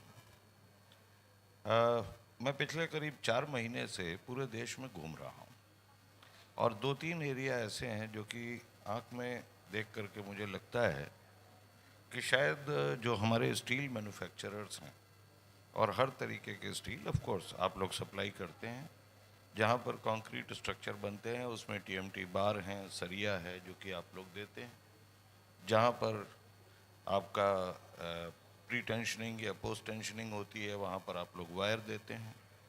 लेकिन एक सवाल जो मुझे समझ में नहीं आया, जिसको मैं खोजता रहा काफ़ी समय तक, और उसके बाद में मैंने उन लोगों से पूछा जो कि ये बनवा रहे हैं। मैं इस समय सिर्फ 2 सेक्टर की बात करूँगा, है बहुत से सेक्टर हैं लेकिन मैं सिर्फ 2 ही सेक्टर की बात करूँगा। पहला सेक्टर है जो हम मेट्रो कंस्ट्रक्शन कर रहे हैं। अब आप सबको पता है कि करीब 22 मेट्रो कॉरपोरेशन हैं और 4 कम से कम रीजनल डेवलपमेंट अथॉरिटीज़ हैं जो कि मेट्रो बनवा रही हैं। सारा बजट इनका मिलाकर के तकरीबन आप समझिए कि 1.25 लाख करोड़ रुपए का है, और ये काम जल्दी से जल्दी 3-4 साल में इन्हें कंप्लीट करना है। आइए दूसरा सेक्टर लेते हैं जो कि बड़ा सेक्टर है, वो है रियल एस्टेट या हाउसिंग का। जैसा सिंह साहब ने बताया, वहाँ पर भी जो है आपको स्टील की बने हुए स्ट्रक्चर दिखते नहीं। आप विदेश जाएंगे तो आपको कोई भी स्ट्रक्चर स्टील के अलावा बना नहीं दिखेगा, लेकिन कंक्रीट के स्ट्रक्चर जो हैं वो आपको सब जगह दिखेंगे। तो मैंने उन लोगों से पूछा, मैंने कहा कि भाई मुझे एक सवाल का जवाब समझ में नहीं आ रहा है। मेरी जो संस्था है ये 10वें, 11वें और 12वें नेशनल प्लान को बनाने में प्लानिंग कमीशन को हेल्प करती रही। चैप्टर हमारे लिखे हुए हैं, और इसके बाद भी स्टेट प्लान्स वगैरह को हम लोग बनाते रहते हैं और एडवाइस देते हैं। तो मैंने ये बताया कि 10 से 11 लाख करोड़ रुपए का कंस्ट्रक्शन इंडस्ट्री का आउटपुट है, 10 से 11 लाख करोड़ रुपए का। और अगर हाउसिंग को और मेट्रो को मिला लिया जाए, मैं इसमें भी फ्लाईओवर और ब्रिजेस की बात नहीं कर रहा हूँ, वो डालेंगे तो और भी बढ़ जाएगा। इनका टोटल बजट जो है अगर आज देखें हम, तो ये करीब करीब 200-250 लाख करोड़ रुपए का हो जाता है। अगर 10 लाख करोड़ के हिसाब से हम साल का बनाएंगे तो ये सब बनने में कम से कम 25 साल लगने हैं, इससे कम नहीं लगने। ये है दशा। दूसरी एक और समस्या है, अर्थक्वेक हमारे यहाँ बहुत आते हैं। तो अर्थक्वेक जब आते हैं तो हमने कहा कि साहब आपको जो है डक्टाइल मटेरियल की ज़रूरत है, तो आप क्यों टॉल स्ट्रक्चर बनाए चले जा रहे हैं 117 स्टोरी 118 स्टोरी जो कि कंक्रीट से बना रहे हैं? तो स्टील के स्ट्रक्चर क्यों नहीं बनाते? आप जापान में जाके देखें, सुपर स्ट्रक्चर सारे स्टील के हैं, फाउंडेशन कंक्रीट का डेफिनेटली होता है। तो इन लोगों से जब मैंने बात की और कम से कम 8 मेट्रो कॉरपोरेशन के जो सीनियर मोस्ट लोग हैं उनसे जब बात हुई, क्योंकि जो टाइम ओवररन हो रहा है इन प्रोजेक्ट्स में, और आप ये देखिए कि मैं अभी कम से कम नहीं तो 2 दर्जन सेक्टर हैं ऐसे जिनको मैंने जोड़ा नहीं है। मैं रूरल हाउसिंग के बारे में नहीं जोड़ रहा हूँ, वाटर सप्लाई के बारे में नहीं जोड़ रहा हूँ, वगैरह वगैरह, ये सारी चीज़ें अलग हैं। तो जब इन लोगों से बात की तो उन्होंने हमें 4-5 दिक्कतें बताई। मैं आपको दिक्कत बता देता हूँ जो मैंने उन लोगों से जमा की। ये बातें हम लोग अपने हाई पावर्ड वर्किंग ग्रुप में बराबर कर रहे हैं और इसके सॉल्यूशन निकालने की कोशिश कर रहे हैं। और जो मैंने आपको न्योता दिया है वो इसलिए दिया है कि जब तक आप साथ नहीं जुड़ेंगे तब तक जो है इसका संभव करना बिल्कुल एकदम असंभव है, ये मैं आपको अभी बता दूँ। तो चलिए, जो 7-8 चीज़ें मुझे पता चली वो आपसे शेयर कर लेता हूँ, आप लोग भी इसको समझेंगे और अप्रिशिएट करेंगे। सबसे पहली चीज़ तो ये है कि आप जो मटेरियल बना रहे हैं स्टील का, जैसा सिंह साहब ने बिल्कुल ठीक बोला कि ग्रीन मटेरियल बनाने की आवश्यकता है, उस पर कुछ कदम उठ चुके हैं, लेकिन बहुत से कदम उठने हैं। और कोई क्रेडिबल एजेंसी जैसे कुमार कचरला हैं, वो डिज़ाइनर हैं और कहें, और क्योंकि स्टील के स्ट्रक्चर जो हैं वो हाउसिंग में नहीं लगते हैं, और आप मेट्रो के पिलर और मेट्रो के डेक अगर आप देखेंगे तो सारे कंक्रीट में बनते हैं। देखिए, एक बड़ी मजे की बात बताता हूँ आपको, जितने मेट्रो कॉरपोरेशन हैं इनका कारोबार जो लोग संभाल रहे हैं वो इंडियन रेलवे सर्विसेज से आते हैं। आप मुझे बताइए कि जितने भी आप लोगों ने अपने जवानी के दिनों में या बचपन के दिनों में रेलवे स्टेशन देखे होंगे, वो स्टील छोड़ के किसी और चीज़ से बनते थे क्या? तो ये 2 बड़े सेक्टर हैं जिनको कि आप मिस कर रहे हैं। तो कंसल्टेंट आपके पास नहीं, उनको तैयार करना बहुत ज़रूरी है। कैसे तैयार होंगे? ये तभी तैयार होंगे जबकि हम सब साथ मिल के बैठेंगे और बात करेंगे इसके ऊपर। नंबर 3, सबसे बड़ी समस्या ये है कि आपकी जो इंडस्ट्री है स्टील की, या हमारी इंडस्ट्री कहें, आपकी क्या, मैं तो 4 साल से बहुत ही इंटेंसिवली वर्क कर रहा हूँ, तो मेरी भी इंडस्ट्री है ये इंडस्ट्री सरिये बेच करके बड़ी प्रसन्न रहती है, या जो प्रोडक्ट बनाती है वो बेच करके बड़ी प्रसन्न रहती है, वहीं तक के रिलेशनशिप। तो सामान तो आप बेच लेते हैं, लेकिन लगाएगा कौन उसको? एक बात सोचिए आपको। और फिर इसमें अभाव आ जाता है कि जो नए तरीके के मटेरियल आपको बनाने हैं उनमें रुकावटें आ जाती है। चलिए, आप लोग कंस्ट्रक्शन इंडस्ट्री के साथ में सिर्फ सेलर और बायर के रिश्ते को ही रखना चाहते हैं, उसके आगे नहीं जाना चाहते हैं। मैं एक सलाह आपको दूंगा, आप जरा थोड़ा सा सीमेंट इंडस्ट्री की तरफ गौर करिए। वो लोग कितने इंटेंसिवली घुसते हैं कंस्ट्रक्शन इंडस्ट्री में जाकर के, आपको आश्चर्य होगा जानकर। मैं बुला रहा हूं कि आप आइए, साथ बैठिए, ताकि हम ये जो रिश्ता है इसको पक्का करें और मिल करके बात करें और समस्याओं को देखें। सरकार से जो आपकी समस्याएं हैं उनके लिए तो खैर हमारे मिनिस्ट्री से बैठे हुए हैं साहब जो हैं यहाँ, लेकिन बात यह है कि हमारी अपनी समस्याएं जो हैं उनको कैसे दूर करें। क्योंकि आप खुद सोचिए कि हमारे माननीय प्रधानमंत्री जी ने इतने सारे आपको कहिए फैसिलिटेट कर दिया है इंफ्रास्ट्रक्चर बनाने के लिए, लेकिन जिस रफ्तार से हम बना रहे हैं तो वो तो 9 दिन चले 2.5 कोस वाली बात है। हर प्रोजेक्ट का टाइम ओवररन हो रहा है, अर्थक्वेक से प्रोन है स्ट्रक्चर, और हम सरिया बेच करके खुश हैं। बुरा मत मानिएगा, ये लोगों ने बोला मुझे, और ये मैं आपको कन्वे कर रहा हूँ, ये मेरे अपने विचार नहीं, मैं सिर्फ इंडोर्स कर रहा हूँ। जो बात है वो ये, अभी परसों में था चेन्नई में, चेन्नई मेट्रो रेल कॉरपोरेशन सारे मेट्रोज में सबसे बढ़िया काम कर रहा है, बहुत तेजी से काम कर रहा है। लेकिन अगर आप टाइम ओवररन देखिएगा जो कि वो बताते हैं, तो चेन्नई मेट्रो का तो मैंने इसलिए नहीं पूछा क्योंकि उन्होंने बहुत सिस्टमिक इम्प्रूवमेंट किया है, मैं उनको किसी तरीके से निराश नहीं करना चाहता था। लेकिन MMRDA जैसी संस्थाएं अगर आप देखेंगे, बॉम्बे की बता रहा हूं आपको, तो 60, 70, 80% का उसमें टाइम ओवररन हो रहा है, ये उनका कहना है।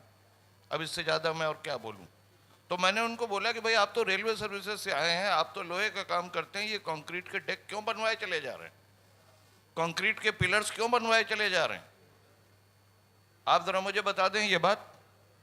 इसका मुझे कोई जवाब जो मिला वो मैं आपके सामने रख रहा हूं, सुन लीजिए। मैं बड़ी खरी खरी बात करता हूं, आपको बताता हूं। और आज जो है मेरा 50वां साल पूरा हो रहा है इंडस्ट्री के साथ काम करते करते, जुड़ा होते हुए।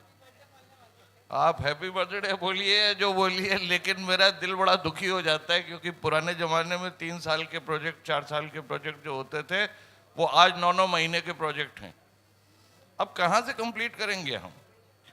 चलिए साहब, चौथी समस्या, उसके लिए सिंह साहब और हम कई दफ़े बात कर चुके हैं। सिंह साहब जो हैं डायरेक्टर जनरल रहे हुए हैं ब्यूरो ऑफ इंडियन स्टैंडर्ड के। आपको जान करके बड़ा आश्चर्य होगा कि 70s के डिकेड के बाद में BIS ने आज तक कोई भी कोड नया बनाया ही नहीं है।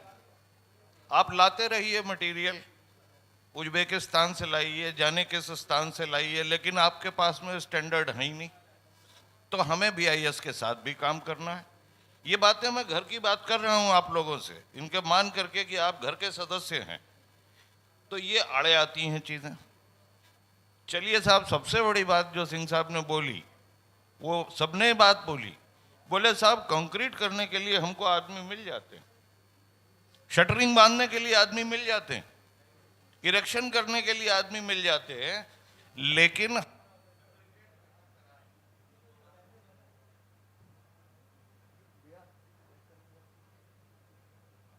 फैब्रिकेट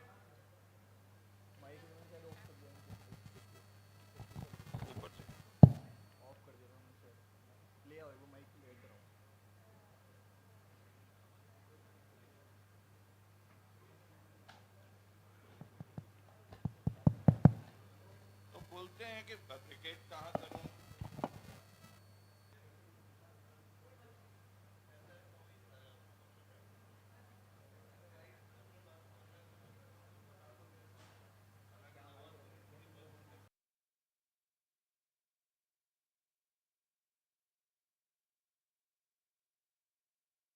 बड़ी बात यह है कि वो आदमी कहाँ है जो काम कर सकते, वो कौन सी शॉप्स हैं जहां पर कि मटेरियल को हम प्री फैब्रिकेट करके ले जाएं। क्वालिटी के इश्यूज पड़े हुए हैं। अगर फैक्ट्री में प्रोडक्शन करके हम बना करके स्ट्रक्चर को ले जाते हैं, इरेक्ट करते हैं, तो समय बचता है और साथ साथ में क्वालिटी की एश्योरेंस मिलती है। अब ये बातें बताई गई मुझे। पहले जब रेलवे के प्लेटफॉर्म बनते थे और स्टेशन बनते थे, तो आप लोगों को याद होगा कि हिंदुस्तान में कम से कम 6 जगह पर रेलवे की प्रोडक्शन फैक्ट्रीज हुआ करती थी, जिनमें कि ट्रस बन के आते थे, कॉलम बन के आते थे, गसेट्स प्लेट लग के आती थी, और उनको स्टेशन पर रेलवे वैगन से भेज करके खाली इरेक्ट करा दिया जाता था। तो उन्होंने कहा कि साहब कहाँ बनवाएं, बताइए आप हमें। मुझे बड़ी खुशी हुई, आज सवेरे मैंने टाटा स्टील का एक वो देखा नोटिफिकेशन कहीं, तो उन्होंने कुछ रिसोर्स सेंटर 4 करीब बनाए हैं जहां पर कि वो प्री फैब्रिकेटेड मटेरियल बन के जा रहा है। लेकिन जब पढ़ना शुरू किया तो पता चला कि वो भी जो है रीइंफोर्समेंट बार के बारे में ही लिख रहे हैं। तो हम क्यों नहीं उस चीज़ पे काम कर सकते हैं, ये सवाल पूछा लोगों ने मुझसे। ह्यूमन रिसोर्स कहाँ है, लोग कितने तैयार हैं आपके पास। कंक्रीट के तो हमारे पास में ज़्यादा नहीं तो मेरी संस्था ने ही करीब करीब 12 लाख लोगों को ट्रेन किया हुआ है। लेकिन स्ट्रक्चरल स्टील की जहाँ बात आती है, और इसमें कॉलेजेस में जाइए आप, इंजीनियरिंग कॉलेजेस में, तो जनाब मैं आपको बताता हूँ कि वहाँ पढ़ाने वाले लोग नहीं हैं स्ट्रक्चरल स्टील को, और पढ़ने वालों को तो छोड़ ही दी। तो इंजीनियर नहीं है आपके पास, तो ह्यूमन रिसोर्स का हम क्या करें। रिसोर्स सेंटर के बारे में मैंने आपको बता दिया ऑलरेडी। अब जो एरिया ऑफ इनग्रेस हैं जहाँ पर कि आपको फोकस करना है, ये तो अपन बैठ के बात करें, ये तो तय करें कि इस एरिया में क्या स्ट्रेटजी हो हमारी। मैं तो बिजनेस बढ़ाने के बारे में बात कर रहा हूँ आपसे, ये कर लीजिए। तो ये सारी चीज़ें देखें, हम लोग मेट्रोस को देख रहे हैं, मकानों को देख रहे हैं, इसमें कमर्शियल बिल्डिंग्स भी आती हैं आपकी, हाउसिंग भी आता है, लेकिन इसके अलावा 25 किस्म के और जो है स्ट्रक्चर बन रहे हैं। एक सवाल का जवाब मैं आपसे पूछता हूं, प्री फैब्रिकेटेड, मैं अभी बॉर्डर पर था, सीमा पर, हिंदुस्तान पाकिस्तान के बॉर्डर, और बिल्कुल नो मैन लैंड के ऊपर मैं बाउंड्री पे खड़ा हुआ था। जो हमारी चौकियां बनी हुई हैं वो सारी जो है कंक्रीट और मेसनरी की बनी हुई हैं। आधी ज़्यादा उसमें 25 साल पहले बनी थी, टूट चुकी हैं। पीआरओ को मैंने रिक्वेस्ट किया कि भाई आप प्री फैब्रिकेटेड शेड बनवा करके क्यों नहीं लगा देते हैं यहाँ। मैं लद्दाख प्लानिंग बोर्ड में सदस्य रह चुका हूं। 4 महीने बंद हो जाती है काम वहां पर, बिल्कुल एकदम, क्योंकि वहां पर मूवमेंट सिर्फ एयर मूवमेंट हो सकता है, आप लोगों को पता है, और अल्ट्रा लो टेम्परेचर होता है। हम क्यों कंक्रीट के स्ट्रक्चर बनाए वहां पर भाई? प्रधानमंत्री आवास योजना में क्यों नहीं स्टील के बना करके स्ट्रक्चर हम दें? तो इसमें आपको साथ जुड़ना पड़ेगा, बात करनी पड़ेगी, और इसीलिए मैं आपको निमंत्रण दे रहा हूं। तो ये सारी समस्याएं हैं जो कि यूजर्स ने मुझे बताई हैं, आपके सामने मैं ले आया हूं और न्योता भी लेके आ गया हूं। मेरा पूरा यकीन है कि बहुत जल्दी आप लोग जो है मेरे साथ में जुड़ेंगे। मेरी वेबसाइट पे जाइए, कंस्ट्रक्शन इंडस्ट्री डेवलपमेंट काउंसिल डालिए, सीआईडीसी निर्माण चैनल डालिए, बहुत सारी चीज़ें आपको पता चलेंगी। 4 साल से मैं लगा हुआ हूँ निरंतर, इसीलिए कि किसी तरीके से हमारी जो स्टील इंडस्ट्री के लोग हैं वो जुड़े हैं हमारे साथ। कुछ लोग आ गए हैं, साथ में जुड़ रहे हैं, लेकिन मुझे और सारे चाहिए, क्योंकि जब तक मेरे पास में जनबल नहीं होगा तब तक कैसे मैं चीज़ों को आगे बढ़ाऊं? आप ही लोग मुझे मदद करेंगे। तो ये आपके सामने मैं गुजारिश रख रहा हूं। परमेश्वर करे कि बिजनेस खूब और फले फूले, नंबर 1 हमारा हो जाए दुनिया में। लेकिन सवाल ये है कि अगर काम की स्पीड यही रही तो फिर आप भूल जाइए, क्योंकि ये मटेरियल फिर पड़ा रहेगा, उठाने वाले लोग नहीं बचेंगे। ये मैं आपको अभी बता रहा हूँ। 1996 में मेरी संस्था प्लानिंग कमीशन ने बनाई थी। उस समय मिडिल ईस्ट से आए हुए वापस हमारे हिंदुस्तान में 35 बड़े कंस्ट्रक्शन कंपनियां हुआ करती थी। 35, हर कोने में लोग काम करने वाले थे। और आज जब मैं देखता हूं तो बमुश्किल तमाम 6 कंस्ट्रक्शन कंपनियां बची हैं। आप लोगों ने नाम सुना होगा, जब स्टील प्लांट बन रहे थे तो उस समय एमएन दस्तूर एंड कंपनी करके हुआ करती थी, जो कि कंसल्टेंसी करती थी और एडवाइस करती। कहाँ हैं आज, क्या कर रहे हैं? कौन बड़े कंसल्टेंट है जो बना रहे हैं?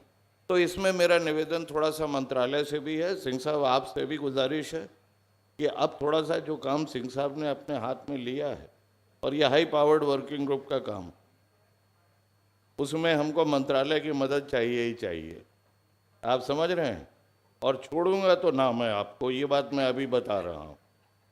एक और बात बता देता हूँ, पिछली दफ़े अप्रैल में मेरी मुलाकात हुई थी सिंह साहब से, साल करीब होने आ गया है। आईफा का एक सम्मेलन था, उसमें मुझे बुला लिया था उन लोगों ने कि आइए बोलिए कुछ थोड़ा। तो वो अपने आप को सेकेंडरी स्टील मैन्युफैक्चरर बोल रहे थे। मैंने कहा भैया लोहा बनाते हो तो सेकेंडरी कैसे हो गए? आप अपने आप को सस्टेनेबल स्टील बोलिए और अपने प्रोसेस को ठीक करिए। अगर आप खुद अपने समाज की इज्जत नहीं करेंगे तो दूसरे आपकी इज्जत क्यों करेंगे? सिंह साहब आपको याद होगा मैंने ये बात कही थी बड़े साफ साफ। तो साहब बस ये चीज़ें हैं, और आप सबसे निवेदन है कि जुड़िए, आइए और देखिए, फिर उसके बाद में कुछ कुछ मज़ेदार चीज़ें करेंगे साथ। ठीक है ना? धन्यवाद, धन्यवाद और जय हिंद।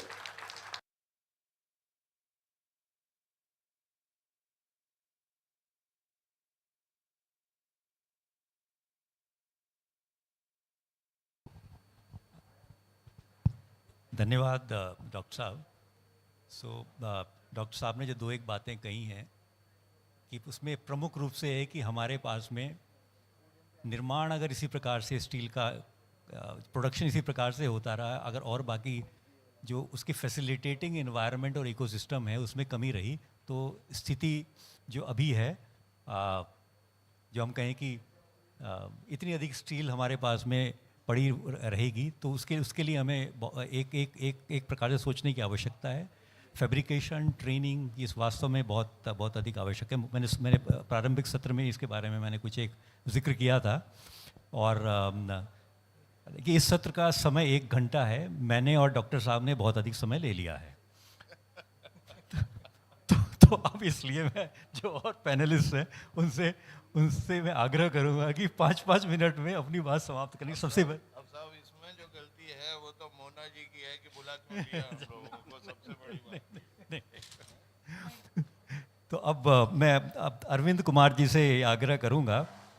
अरविंद कुमार जी रुंगटा माइंस लिमिटेड से संबंधित हैं, और ये इनसे मेरा प्रश्न ये है कि जो स्मार्ट बिल्डिंग्स के और एडवांस स्ट्रक्चर्स के बारे में जो हमारी बातें लगातार विभिन्न फोरम में हो रही हैं, तो इसे हम किस प्रकार से डेवलप किया जा सकता है, क्या चैलेंजेस हैं और हमारी अपेक्षाएं क्या हैं, किससे हम इसकी गति को बढ़ाया जा सकते हैं। क्योंकि जैसा मैंने पूर्व में कहा, इसमें क्या अल्टीमेटली स्मार्ट स्ट्रक्चर की परिभाषा 5 वर्षों के बाद होगी, हमें इसका ज्ञात नहीं है। तो उसके बारे में मैं निवेदन करूंगा अरविंद कुमार जी से। Thank you very much.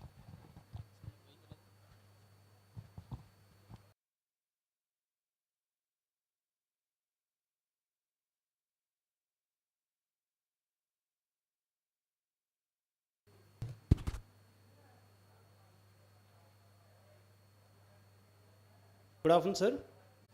जैसे ही बेसिक फाउंडेशन की बात आती है तो बेसिक फाउंडेशन में रिइंफोर्समेंट बार या टीएमटी करता है। इसके लिए ये ज़रूरी है कि अगर हमें अच्छी बिल्डिंग बनानी है तो टीएमटी बार की क्वालिटी अच्छी होनी चाहिए। आई मीन IS 1786 को फुलफिल करना चाहिए। बहुत सारे ग्रेड हैं, जैसे AFE 500, AFE 500D, AFE 550D, CRS, AFE 500S।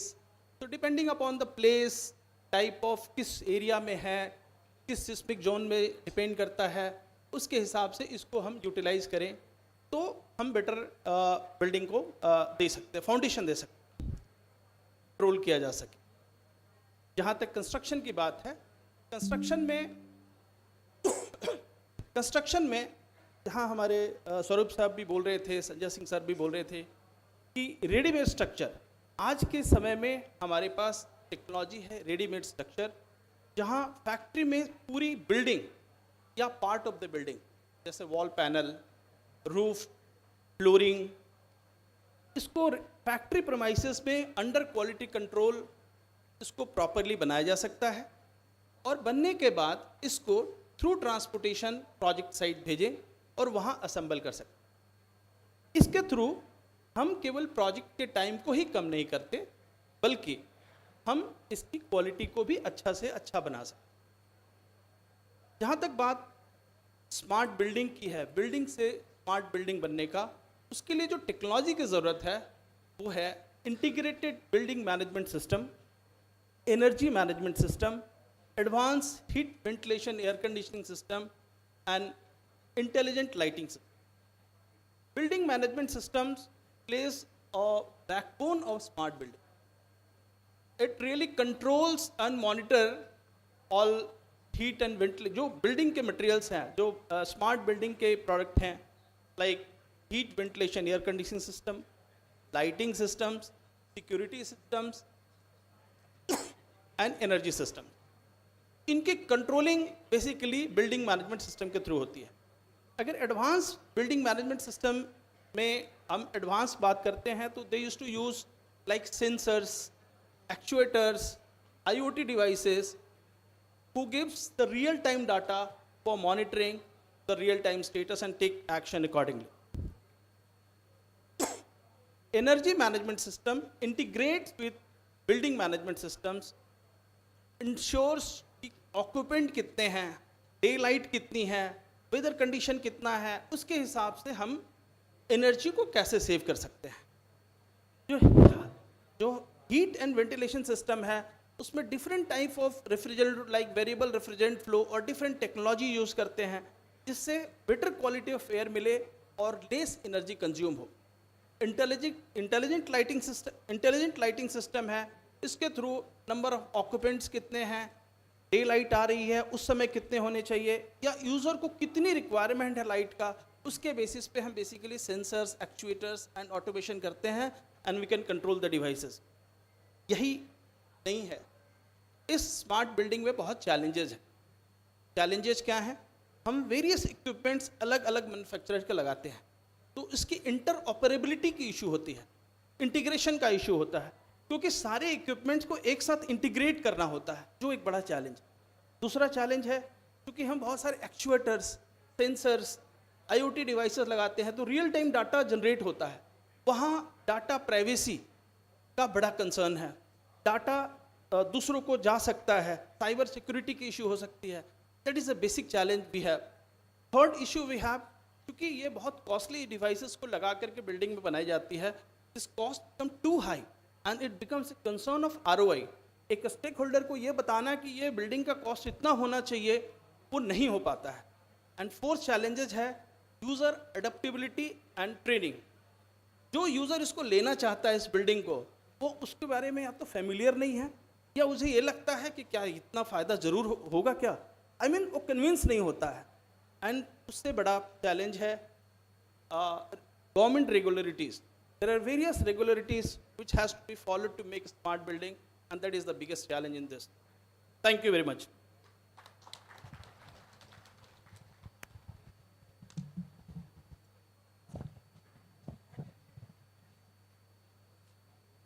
Thank you, Arvind ji, smart building के बारे में ये सब डिटेल्स बताने के लिए।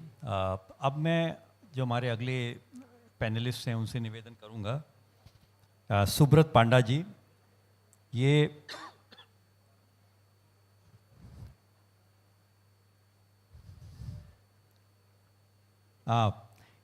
Jindal steel and power limited JSPL, इन्होंने कहा था कि JSP अभी नाम हो गया है, मगर सिंस मोनिका जी ने छापा है वो JSPL छापा है, तो मैं बाध्य हूँ वही पढ़ने के लिए।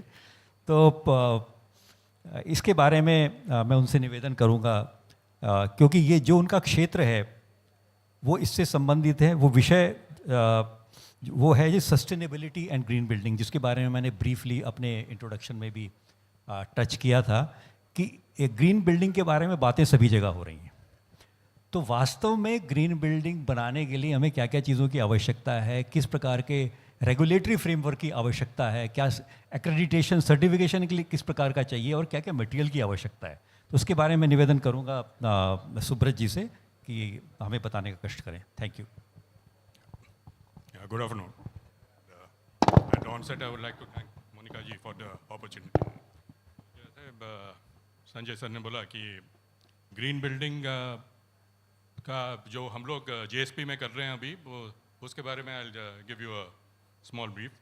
कि one what we are doing currently is that we have developed normal जो blast furnace grade steel बनता है, उसमें carbon emission is to the tune of about 2600-2700 kgs per ton. And what we have done, because we have an electric arc furnace at both our plants at Angul and Raigad, so we have currently developed a process wherein we are using 100% scrap and about 88% of renewable energy. And we are producing steel wherein the carbon emission is around 450 kgs per square. So there are a lot of projects which are coming up both in across the world and also some data centers in India, wherein this requirement is there that the carbon emission should be somewhere less than 800 kgs in the entire process. So if you produce at around 450-500 kgs of carbon emission and then move the material, including the transportation, we are able to meet this process. So this is unique to us because we have electric arc furnaces at each of the plants, and that is one of the, so we have currently an EPD certification for it.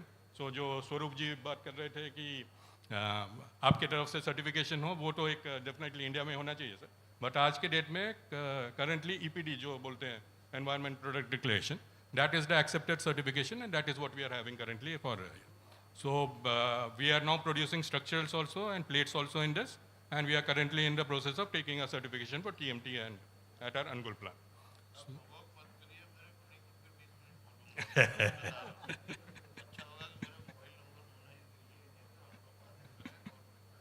Ji sir, बिल्कुल sir. Sir दूसरा जो है ये हम लोग जो produce करते हैं अनगुल में we do it through the coal gasification route, wherein coal gasification में we are producing a syngas, and the syngas we are using for reducing the DRI.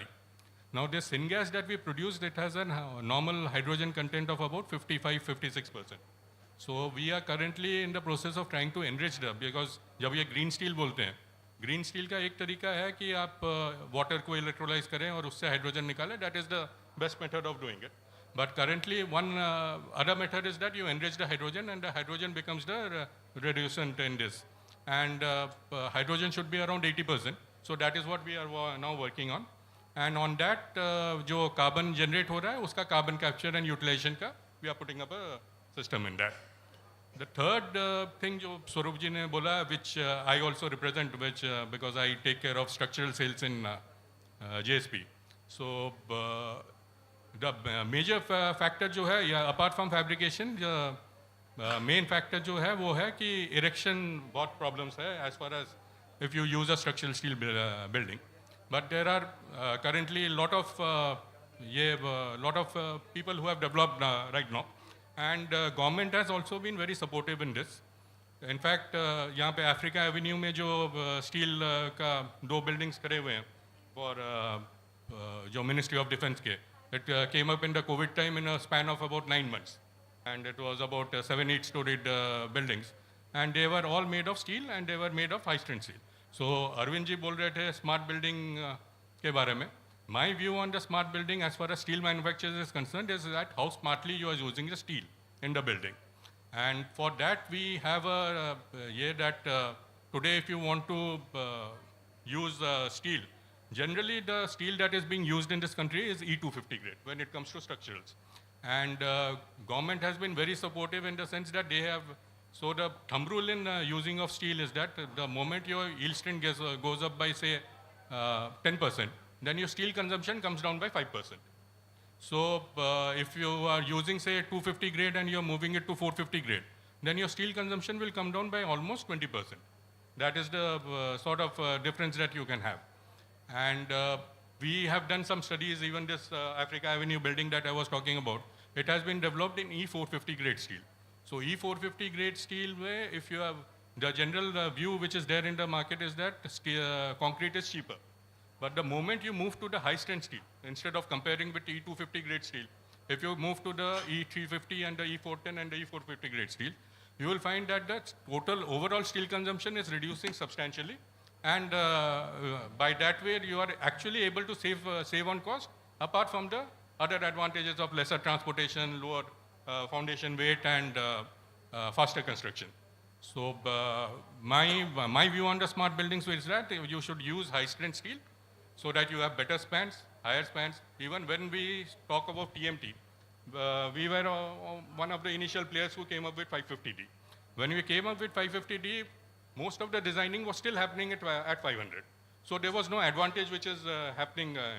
Today, if you use 550 grade steel, you are able to save about 7 to 8% on the total steel consumption compared to a TMT 500 grade. So that is the smart building portion of it. The other where I would request the help of ministry is that there are a lot of codes which Swarupji was talking about seismic. There's a BIS code for seismic resistance. There's a BIS code for fire resistant steel. We are one of the members who have developed a fire resistant steel. But today in the National Building Code, it is not included. So that is something that your help would be required to have it included in the. There is no need to do a fire protection today because we have a fire resistant steel available, which can save your, which can withstand fire for about 3 hours at 600 degrees centigrade. But because it is not there in the National Building Code, so there is no usage of it which has come up as of now. So that is something that I would request the ministry's help and CIDC's help on it. And so I think that's all that sums it up.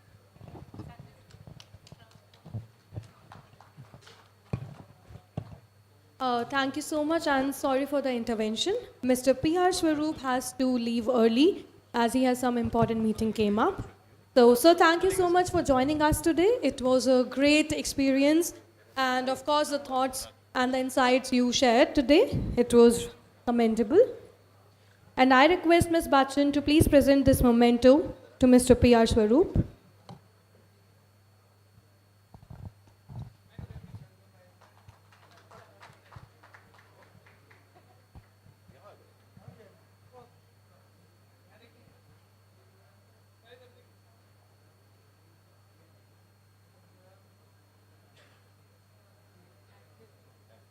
Once again, thank you so much, sir, and have a great day ahead.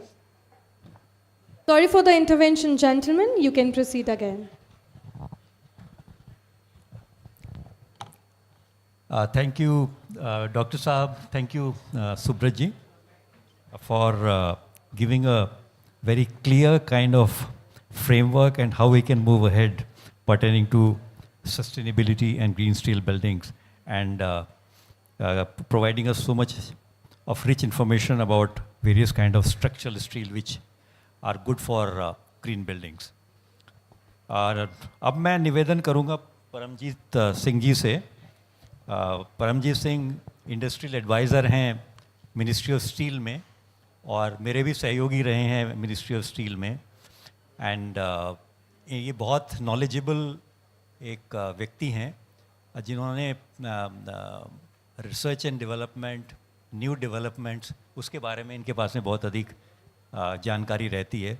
तो इनसे मैं निवेदन करूंगा कि जो हमने अभी smart buildings की बात करी है, ग्रीन बिल्डिंग की बात करी है, किस प्रकार से हम क्वालिटी कंट्रोल, उसमें क्वालिटी उसके भीतर ला सकते हैं, तो किस किस प्रकार की हमें अप्रोच लेने की आवश्यकता है, और उसके साथ साथ क्या क्या हमारे नए तरह के स्ट्रक्चर्स हो सकते हैं जो हम भविष्य में जिनकी ओर हम देख सकते हैं. राम जी.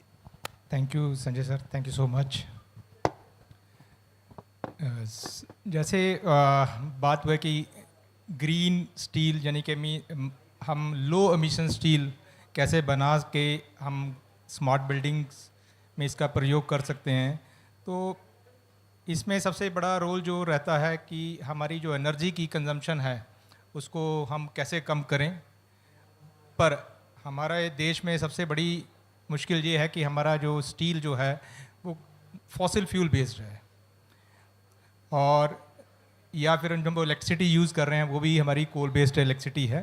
तो एमिशन लेवल हमारा जो हमारी इंडस्ट्री है उसका एज़ कंपेयर टू जो हमारी ग्लोबल एवरेज है उससे ज़्यादा है. मगर हमारी इंडस्ट्री जो है अभी कंटिन्यूस प्रैक्टिस कर रही है कि उसको कैसे कम किया जाए, और मिनिस्ट्री भी उसमें काफ़ी रोल प्ले कर रही है. मिनिस्ट्री ने सर 13 टास्क फोर्स बनाई हैं जो आप ही की गाइडेंस में शुरू हुई थी, and all the 13 task force have submitted there report. अब और उसमें हमने ये देखा है कि जैसे ये छोटा सेक्टर है जिसमें वो टीएमटी, अगर हम टीएमटी की टोटल प्रोडक्शन की बात करें कि 100% अगर टीएमटी प्रोड्यूस हो रहा है इंडिया के अंदर, तो बड़ा है जो 6 बड़े स्टील प्लांट हैं उनका जो कंट्रीब्यूशन है टीएमटी में 30% है, और छोटे सेक्टर का कंट्रीब्यूशन 70% है.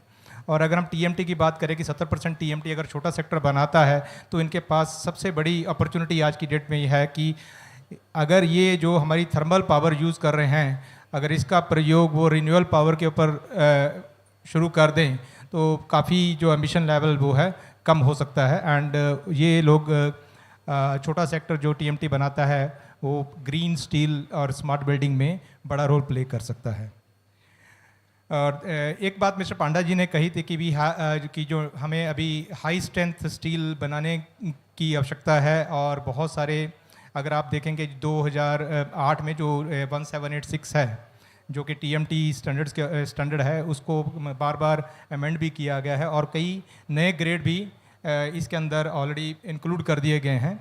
तो मैं पांडा जी से ये कहूँगा कि अगर हमें ज़रूरत है कि अभी और भी स्टैंडर्ड हमें फर्दर इम्प्रोवाइज़ करने की ज़रूरत है, आप हमें बताइए. हम बीआईएस से बात करके we will include that grades in it. And but उसके अलावा हमें I think we need to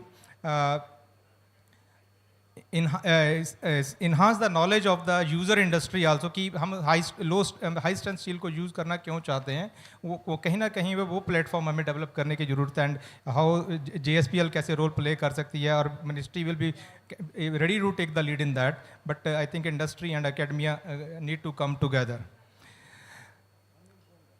एक बात स्वरूप जी ने कही थी कि PMAY योजना में जो स्टील का कंजम्पशन है वो कैसे बढ़ सकता है। तो जब संजय सर हम सेक्रेटरी स्टील थे तो उन्हीं की गाइडेंस के अंडर में एक हम लोगों ने प्रोजेक्ट MNIT को दिया था। तो वो भी बेसिकली PMAY योजना के अंडर में ही है कि हम जो रूरल एरिया में स्टील स्ट्रक्चर बना के, स्टील के हाउसेस बना के कैसे हम स्टील का कंजम्पशन बढ़ा सकते हैं। तो ministry is playing a role in this.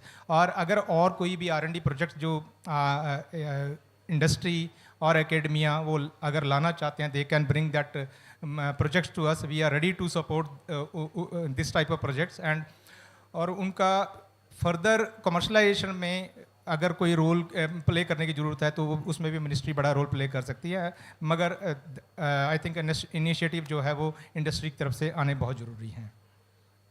Sir एक चीज़ मैं और कहना चाहूँगा कि जो BIS स्टैंडर्ड की बात की थी कि हम मिनिस्ट्री ने 145 quality control Indian standards quality control under में लेके आए हैं आउट ऑफ 183। और जो हमने अभी तक छोड़े हैं वो सिर्फ जो रॉ मटेरियल के स्टैंडर्ड है उनको छोड़ के बाकी सभी स्टैंडर्ड हम लोग लेके आ गए हैं। और जब हम स्टैंडर्ड को QCO में लेकर आए तब इंटरेक्शन जब हमने इंडस्ट्री के साथ किया तब हमें पता लगा कि हमारे स्टैंडर्ड्स का लेवल क्या है। एंड हमने डाटा भी कलेक्ट किया, इंपोर्ट डाटा कलेक्ट किया, किस टाइप के ग्रेड्स के मटेरियल आ रहे हैं। देन उस डाटा को लेके हम BIS के पास गए। मैं आपके थ्रू इस ऑडियंस को बताना चाहता हूँ कि मिनिस्ट्री के इंटरवेंशन से 500 से ज़्यादा ग्रेड जो हैं अभी हमने जो एग्जिस्टिंग 145 स्टैंडर्ड हैं उसके अंदर इंक्लूड कर दिए हैं। 500 से ज़्यादा ग्रेड और 110 मोर आर इन प्रोसेस। तो और अब हम we are continuously interacting with BIS and the industry and working together कि उस जितने भी स्टैंडर्ड हैं उनको इम्प्रूव किया जाए। तो इसमें मैं ये चाहूँगा कि अगर ऑडियंस में बैठे हुए इंडस्ट्री है चाहे एकेडमिया कहीं से भी अगर किसी का भी लगता है कि we need to improve specific standard improve करने की ज़रूरत है वो हमारे पास आए तो we will play a role in this. और हमने इसके अलावा हमने जो हमारे पास डाटा आया इंपोर्ट डाटा आया उसके थ्रू हमने कुछ नए स्टैंडर्ड भी डेवलप किए जो कि स्टैंडर्ड इंडिया के अंदर एग्जिस्ट ही नहीं कर रहे थे मगर वो मटेरियल इंपोर्ट हो रहे थे। ऐसे 4 स्टैंडर्ड हमने नए बनाए हैं जो अभी हम QCO के अंदर लाने वाले हैं जिससे आई थिंक हमारा मेन मकसद ये है कि जो भी मटेरियल आ रहा है या बन रहा है कंट्री के अंदर वो स्टैंडर्ड के हिसाब से बने और जो हमारे पब्लिक एट लार्ज है वो उसको क्वालिटी प्रोडक्ट मिले। Through this, I just want to convey one message to the TMT junction also today. I hope TMT junction people are listening to it. कि आप लोगों ने जो जंक्शन बनाया है तो उसमें बिकॉज TMT और जो भी प्रोडक्ट हैं आपके तो आप उसमें देखिए कि जो भी ट्रेडिंग हो वो सर्टिफाइड प्रोडक्ट्स की हो। तो जो भी मटेरियल आपके थ्रू बिकने वाला है उसके पास BIS सर्टिफिकेट हो और जब भी वो सेल करे तो उसके साथ वो उसके सर्टिफिकेट को साथ में दे कि ये जो मैंने मटेरियल बनाया है स्टैंडर्ड के हिसाब से बनाया है ताकि वो मटेरियल जो है स्टैंडर्ड के हिसाब से सबको मिले सके। इसके अलावा अगर कोई भी मिनिस्ट्री की तरफ से यू कैन से सपोर्ट की ज़रूरत है I will request all of you to come to us and we will do it. Thank you so much sir. Thank you Paramjit Singh ji. Quality control orders और किस किस प्रकार के क्वालिटी कंट्रोल की आवश्यकता है उसके बारे में हमारा ज्ञानवर्धन के लिए अब जो हमारे पैनल के जो आखिरी स्पीकर हैं अंकित मित्तल जी उनसे मैं निवेदन करूंगा। वो शाकंभरी ग्रुप से संबंधित हैं और उनसे मेरा ये निवेदन होगा कि हम वो इस डायरेक्शन में ज़रा बात करें कि जो हमारे स्मार्ट बिल्डिंग्स और ग्रीन बिल्डिंग्स के बारे में जिस प्रकार के स्ट्रक्चरल मटेरियल की आवश्यकता है तो उसमें कहाँ कहाँ क्या क्या संभावनाएं हैं, किस प्रकार से उनका इंटीग्रेशन किया जा सकता है, तो उसके बारे में कृपया बताने का कष्ट करें। Thank you. Thank you Singh साहब। नमस्कार सभी को एंड थैंक यू मोनिका जी यहाँ पे हमें इनवाइट करके एक मौका देने के लिए ताकि हम अपनी बात को रख सकें। सर डिस्कशन पैनल का जो चल रहा है स्मार्ट बिल्डिंग को लेके चल रहा है, definitely that is the need of the hour. और आज सुबह mister Prakash CMD steel authority of India उनसे एक छोटी सी डिस्कशन मेरी हो रही थी तो हमने एक चर्चा की कि जो डेवलपमेंट अभी कंट्री में चल रहा है definitely India is going through a golden era. आने वाला जो 2 डिकेड है अभी इंडिया के अंदर में that will be really a golden era जिसको हम विटनेस करेंगे।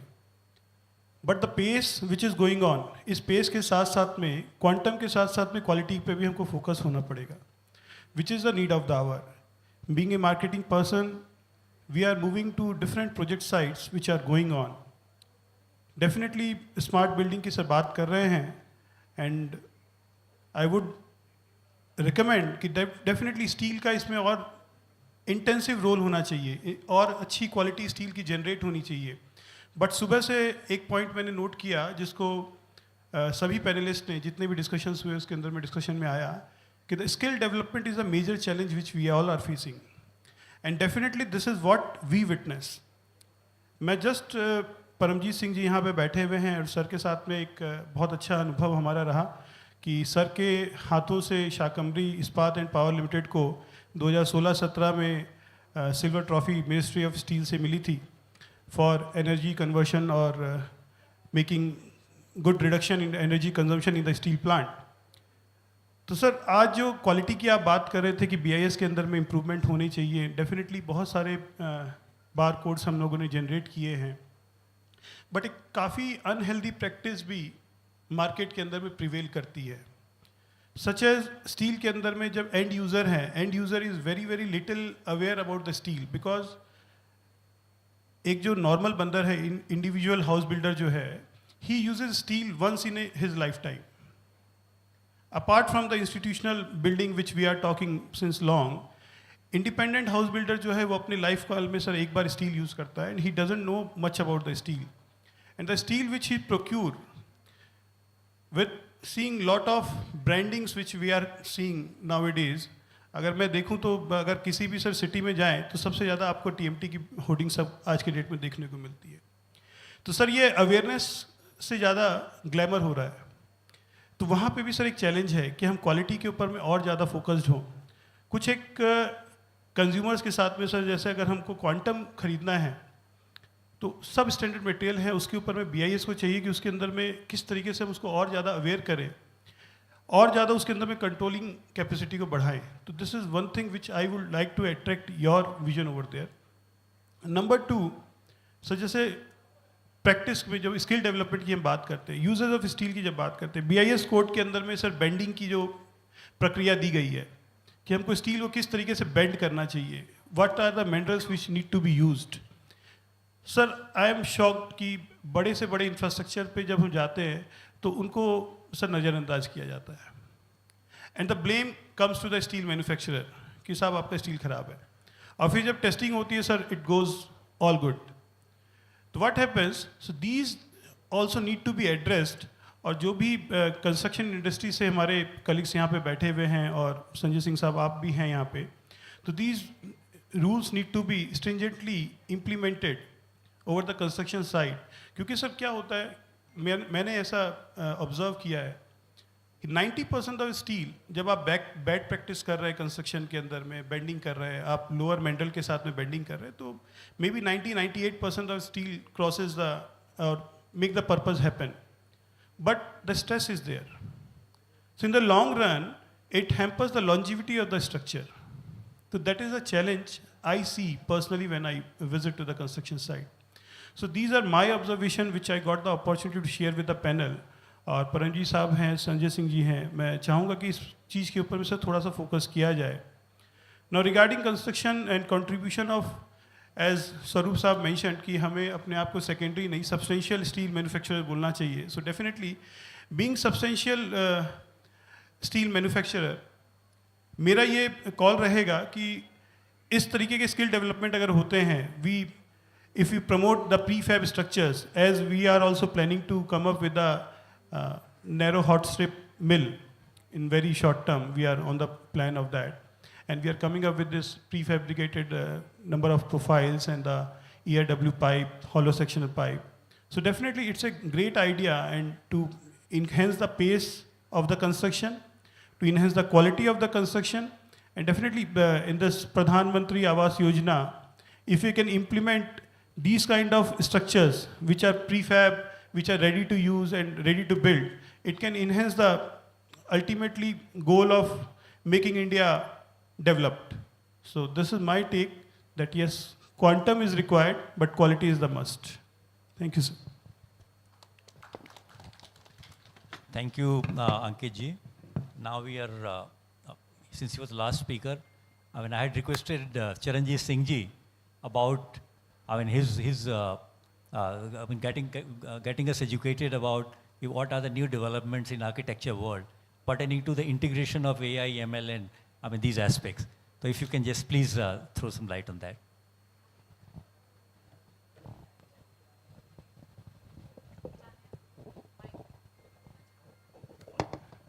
Good evening, sir.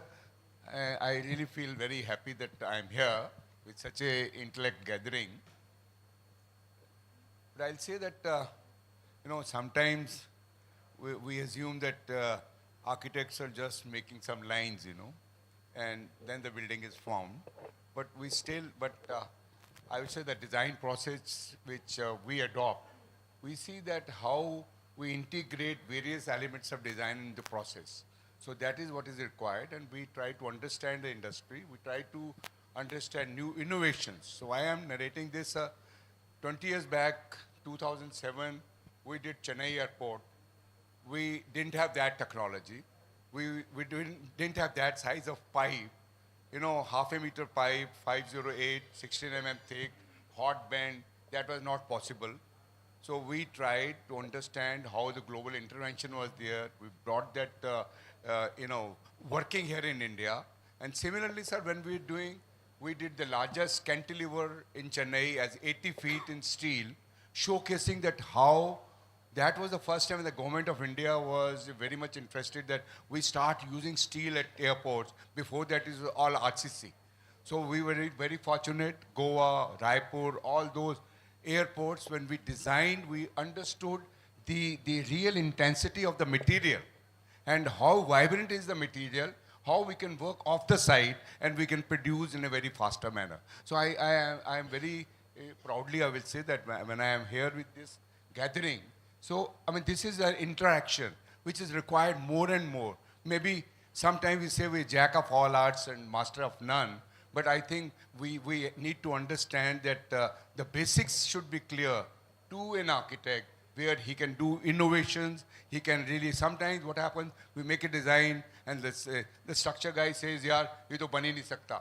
Your imagination gets fucked there, But once the interface between the various consultants, the industry is put together, I will, sir, just after you finish, I'll make a small presentation where we try to do all this and how the interface between all of us can really make India shining bright tomorrow, because I see so much endless work which is happening, and that is only possible either in steel or in composite material.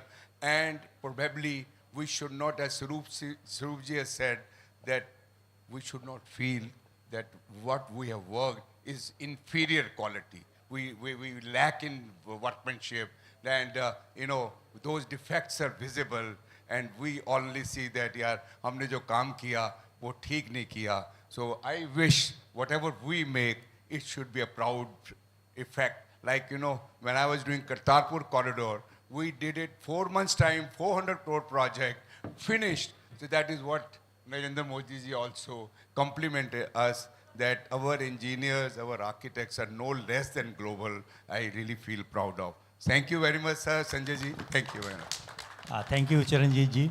In fact, world is moving in terms of structures towards BIM, Building Information Model, which are 3D models, and CAD is part of that. So this is the kind of path forward which architects, the world of architecture is taking. So thank you very much, Ranjit Singh ji. And I am thankful to Monica ji. I'm thankful to Paramjit, my friend, Mr. Arvind ji, Mr. Subrat ji, Ankit ji, and of course, the most Dr. Swaroop, for making such a lively presentation and making this session live. Thank you very much. Thank you so much, all of you, our presenters and session chair. I request Ms. Bachchan, the moderator of the session, to please present mementos to our session chair, Mr. Sanjay Singh. Thank you so much, sir, for chairing up the session.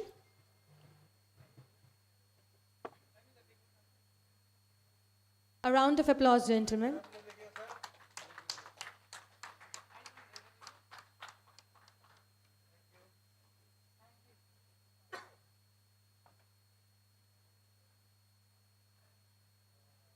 Thank you so much, Mr. Paramji, for joining us for this session.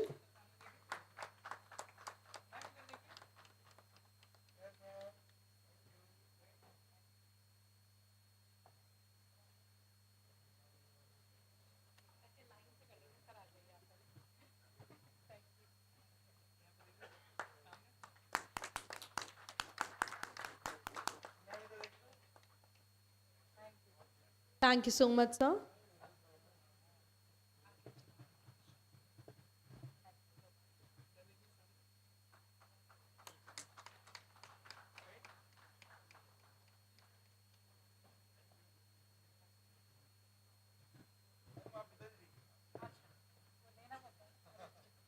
Thank you once again, sir. I request all the panelists with session chair and moderator to please gather here for a group photo.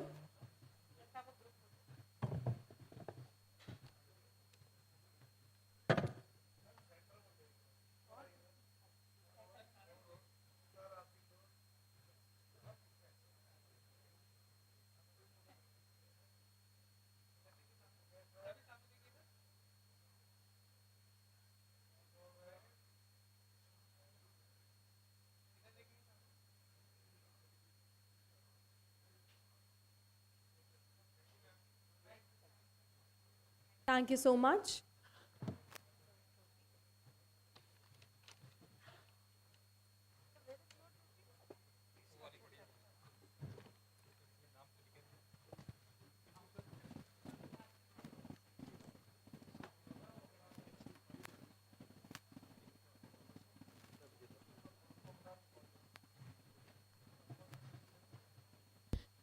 Now for the next session, we have a special presentation by Mr. Hitesh Agrawal, CEO MPL Group.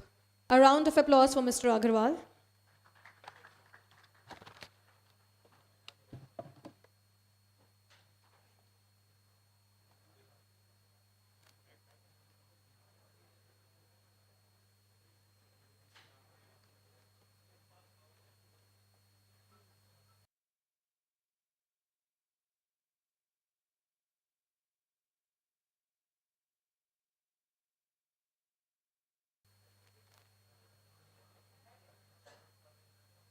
Hello. A very warm good afternoon to all of you over here. I would like to begin my presentation with a quote by famous architect Le Corbusier. Materials of city planning and that hierarchy are sky, space, tree, steel, and cement. In that order, in that hierarchy, where steel is the first element after the natural elements. Good afternoon to all distinguished guests, esteemed delegates, and fellow stakeholders. Today, we gather not only as mere individuals, but as architects of our own nation's future, united by a common vision to develop the nation. Since morning, it has been an enlightening session where a lot of knowledge is exchanged across this forum, and we have touched upon the pivotal role that steel plays in shaping the very backbone of our infrastructure, from bridges, steel skyscrapers. I would like to thank Metalogic team for giving me this opportunity present at the esteemed platform. The significance of the conference title resonates deeply with our organization, encapsulating our multifaceted role in the realm of steel and infrastructure. Over the span of 65 years, we have honed our expertise in steel manufacturing, crafting the very foundation upon which vital infrastructure projects thrive. And now, we have a recent expansion into the dynamic realm of logistics. We are a 6-decade-old steel manufacturing company based out of Telangana in Hyderabad, with over 8 manufacturing units and turnover of about 1,500 CR. Employing with more than 2,500 people across our organization, we are diversified into steel, power, cement, and logistics recently. In line with our vision to contribute to the infrastructure of the nation, we have been developing our capabilities, meet the stringent quality and our vision Our core values are about customer-centric approach, where we focus on the customer and provide them with competent, quality, and cost-effective solutions. At MPL Steel Pipes, we are an integrated steel producer where we are integrated from iron ore till all the way up to the steel pipe.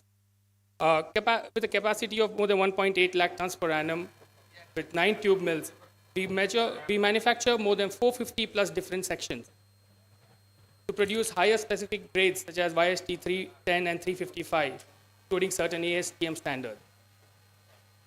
This is a range of product portfolio to cater, which are used in today's structural and architectural applications that we manufacture. As you all know, where steel pipes are being used and how the application is increasing day by day, replacing conventional structures. It's used in piling, steel pile foundations, structural columns, etc. At MPL Steel Pipes, the empanelment with public sector departments has been instrumental in our growth. We have been a proud supplier to the Kaleshwaram project, which is one of the largest irrigation projects of the country. With a presence across India, we endeavor to place our product in all the markets at affordable and easily available. We are an ISO 9001 integrated management company with all necessary licenses from the Bureau of Indian Standards. Recently, we have also started the first Gati Shakti terminal in Telangana.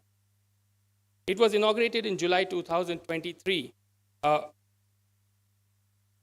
We aim to handle railway freight and provide last mile delivery solutions to our users to optimize their supply chains. As we all know that CO2 emissions are reduced by using rail as a mode of transport. We propose to develop this into a multimodal logistics park, providing warehousing solutions, cold storage, metal silos for grain handling, and also an integrated container depot, inland container depot in the future. The key strategic location advantage is that it is in proximity to the proposed north-south corridor of the dedicated freight corridor. Excellent port connectivity to two of India's major ports, Visakhapatnam and Krishnapatnam, located bang on the highway of Hyderabad to Vijayawada. Also, the area surrounding is rice bowl, the rice bowl of Telangana, Nalgonda. What are key features? Using railways instead of trucks to move freight helps reduce greenhouse gas emissions by up to 75%. We are deploying state-of-the-art security and surveillance systems, integrating AI in ensuring the safety of the products that we handle. With over 2 platforms spanning across 1 lakh square feet, we are able to handle about 2.4 million tons of cargo per annum.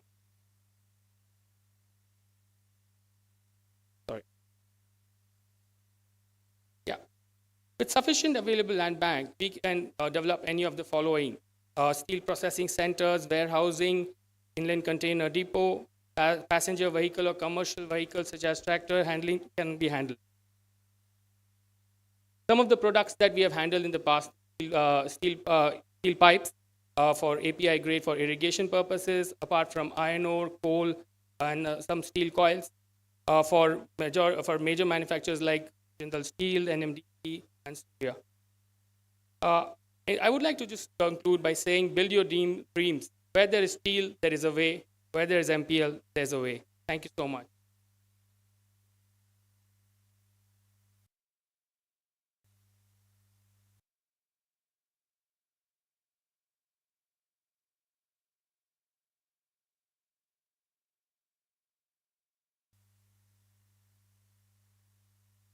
I request Mr. Hitesh to please come on the stage again. That was a great presentation, but he left the stage so fast that he didn't allow me to present the memento. So I request Ms. Bachchan to please do the honor and present the memento to Mr. Hitesh Agarwal. That was really a great railway stations, bus stands, and high-speed metros. Our presenters for the session would be Professor Charanjit Singh, Shah Founding Principal, Creative Group. I think our presenters are on the stage, and we can start the session.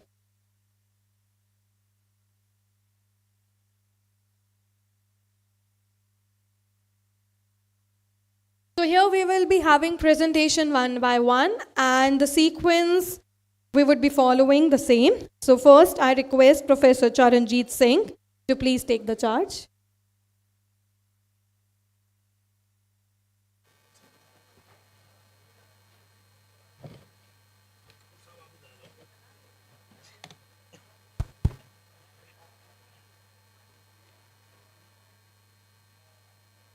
नमस्कार जी सबको सत श्री अकाल आदाब afternoon sessions are very dry you know कि आदमी थक जाता है यार और फिर इन्होंने रोटी भी ऐसी खिला दी मुर्गे मुसल्लम तो वो कहते हैं खमारी चढ़ जाती you know everybody is practically in a very lean thought process but anyway मैं इसीलिए लाइट मूड में बात कर रहा हूँ कि भाई सारे लाइट से थोड़ा लाइटर हो जाएंगे तो फिर ब्राइटर हो जाएंगे यू नो तो मुझे 54 साल हो गए प्रैक्टिस करते हुए और as you know I could see like Swaroop ji ने कहा और हमारे सिंह साहब ने कहा और परमजीत जी ने कहा you know things are changing और मैं एक रेफ्यूजी कैंप में टेंट में पैदा हुआ वहाँ से मैंने अपनी जर्नी चालू की और अब फिर साइकिल आया फिर स्कूटर आया फिर गाड़ी आई फिर अब क्या क्या चीज़ें आ गई और कहाँ पहुँच गए हम and it is endless and when I started practice but now today when we are doing things are absolutely different and very rightly said कि भाई जो प्रोजेक्ट हम पहले 5 साल में करते थे वो हम 4 महीने में कर लेते that's the role of technology understanding the technology in terms of reality gives you the production. And how do you clear that you are getting to know all those components together where I become like you know, first of all, finance management, construction management, project management, you know, it's all integrated together and that is the tool we call also BIM. And we work 100% on BIM today. And when you interface, interlayer, everything put together, and you can monitor everything on your table, and that is how things are happening today. Mind it, I always say, because I love my country, India is shining.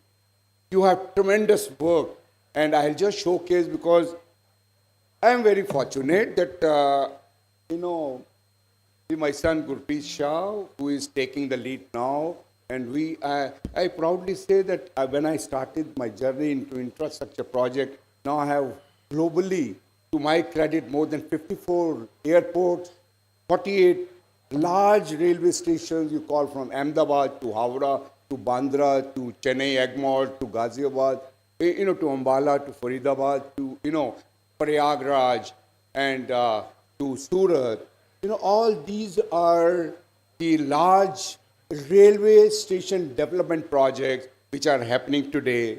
And this is me, but still I feel that as we're talking about sustainability, smart, you know, any built form should not be treated as mass of brick and concrete, but it should be breathing. It should have life. How do you create life into dead, you know, matters of mass of brick and concrete and steel? That is what is architecture. How do you put soul into architecture through playing with the material? I am not showing today an architectural element because I am doing Varanasi airport. I am very fortunate that I am Ram Lalla's Ayodhya airport is also with us, you know, and we are doing it. I did Kartarpur corridor. I have also designed the Ayodhya mosque. So it's like Hindu, Muslim, Sikh, Isai, everybody's sentimental architecture also I have the opportunity to create. Now मैं just Ayodhya कर रहा हूँ. So, you know, I started reading complete Ramayana, you know, all the 7 cantos of Ramayana, and how do you put all those put together into the real form of architecture, where you say, यार हाँ steel तो लग जाएगा, लेकिन ऐसा ना हो ना कि एक ऐसा एक बड़ी चीज़ बन जाए जिसमें राम ना आए. So that is what we're trying. How you put soul into architecture. Once you are at Ayodhya, you say Ram. Once you are at Varanasi. Now, Varanasi is the airport. We're doing ropeways. First urban ropeways of India, we're doing in Varanasi from railway station to the Vishwanath temple. And mind it, once you are with those 5 stations, you're reaching out to temple in 10 minutes, you should be with Vishwanath. You know, that is the type of vocabulary. I'm not touching all those, but those things can also be translated through the use of steel. 45 railway station, seaports, land ports, waterways, highways, intermodal hub, Katra, Tirupati, all these large projects, development, fortunately, we have that in our bag and we are doing it. We got about 250 people working around here in India and outside. We're doing the largest master plan of 20,000 hectares with 4 runways in Nepal, Nijgarh. So that is the type of scale which is happening all over. So this is how in 7 airports outside India, in Gabon, Gambia, other places we are doing. And these are some of the DMRC railway metro stations which we are doing. And this is, creating networking of new master plans of, metros at Ahmedabad to Gandhinagar. This is what we are doing. So now, this is steel.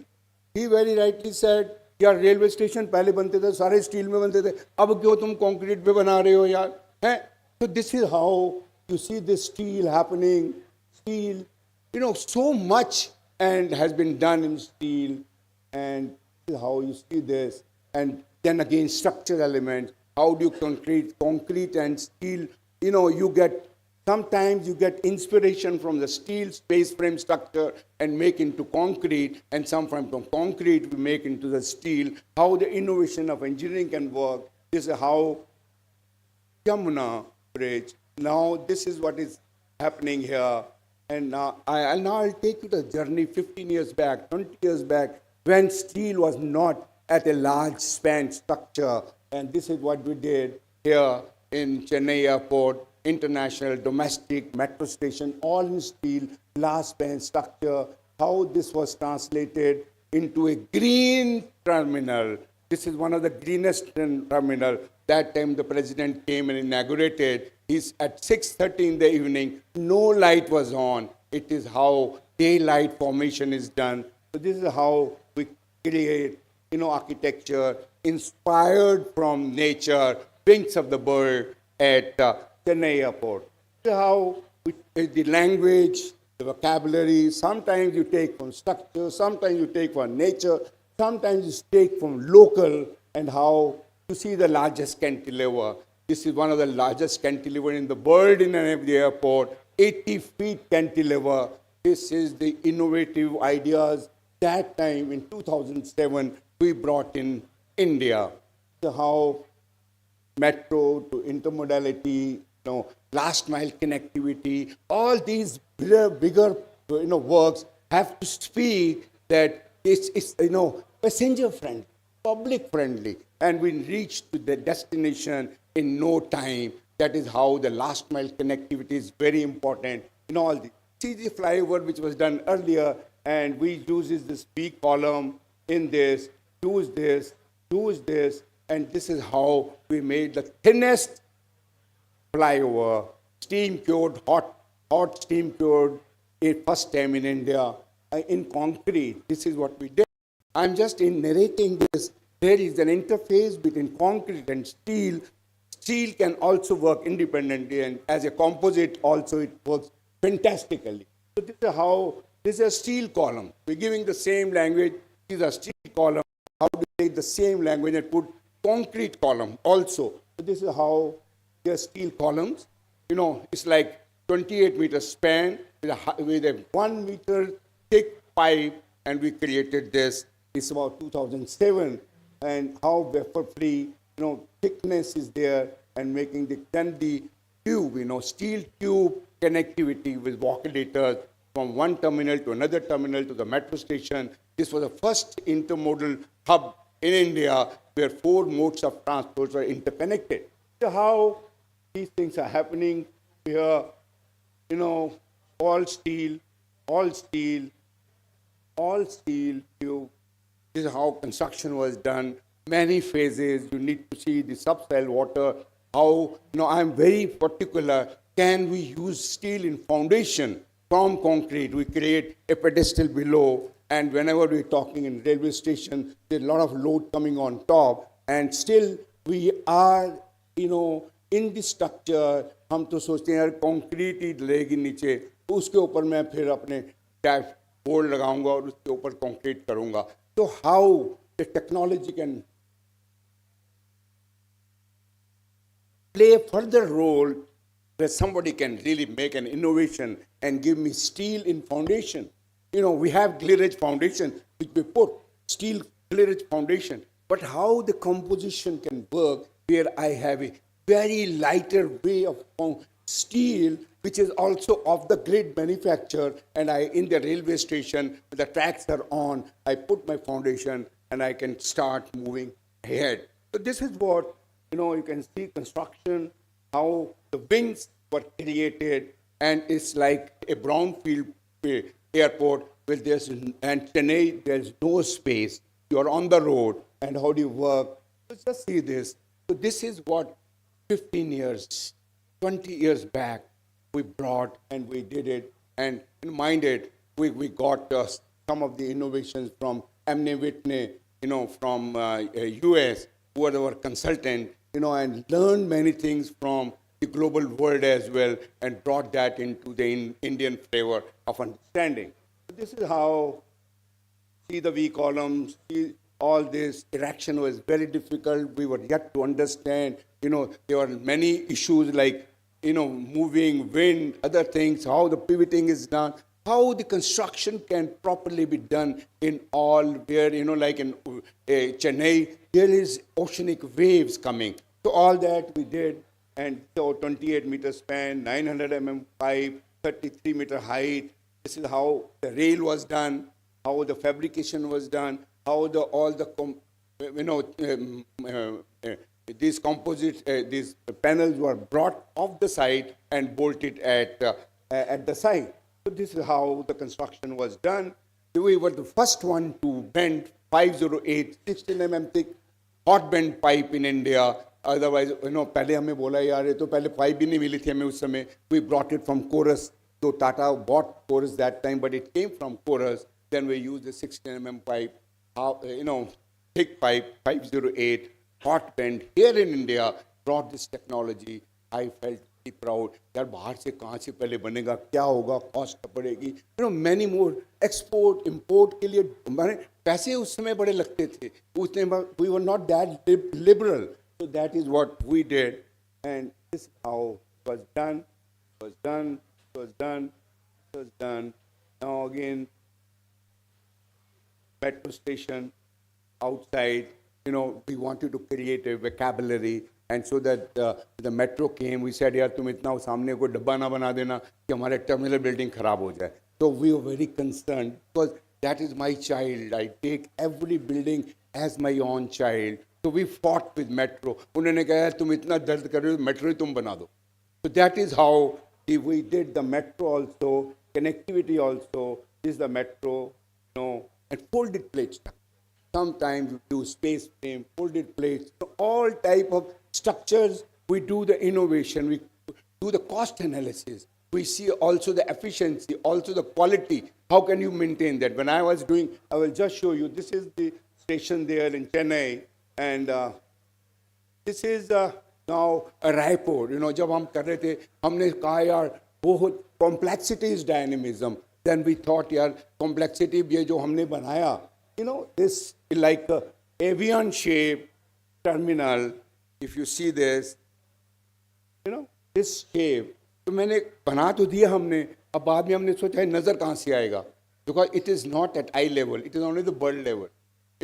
Then we thought that why create that sort of an architecture which is not visible at the eye level. We started looking at how the simplistic can be dynamism, where you play with all these things together. But this is how we did this very dynamic airport, all in steel. Look at this. we had a lot of issues, lot of problems, because when you create complex structure, you're bound to get some problem.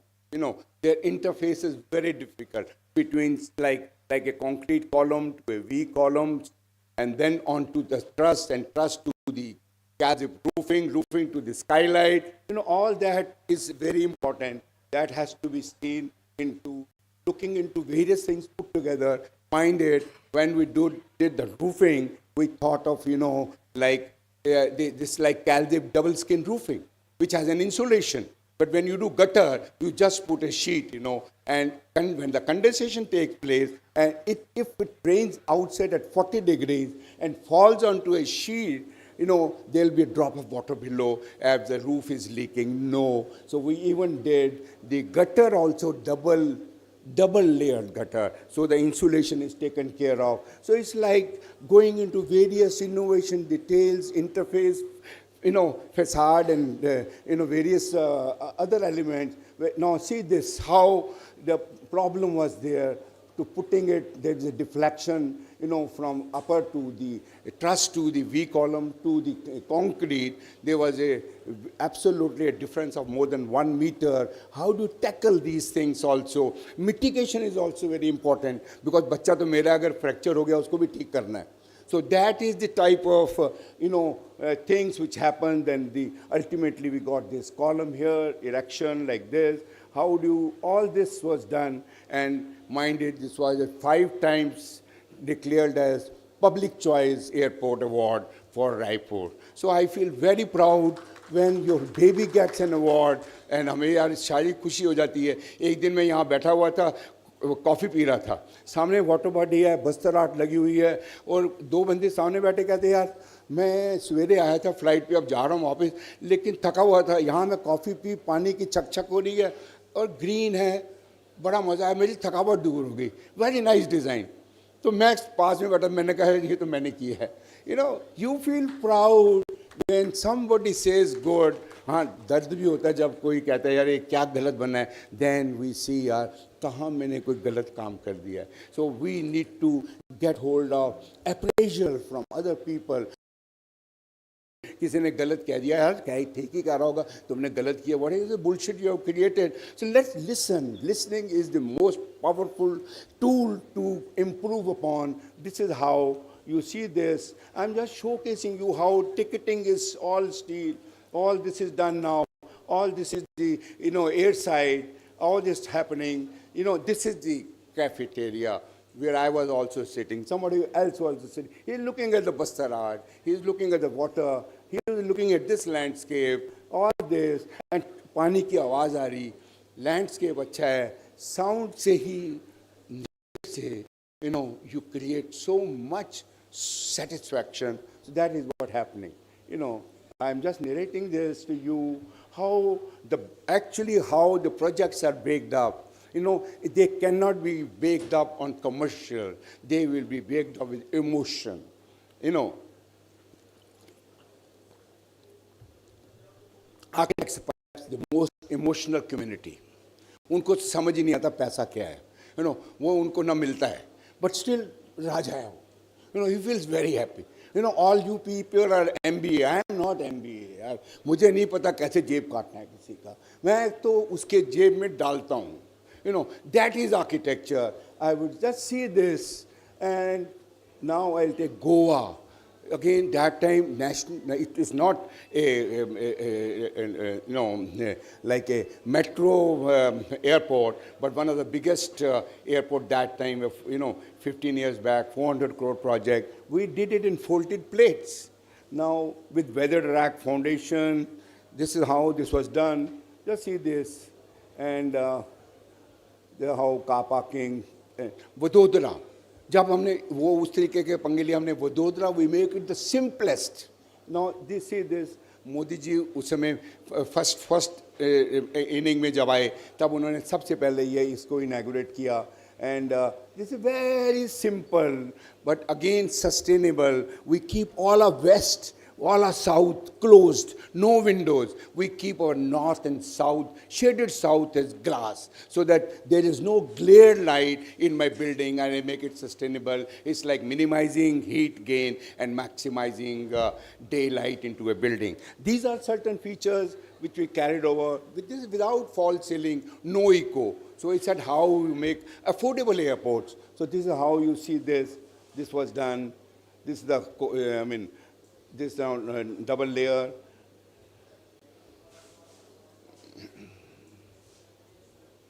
This is the food court outside.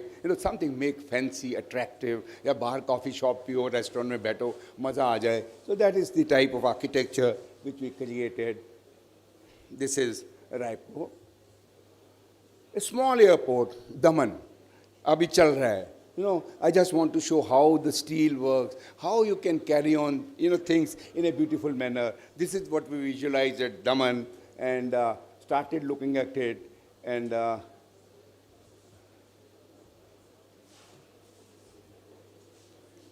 another very interesting project, Petropol at Landport building, at again in steel. You see this.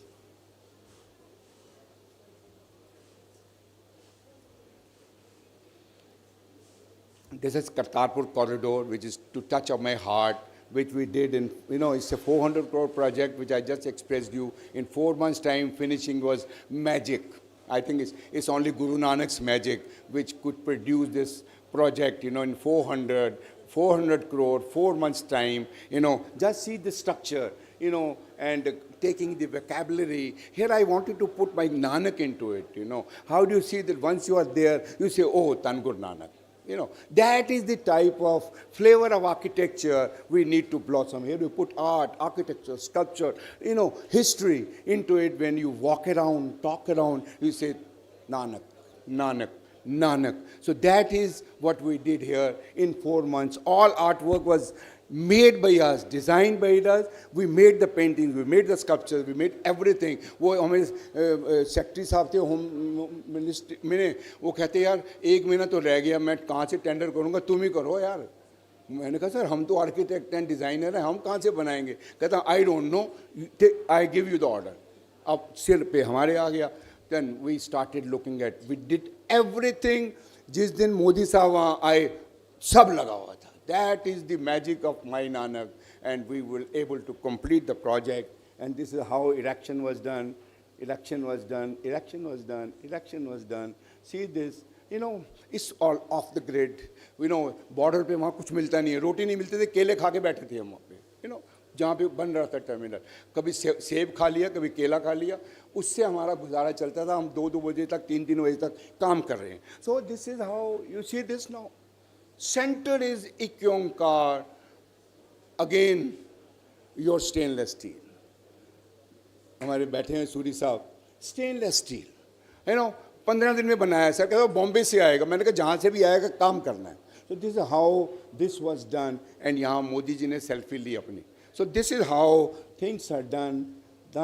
Skylight, Modi ji inaugurated. This is how I met him.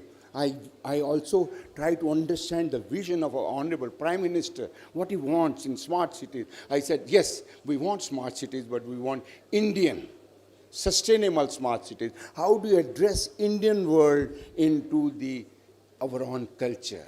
Maybe sometimes it looks funny, Vedic, Nagara art, South Indian Nagara arts, North Indian Nagara art. Now, we're putting Nagara art in a total formation, in a transforming manner where I feel proud. This is my heritage. I need to present. So this is what we talked about. This is now you have another. I'm very fortunate in South. I did. This is the convention hall for 5,000 people with a balcony. That also not in girders, but in a veneer girder in pipe, which is 40 meters. So this is what we did. How this, all this was 40 meters span, but only done in veneer girder in pipe. So steel plays a tremendous role. All this, you can see this, you see this, see the large auditorium, see this. Lastly now, I'll just put you with even small work, like a club, where you have dynamism of shape. This is we thought we do. And how do you do this? They are composite material between steel to other ways of application, and you do that. We made a mock-up. This is the club building.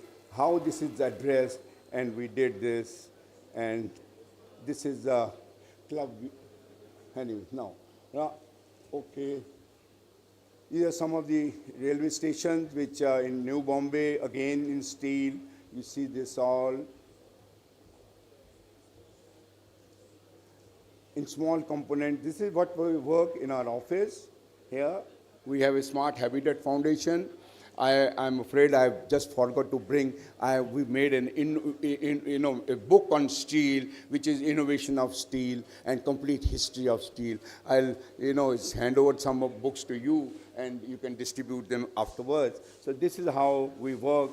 And lastly, today is the time technology plays a great role. Let's see that what we create is net zero, beyond net zero, because today I don't want to borrow anything from outside. All our projects, maybe it is energy, it is water, it is solid waste management, net zero is the target. And second is that we need to respect nature. How we respect nature is very important. This is what we work from Creative Group is. Our vision is nature is life, life is nature, and rest is all nothing but artificial, and that is called as artificial intelligence. So I conclude here that we respect the nature, learn from nature, eat nature, drink nature, live nature, hug nature. Thank you very much for patient hearing.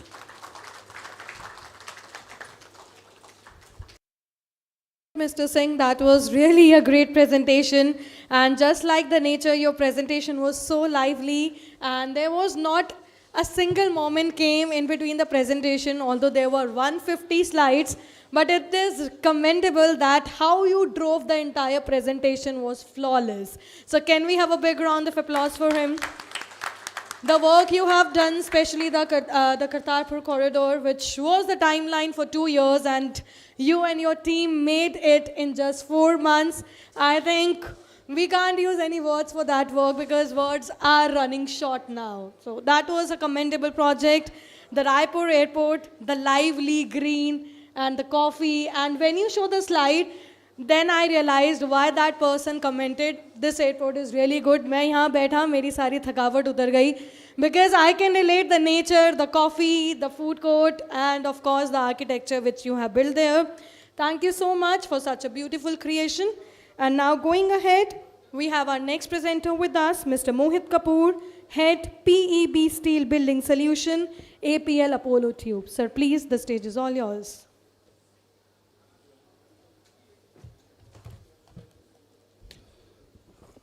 नमस्कार सभी को.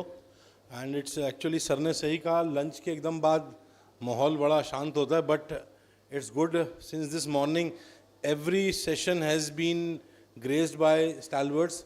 और जिस तरह से Sanjay Singh sir से लेके और सभी लोगों ने सेट किया है इस एजेंडा को, and you'll all see my slides. I told that to Monica ji after the first session that what the gentleman from SAIL said that will be in my second slide. So stage आप लोगों ने set कर दिया.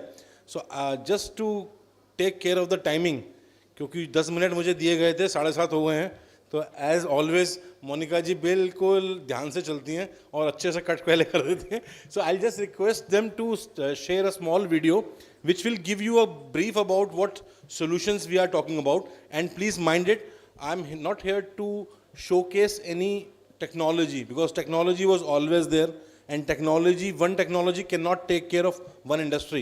So I'll start my presentation or my journey today with a disclaimer that we are not here to propagate only steel, only steel, only steel, because the quantum of work our country is doing, cement को हम छोड़ नहीं सकते. And just जैसे भाषा इतनी महान होती है कि कोई और भाषा उसका अपमान नहीं कर सकती, तो टेक्नोलॉजी अपने आप में बहुत बड़ी चीज़ है. And the best part about technology is fashion outdate होता है, टेक्नोलॉजी अपडेट होती है, इनोवेट होती है. तो हम लोगों ने, स्टील वालों ने क्या किया है, जैसे सर ने दिखाया, 100-150 साल से स्टील तो बन ही रहा है, बीच में कुछ समय सीमेंट आया. अब जब हमारी ज़रूरत है फास्टर कंस्ट्रक्शन की, and as all the gentleman in the first session said, sustainable construction की. So we have now gone again back to steel, and let us see what best we can contribute in the industry. So I'll just request gentlemen to start the video.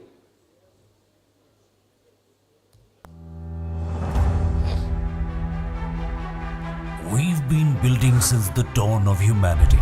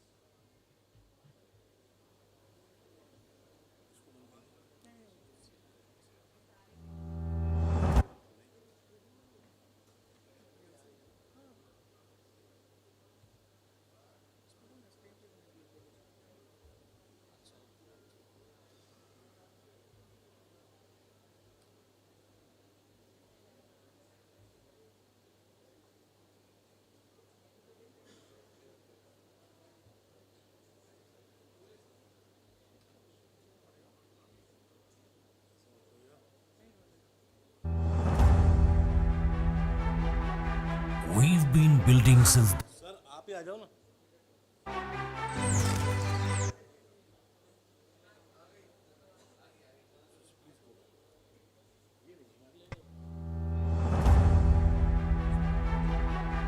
We've been building since the dawn of humanity. For thousands of years, we've evolved to build bigger. Now comes the next revolution in construction technology. APL Apollo Steel Building Solutions for better and faster construction. Recently used to build a hospital structure in just 100 days.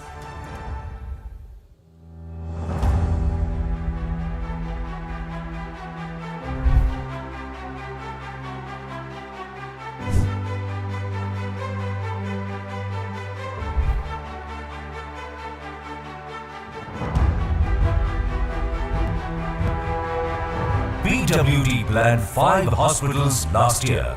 Work at the GTB site started in January 2022 with excavation, followed by raft, foundation and anchor bolt casting.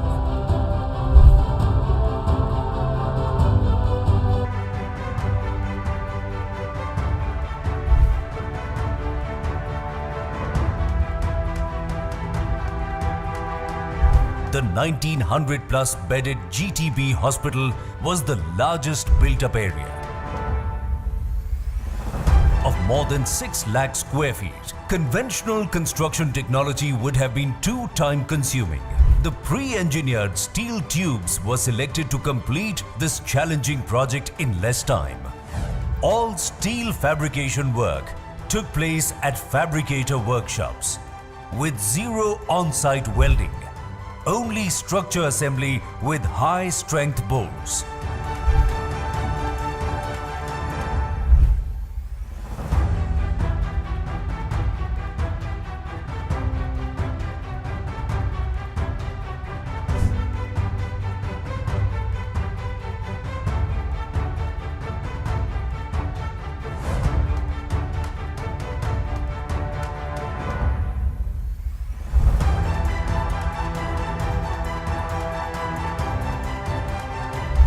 To 90% of the structure was built on 4 section sizes.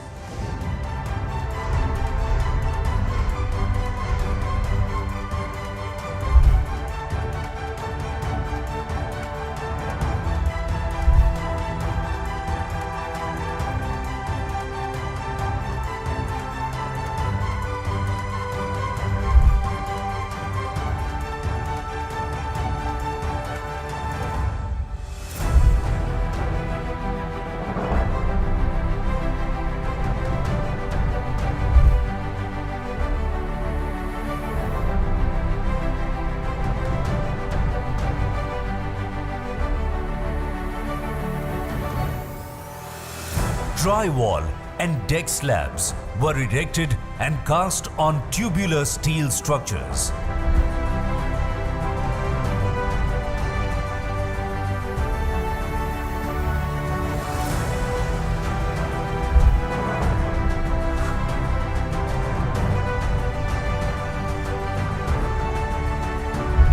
Thanks to tubular construction that offered the perfect balance of speed, quality, cost, and environmental friendliness, APL Apollo Steel Building Solutions give you lower project times, easier execution, and structure optimization.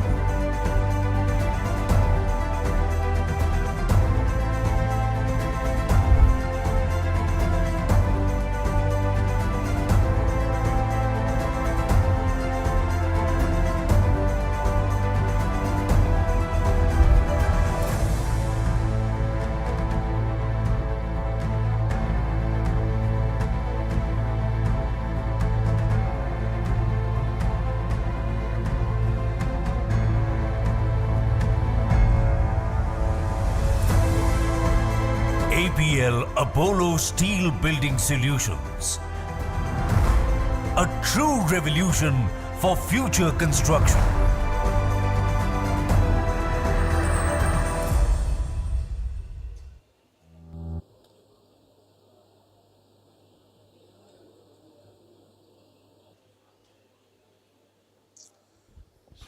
We actually helped Delhi government to complete in all 6 hospitals, total 22 lakh square feet area, G plus 5 structure, 18,000 tons of steel was used, and in flat 100 days the frame was done, or the structure or skeleton, whatever name you say. And in conventional concrete it would have taken at least more than 14-15 months. Even in the conventional PEB sections or conventional HI beam construction, it would have taken at least an year to complete. And we helped it to finish within 100 days. And that's just one of a case. We have also helped Delhi government to finish during the second wave of COVID a 15,000 square feet oxygen plant in outer Delhi in flat 12 days. So the 18th day of the project starting, the oxygen was readily available for Delhi. And recently we have done another prototype in Uttar Pradesh, where government has given around 60,000 overhead water tanks to 5 major EPC contractors. And as you know, water tanks are to be done at remote areas, village, panchayat, talukas. So it is very tough for the contractors to finish. They are taking at least 5 to 6 months to complete one 16 or 18 meter high water tank. And we helped government to finish one prototype in flat 12 days at a place called Hardoi, around 80 kilometers from Lucknow. So as you see, we are here to tell that we have to shift to greener, faster and economical construction, and how we can do that I'll try to explain in next just 20 slides. So as most of my predecessors in their sessions have said, that we have to not just take care of the speed of the construction, we cannot afford to lose the quality, and we are not an oil rich company as of now, so we cannot expend too heavily also. So we have to make sure while maintaining the speed, we are not losing the quality, and that is not going out of the budgets. And still, the most important thing is we are giving our sweat, blood and time today to create an infrastructure for 50 years, 60 years, 100 years. But what's the use of it if the environmental impact of those construction is going to make position more bad? So we have to make sure that the construction is sustainable, and it's always been proved that steel construction is the most sustainable and most environmental friendly thing. As you all know, that this construction industry is around contributing 9% of our total GDP. More than 50 million people are getting direct occupation, and more than that indirectly. Still, unfortunately, it is contributing to nearly 30% of the total pollution. And there are national and international studies which prove steel construction, specifically steel tubes, can contribute to reduce 60% of that total pollution. So in all, approximately 18 to 20% of the pollution can be controlled if we move highly towards steel construction. And then there are, what are the benefits? अगर हम कोई चीज़ इस्तेमाल करें तो उसके techno-commercial benefits होने चाहिए. If we compare with a conventional concrete construction, we are at least 20% to maybe 50% less time consuming, which actually adds on to project's value. हम प्रोजेक्ट को सही समय पे ख़त्म कर पाएंगे. सरकारी प्रोजेक्ट जो पब्लिक के इस्तेमाल के लिए उसका सही ऑप्टिमल टाइम पे यूज़ होगा. कोई फ़ायदा नहीं है कि मैंने ऐड देखा था जिसमें वो दादी कहती है कि बेटा कॉलेज को घोषणा तो हो गई पर क्या भाई तुझे देख पाऊंगी यहाँ से पढ़ते हुए. तो टाइम पे हम काम ख़त्म कर सकें, pollution नहीं होना चाहिए, and since we are using at least 40% less area for each of our columns because of steel's ductility and its weight to strength ratio, we are able to give minimum 2% more carpet area. So there is an issue. जैसे सभी लोगों ने कहा steel महंगा है. Steel महंगा लगता है या स्टील महंगा दिखता है जब हम ड्राइंग बोर्ड पे बजट रूम में बनाने बैठते हैं. तो yes, for any 1 lakh square feet construction and normal construction, steel may look 200 to 250 rupees per square feet costly. But just imagine if we are able to give only 2% more carpet area, considering the cost of real estate right now, that 250 rupees straight away negated, and when we finish the project at least 20 to 30% faster, then we are saving on the interest on construction, then we are saving on every year और every से हर 2 साल में 3 बार inflation का असर दिखता है. हमारे construction की कॉस्ट बढ़ती है, क्वालिटी कम करनी पड़ेगी, एक्स्ट्रा पैसा देना पड़ेगा. तो by using steel and specifically steel tubes we can plan our projects to finish within stipulated time and eradicate those inflation issues. Then we are getting better cash flows. Project हमारा जल्दी चालू हो जाएगा. And these are proven track records. By using steel, specifically steel tubes, the IRR of a project increases by more than 1.5%. Then aesthetically steel are better. Sir की हमने अभी जो presentations देखी तो actually अब समझ में आ रहा है. चेन्नई भी हमने देखा है, रायपुर भी हमने देखा है. No doubt birds eye view से तो बहुत खूबसूरत लगता है, बट सामने से ही बहुत सुंदर लगता है. So only steel has this capacity to create those aesthetic view, and by using steel as main structural members और main primary member we can even play with the main structure of the building, and then no doubt that's long lasting, sustainable. Then if you talk about steel tube building versus conventional HI beam, still we are at least 20% faster. Ease of fabrication because we are providing ready-made tubes. As you can see in our stall, we have ready-made tubes, and not just smaller size. We are right now producing tubes up to 600 by 400 mm size in 12 meter length up to 20 mm thickness. So a project of a 12 meter height, you don't need to join more sections. You can do it in a single tube. Fabrication time reduces by at least 30%. The cost of scrap is a major issue for steel.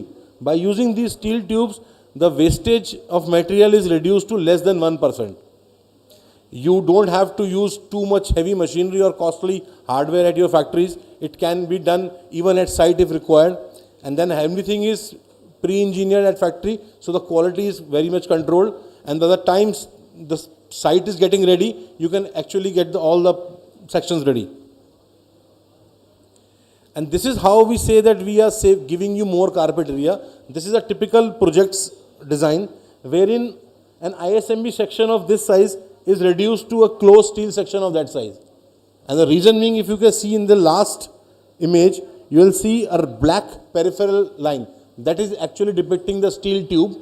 Inside, for vertical columns, ma'am, 2 minutes. For vertical columns, we insist putting in concrete to give it more ductility, better fire resistance, and further reduce the size. And then being steel, concrete confined in vertical columns within a jacket of steel, the confinement of steel gets better by more than 70%. Fire performance of the steel, though today there are excellent fire retardant paints, still we can improve the fire retardants by at least twice. And this is the reason why this diagram shows individual compressive behavior of a steel section. The orange one is a concrete section. The next one is a combined of steel and concrete. But when we fill concrete within a vertical column, its combined compressive strength increases by more than 70%. Then the earthquake resistant behavior, as you all know, now Indian government has last 2 years back changed the seismic codes by removing zone 1. Now they are adding another zone, zone 6 new. So we are now very much focused and concerned about earthquake resistance. Using these steel hollow tubes which are filled with concrete, we can provide more ductility. So this is the best material for all seismic resistant construction. Then there are allowed obvious economical benefits because of less construction time, less labor required, and at least 80% less water required after the foundation area. So you consider construction in Rajasthan or in drought hit Maharashtra, in northeast, we don't need more than 20% of the water that is required, and we have done this. We have checked this in a recently concluded project around 5 kilometers from this place in Shankar Vihar. We have done an MES housing for Indian military.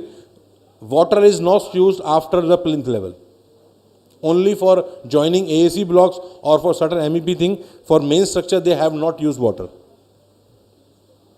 And there were certain myths about bolting. There were certain myths about the sizes available. As I saw, we are already providing.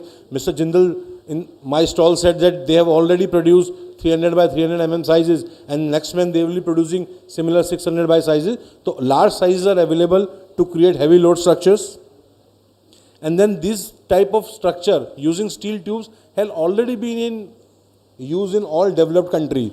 As gentleman from sales said, we used to be a developing country, now we are almost a developed country, so why not we use it? And we have already done that. These are certain proof of concept.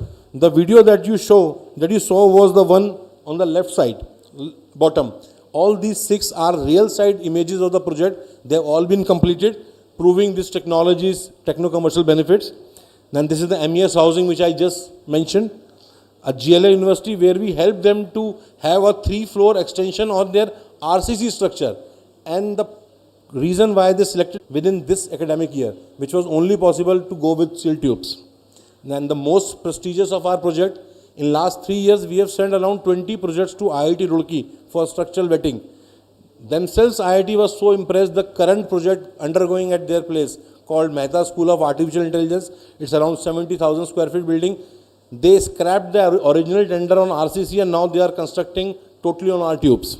So IIT Roorkee, which everybody goes for vetting or structural authentication, they are now accepting this technology.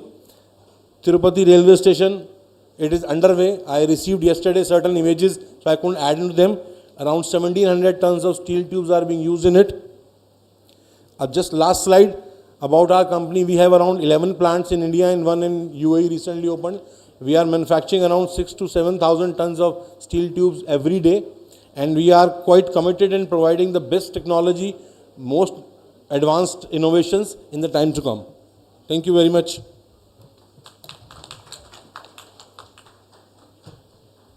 Thank you so much, sir. The IIT Roorkee project, we are awaiting to see the project. And now going ahead, our next presenter, Mr. Manish Rustagi, CEO, Moonwalk Infra. Can we have a round of applause for him? And also, Mr. Charanjit Singh has to lift as he has something came up. So I request Ms. Bachchan to please present a memento to Mr. Charanjit Singh.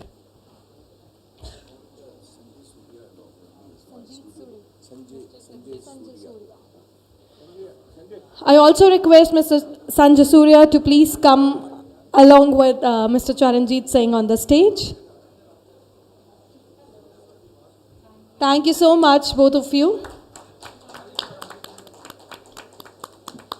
And again, it was a great and live presentation, we would say. Thank you. And now, Mr. Rustagi, the stage is all yours.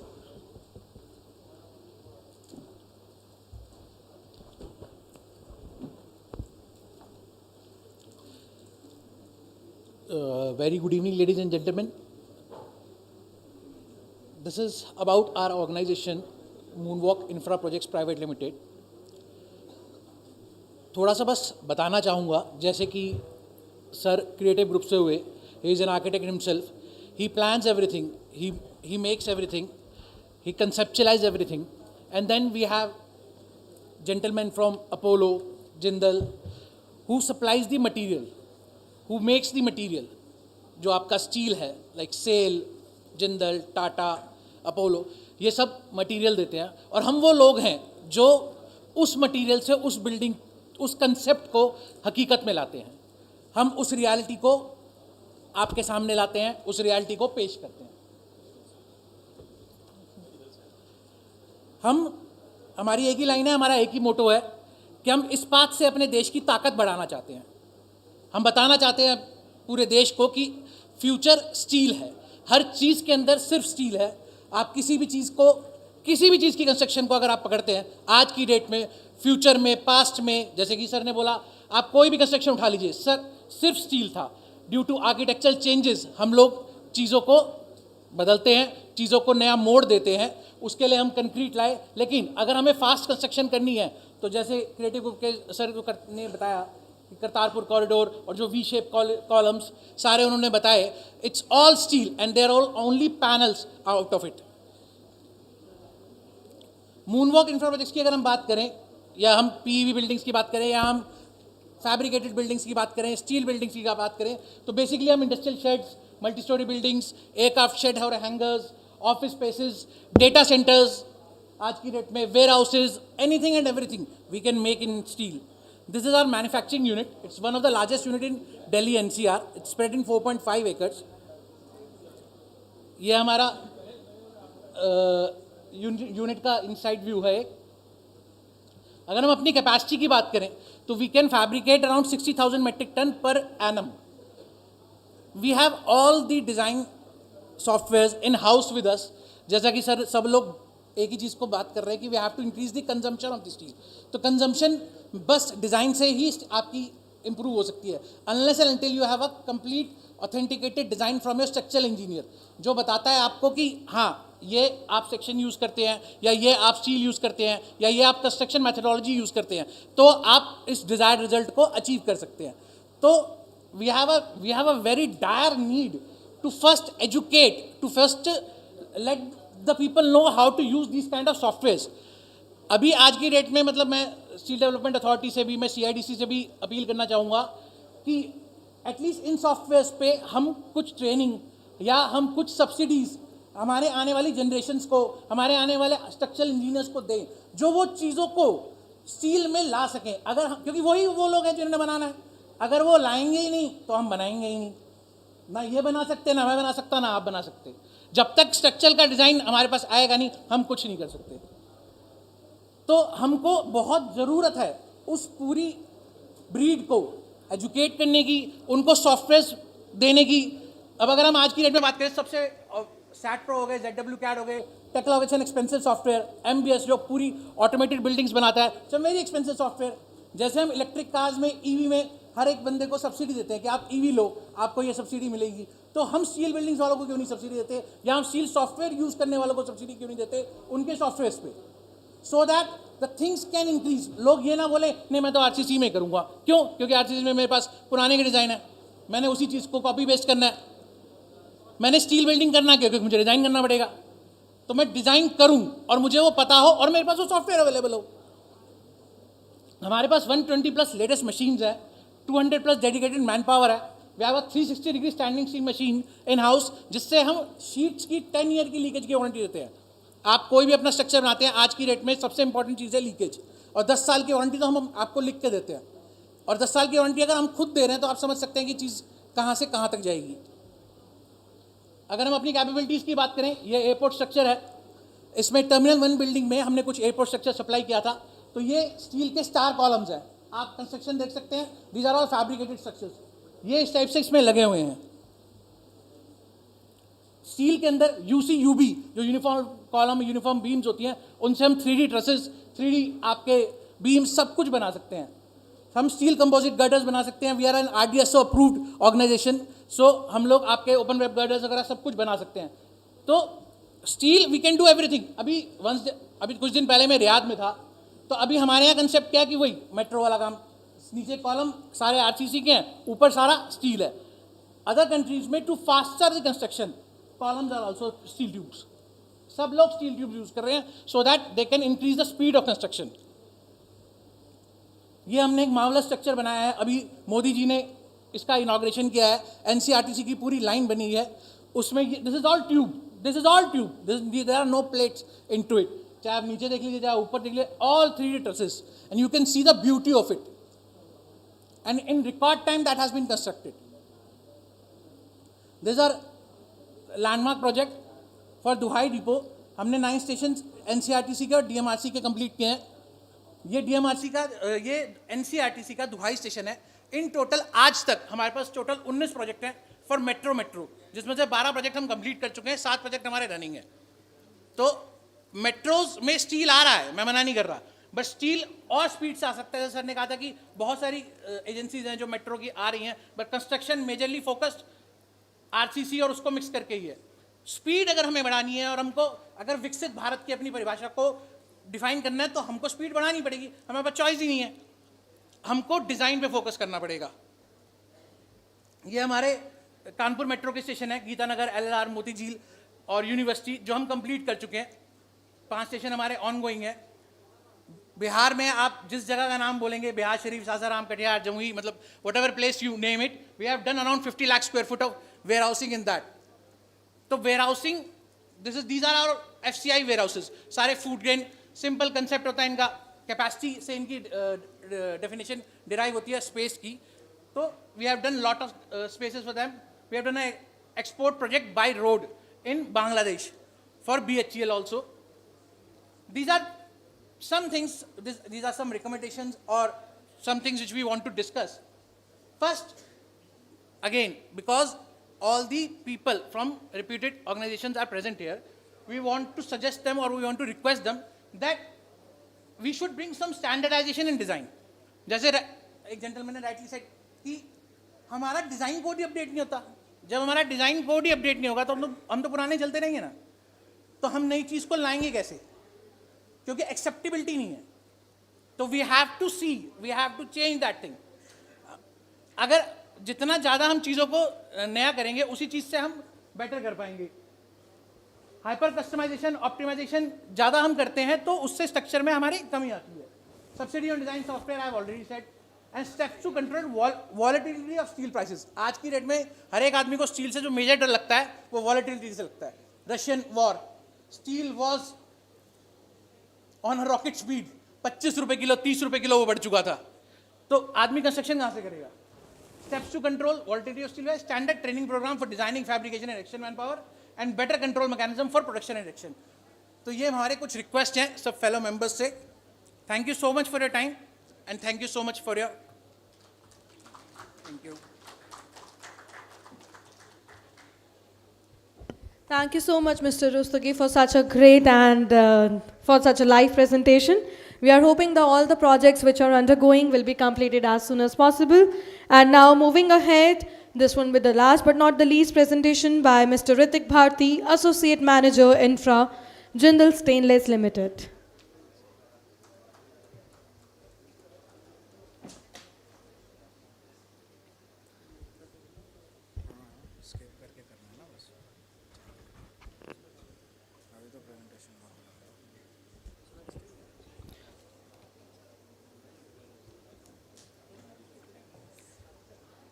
Very good evening, everyone. All my senior panel members and all the key delegates present here. So, my name is Ritik and I represent Jindal Stainless Limited. So, जैसा कि सब लोग अभी sustainable infrastructure और net zero achieve करने की बात कर रहे हैं, so today I'll be talking more about stainless steel in sustainable infrastructure. So, this is the corrosion map of India, as you can see. The dark red part represents the coastal belt of the Indian region. Moving forward, we have severe, moderate, mild and negligible. In this slide, we have told something about what corrosion can result into. अगर कोई भी एक structure corrode हो रहा है, तो उससे maximum losses जो है वो हमें देखने को मिलता है. Some of the outcomes are loss of life, loss of revenue and in fact loss of material as well. So this image is of Andheri footover bridge in Mumbai, which collapsed a few years back. Now we also wanted to let you know that corrosion is not only a problem which prevails in India, but it is a worldwide problem. This bridge was collapsed and was built just 20 years back, and this bridge is of a city in Taiwan. Second, this is of Washington State. We also have some examples from Miami. Now, why do we recommend to use stainless steel? What are the advantages of stainless steel? First, the stainless steel does not get rust. The stainless steel has an element named as chromium, which protects it from rusting. It forms a corrosive layer and it do not let the material rust or get thin. Second, it is a green material. Today everyone is talking about how to attain a green material, how can we build infrastructure consuming a green material. So here I have a video of Mr. Amitabh Ghoshal, who is ex-chairman IRC and also chief advisor to board Stoop Consultants.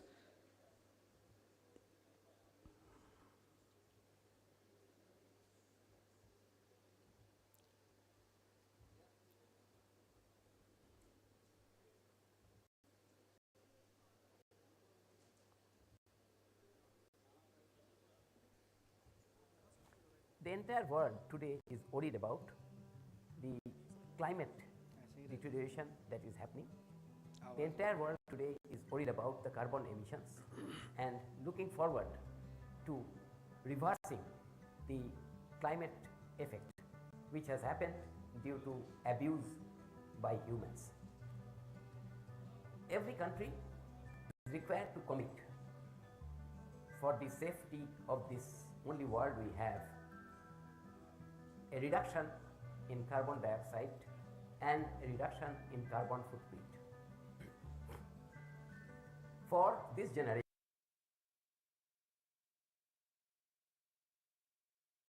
in this direction is just not a necessity, it is an emergency requirement. In this respect, stainless steel can contribute very effectively.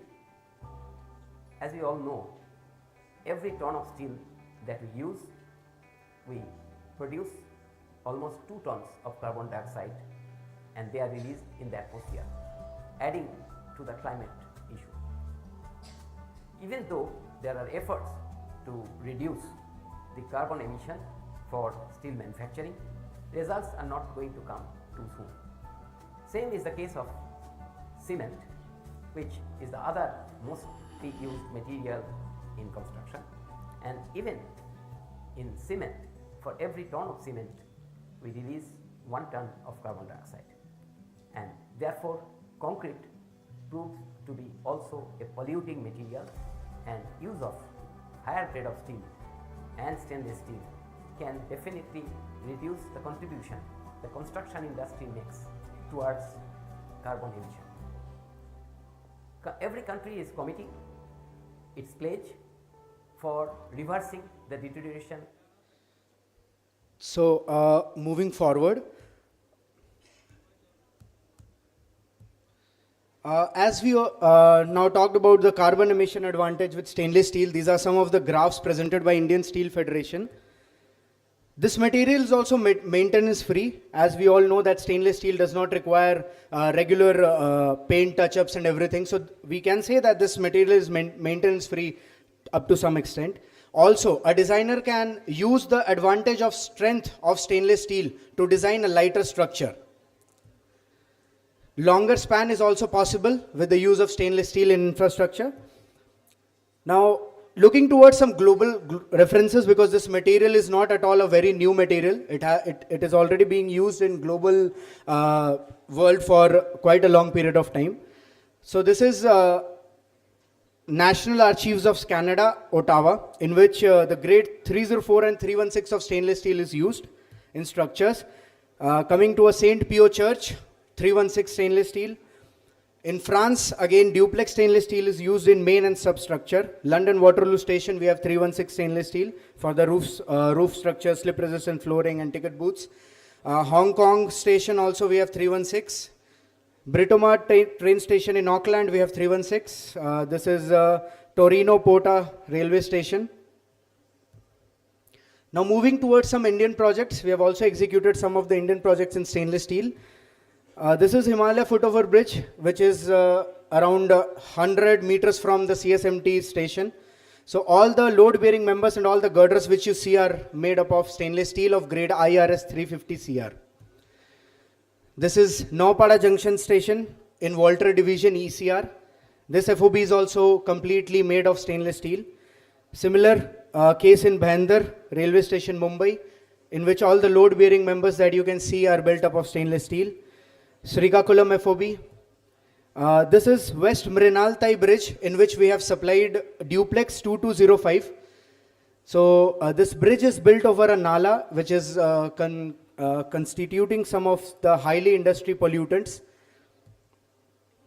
This is some building structure that is a UIC building, which is in which we have supplied the built-up box sections in stainless steel.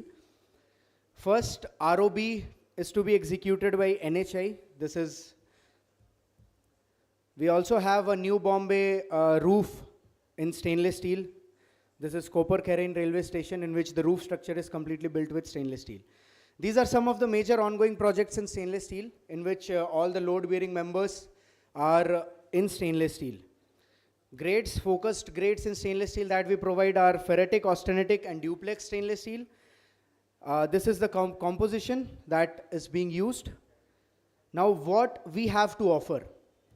We are offering plates, we are offering hollow sections in stainless steel, fabricated sections in stainless steel, roofs, checkered sheets, which is railway has done mandatory in all its regions. In the sleepers and everything, we have to use stainless steel checkered plates, 6 mm thick. Some of the applications such as cladding, roof sheets, facades, cable trays, canopies, art applications. Some of the success stories: Airport Authority of India has come up with a tender for Belgavi Airport, in which the park structure shed is made up of stainless steel using IRS 350 CR. This is a project of a cable tray.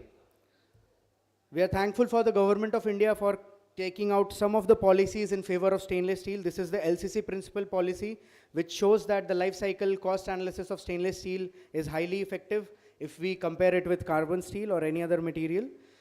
This is the MORTH policy, which states the use of stainless steel in coastal regions.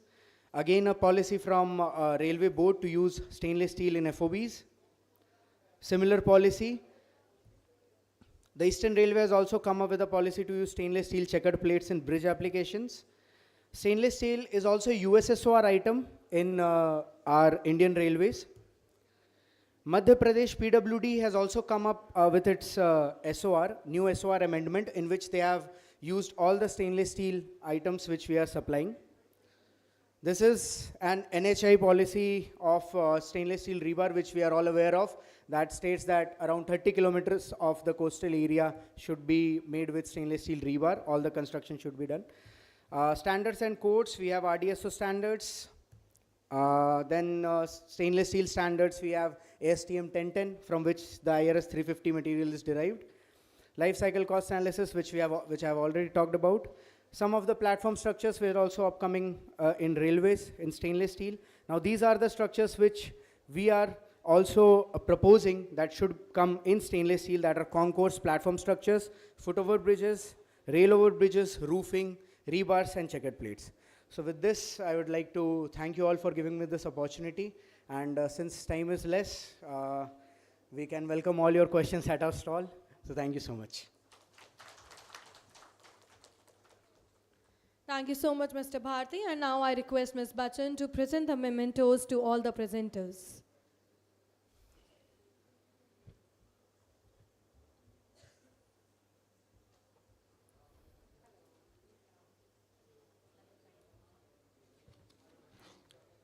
Mr. Mohit Kapoor, thank you so much. Head PEB Steel Building Solution, APL Apollo Tubes.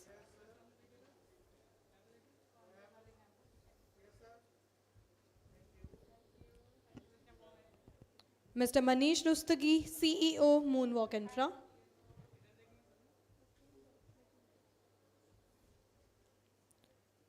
Mr. Ritik Bharti, Associate Manager Infra, Jindal Stainless Limited.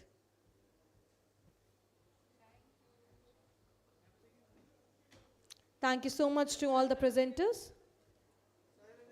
And now I request all the presenters to please be here for a group photograph.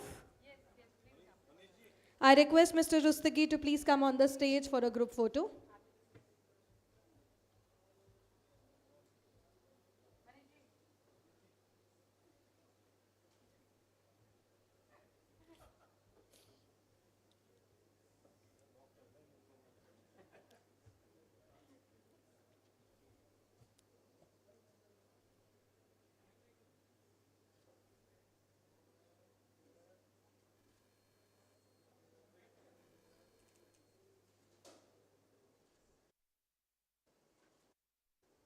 Thank you once again.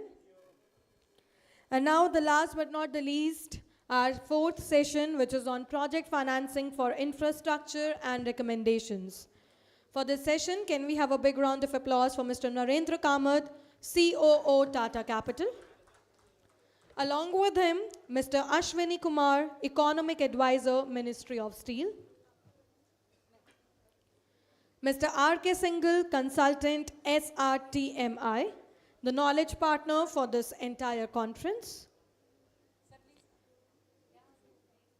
Ms. Manu Cholia, Market Analyst, Metrologic PMS.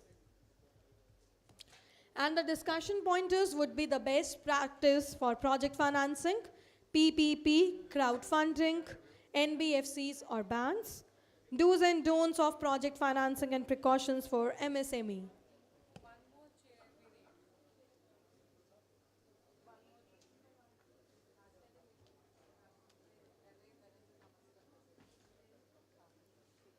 So now I request Mr. Kamath to please take the charge from here.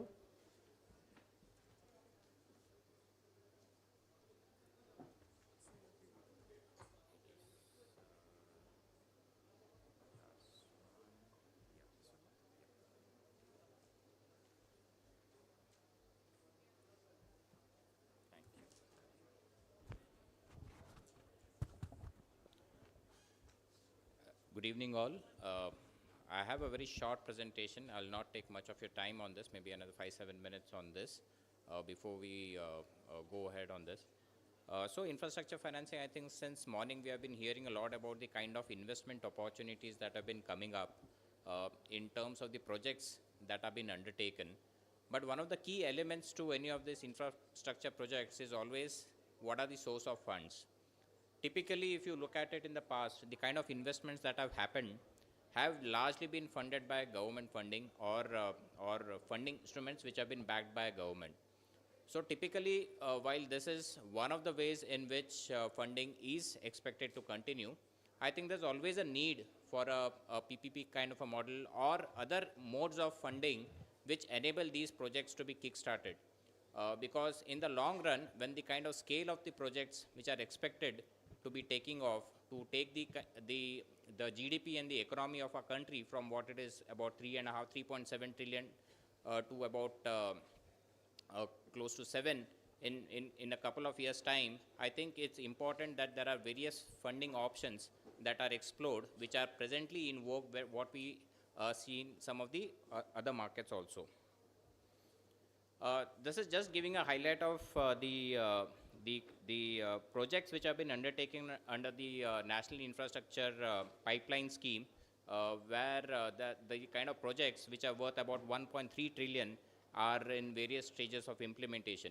If you were to look at it closely, the projects which have been undertaken are largely around energy, infrastructure, both urban as well as rural, railway, and projects which are governed by the irrigation and the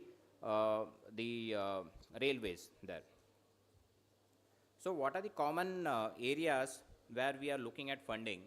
While I'll come into the larger aspects of what are the funding options which are available, typically anything which is required for a project of this kind or this scale typically revolves around whether it's a short-term kind of a money requirement or whether it's a long-term kind of a funding requirement.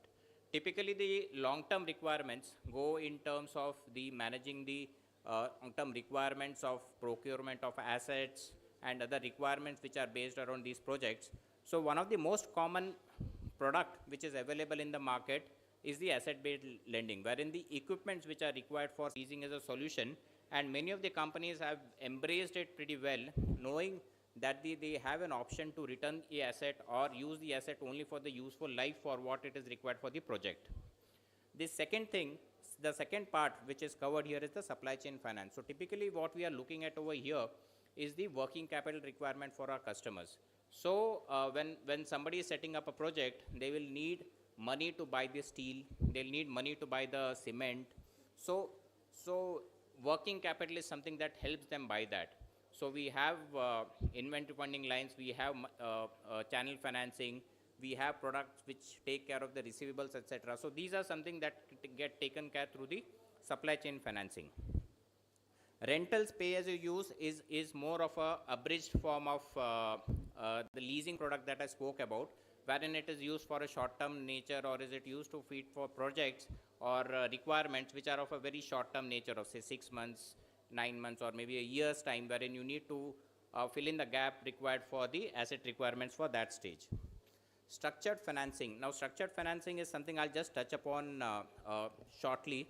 But going ahead, factoring is another product which is also available for meeting the working capital requirements, because generally when a large infra company is investing into a project, there are various stages involved with the project. So right from inception to the sale or the billing to which they do to various institutions, the amount of money that they get from the customer takes time.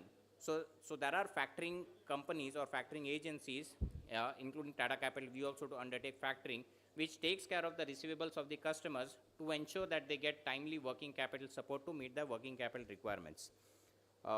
Renewable energy funding is something which is the talk of the town these days, given the kind of emphasis which is there on ESG focus, wherein if people are looking at innovative ways to fund their projects, the funding agency or the investor company is always wanting to be sure about the nature of the investment that they are doing in that company. So renewable energy is definitely something which is expected to take off in time to come, given the focus which is there in our country, particularly for the solar projects.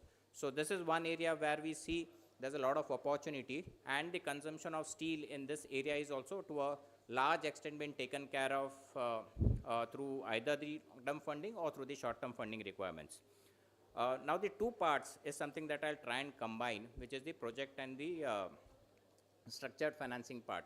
So typically, if you look at it, people have been taking funding from some of the schemes which are available from the government for funding these projects, because these are typically long-term projects which are an extent for about 10 years, 12 years also. So given that as a background, there are various options which are available for customers other than the traditional banking or the non-bank funding schemes which are there.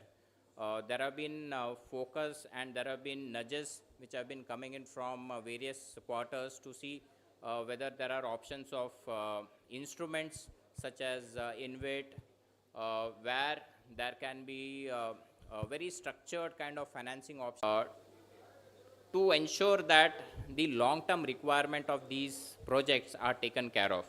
Now, these are at a very nascent stage as far as India is concerned. Yes, there are quite a few projects of NHAI, etc., which have been invested through the InvIT structures, but these are something which have a long-term opportunity in meeting the large infrastructure financing requirements that we have in our country. Then there are typical options such as corporate bonds or infrastructure bonds, which we feel are also an opportunity to replace some of the typical long-term funding options which are available with the banks. And these are something which are cost-effective also. These are also options which meet the requirements of the project given the long tenure of these projects. And the beauty of these projects, beauty of these instruments is that FII, which is the foreign institutional investors who have an interest in these kind of products, the cost of borrowing for the infrastructure finance company is much lower than what they would have done had it been a domestic borrowing that they would have engaged in. So these are some of the kind of opportunities that we see in time to come. Of course, there are institutions such as NAPFED, then NIFL, who have been instituted by the government to take care and initiate and kickstart some of the funding from these perspective.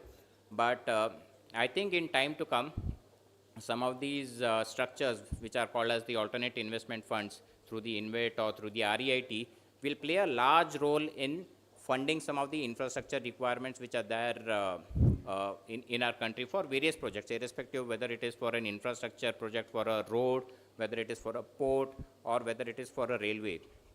Interestingly, even leasing, what I touched upon briefly, is used as a replacement for some of the funding requirement in the infrastructure in the railways also. Typically, the wagons, etc., are something which are taking shape for leasing as an option also. So these are some of the innovative ways which we feel in time to come can have a deep impact on arranging the funding requirement given the large scale of development which is expected to be happening in this country. So that's about it from me from the financing side of it. If there are any questions, would be happy to take session,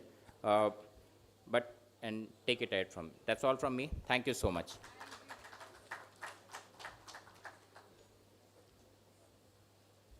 Thank you so much, Mr. Kamath, for managing the time and for such a great and insightful presentation. And now I request Mr. Ashwini Kumar, Economic Advisor, Ministry of Steel, to please take over from here.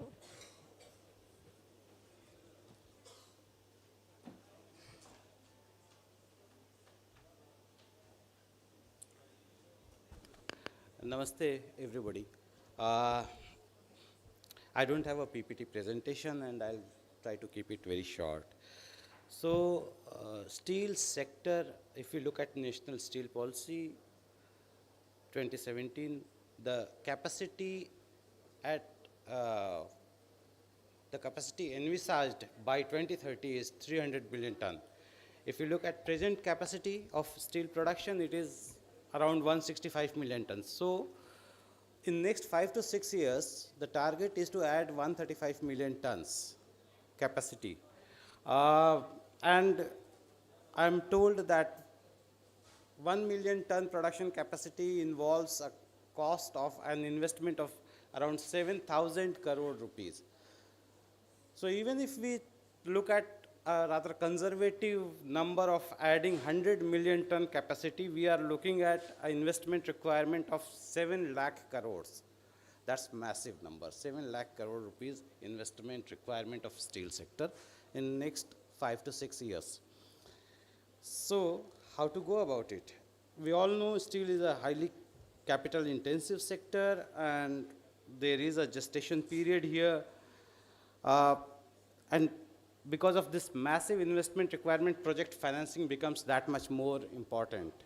And I must compliment Mr. Kamath for his very insightful presentation, mentioning all the instruments available in terms of project financing. I am trying to give you a macro picture here.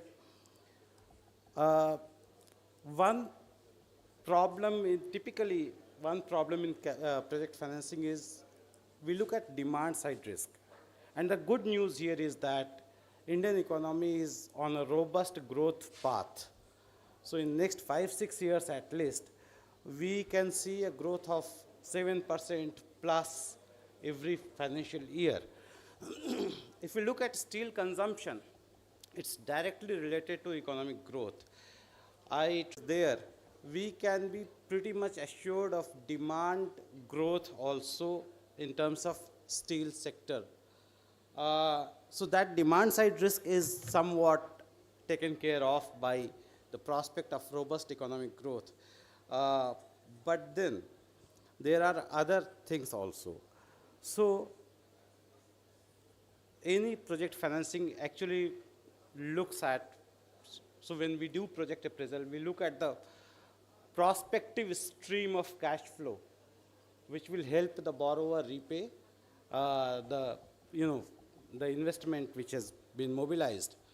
And in case of steel sector, the prospective cash flow is a function of far too many variables, some of which are actually exogenous. So for example, if international coking coal prices go up due to some weather conditions, rough weather conditions in Australia, steel sector gets affected, and its cash flow gets affected here. So that is, of course, a risk that essentially means that project appraisal has to be done very carefully. And over here, the financial institutions, FIs, will have to exercise due diligence in looking at this. Steel has been one sector which has, it has been one of the earliest sectors in India which has mobilized finance by way of project financing. So it has a good track record by way of various instruments. Steel Authority of India Limited has issued bonds in the past several rounds actually So that is one way of mobilizing finance also. But I think looking at the massive investment requirement, the financial sector needs to step up. And we'll have to find out innovative instruments, some of which was mentioned by Mr. Kamath in his presentation. Mr. Kamath also mentioned about PPP projects. Now the fact is that in India we have had some PPP projects which have gone bad because we have to be, and those projects have created huge public liabilities also. So when we talk of PPP projects, we must be very careful when it comes to allocating appropriate allocation of risk between public and private partners. So that is one thing which has to be kept in mind continuously. Now, if you look at our Indian steel sector, one of the challenges that I think Indian steel sector faces is cost optimization. And that involves cost of borrowing also, cost of mobilizing finance also. So can financial sector find ways to, mobilize finance in a way by mix of various instruments which keeps the overall cost of borrowing somewhat lower than what it is today? That will be of immense help. Then in coming 5 to 6 years, we'll probably see a shift of technology transition in steel sector. So new projects will come up and largely driven by the decarbonization narrative, which is very important also. So probably we'll have a new projects coming up on some kind of cleaner technology, which is not that kind of proven technology. So due diligence will also be required from financial sector to that extent. And I think one way of going about it is probably we need to find ways to mobilize investment, mobilize finance from multilateral agencies, multilateral development banks also, and in terms of decarbonization projects, perhaps we can look at GCF, the climate fund also, and with a very conscious view as to what is the cost of borrowing in terms of rupee denomination that we'll have. Because in terms of dollar denomination, it will be LIBOR plus 0.5% or something like that. But there will, of course, be an exchange rate risk and so on and so forth. So we'll have to be very careful about the actual cost in terms of rupee terms. So these are my thoughts, and I thank you so much for giving me a patient listening. Thank you.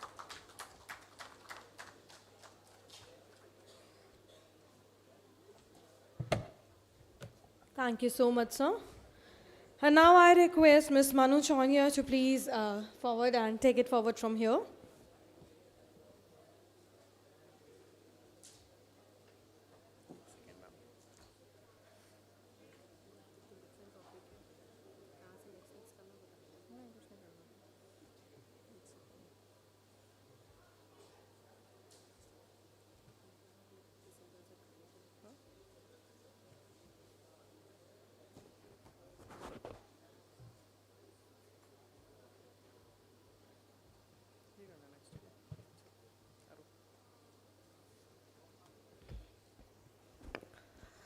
Good evening, everyone. I'm Manu Cholia, Market Analyst, Metallurgy Project Management Services, and I'm delighted to have the opportunity to speak in front of you on the topic Steel in Green Infrastructure, Opportunities and Challenges in India's Transition. So as in the morning, Yatinder sir told us that today we are here to celebrate steel. So my first slide basically depicts what is steel, what basically steel is. Steel has become one of the primary source behind the industrialization, and it has been taking the top spot among various metals. And as you can see, it is one of the in the world most metal used for engineering and construction material. So I won't be repeating, as our panelists have spoken about it, how steel demand is being driven by various sectors. Like in the pie chart, you can see the construction and infra sector contributes approximately 62% of steel.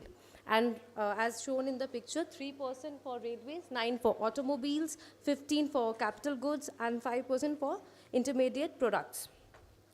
So these are the subsectors. The building and construction basically holds approximately 40% because of the rapid urbanization in rural and urban centers, in commercial buildings, etc. And in infra, as our government is pushing towards the development of roads, airports, ports, so these are pushing the usage of steel and increasing the demand of it.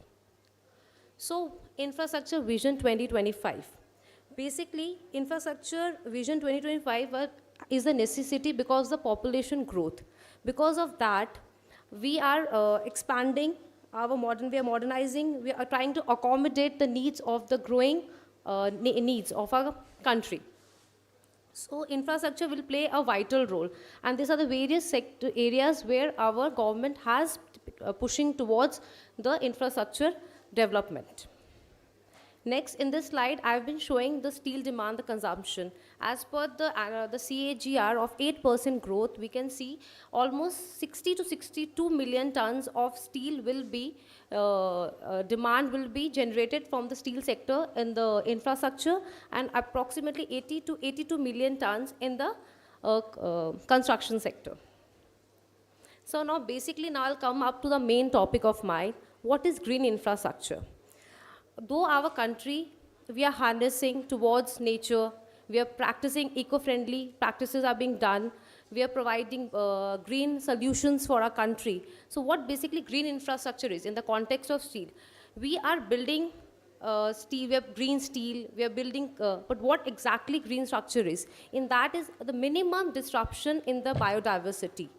And there are few examples India has taken. These are the various steps of renewable energy, the smart cities mission, where steel is being used, and there are a step forward towards green infrastructure. But are we really holding that? So here I'm showing you some of the few examples of global practices. Like you can see on the left, it's a cable state-built bridge made in France. It was made of prefabricated steel sections, and the cable was made of high-strength steel. So in this structure, when it was constructed, there was minimum disruption, and they have a very they have made this cable. So these are one few of practices. And the second example on my right, that is at the Manhattan west side, where it was an abandoned industrial area. There they had made a green structure where they have repurposed the use of the railway tracks, and now it has been used as parks out there. Now, on the basis of this, we had done a SWOT analysis. So what are the strengths of our country right now? We have abundant renewable energy, resources, innovation and technology. We have then public awareness. Now people are aware the usage of steel. They are promoting steel. We are using steel. Then government support is there for us, and circular economy. On the basis of that, a lot of things have been done, and we are achieving a lot of it. But weaknesses, where does we lie? Weak. CAPEX, it requires a high capital expenditure. Almost the cost increases from 25 to 30%. So in this way, the cost increases, so that becomes a bit of issue. Then skilled architects. I won't say we don't have skilled architects. We have, but we require more skilled architects for the development of such type of structures in our country. Then economical viability. As India, though our GDP is growing, but still today we are not economically, we are a middle income country. So for such high expenditures, for such things, we require a lot of investments to be there, a lot of economically viability. So it's not that we won't be able to that, but the transition will require some time. The climate change resilience and the transition challenges. Whenever we transit, whenever there's a transition, it always takes time. So that transition period will take time, but as we are growing, I hope our country will be growing and will be able to achieve this. Opportunities, there are a lot of opportunities, like life cycle cost analysis, then capability of Indian ISPs for investment. Our Indian ISPs are capable enough for investments, and the national steel policy, it's in line with it. The importance of government policies, government are taking a lot of steps towards strengthening our steel and infrastructure. The need for more sustainable financing policy framework, and lean manufacturing and continuous improvement. We are continuously improving with various innovative technologies and methodologies. Threat. But there are few threats also in line to this, like market uncertainty. We cannot predict the market. So in this green infrastructure, it holds a lot of investment. So if there is any market uncertainty, that would really affect the whole project. The policy and regulatory risk, though the policies are there, but if there is minute changes in the policies, it might impact the infrastructure development. Then the technological disruptions, the substitute material, though steel, we are promoting steel, but there are other materials also. So even they have some benefits. So we cannot overlap the other materials. So that threat always lies there. Then CBAM. Now, as I had explained before, circular economy, it's one of the strength of our, and that by using of steel slag. First, steel slag was just a wastage, but now with the help of steel slag, we have constructed roads. So it's one of the strength of our country now. Now we are not wasting. Once it was called industrial waste, but now it is being used in our country. So it is a circular economy. It's a strength for our country. And life cycle analysis, as I told you, it's an opportunity. It holds an opportunity. So there should be a proper life cycle cost analysis, and the government are taking, the industry is working on it, so that the full potential of steel can be utilized and we can develop. As I told you, the threats, aluminium, glass, plastics, are few of the materials which can substitute. These are some of the global practices which you have seen. Sweden. Sweden had made a tunnel, and on it they have made a bridge for wildlife. So it's one of the example, a global best practices you can say. Then Dubai, desert to green. By how? By using cow dung powder, which is being exported from India itself. Then South Africa, our tire recycling. It has lot of benefits by tire recycling. They're using in the athletics tracks, for building insulations, for the playground surfaces, and there are other more benefits of tire recycling. So these are some of the global practices which we also can use in our country. On the basis of our analysis, we have a few recommendations. Like first, incentivization, infrastructure development that preserve nature. Second is utilization of digitalization and technology to determine the optimal route. Basically, the green infrastructure will require our route. Then investment in R&D for innovations in sustainable steel materials and construction techniques. Then we should integrate green infrastructure principles into the planning policies. Amendment in GFR route to accommodate steel infrastructure in the planning process. Enhance our academic programs so that we can get more skilled architects for our future generations. Then we can collaborate with global partners and institutions to learn from our best practices, from their best practices. Then establish monitoring and evaluation framework to track the performance of the green infrastructure projects. Then we can engage the stakeholders throughout the planning process in the implementation phase of the green infrastructure project. These were the few of the analysis and recommendations on which we had developed.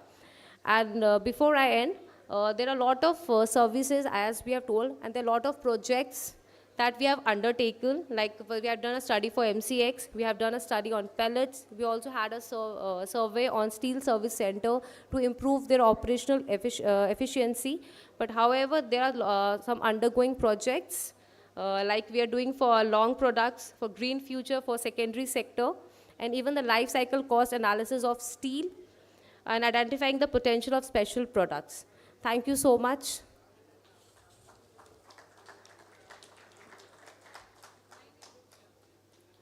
Thank you so much, Manu. And going ahead, last but not the least, the knowledge partner for the entire conference, Mr. R.K. Singhal. The stage is all yours.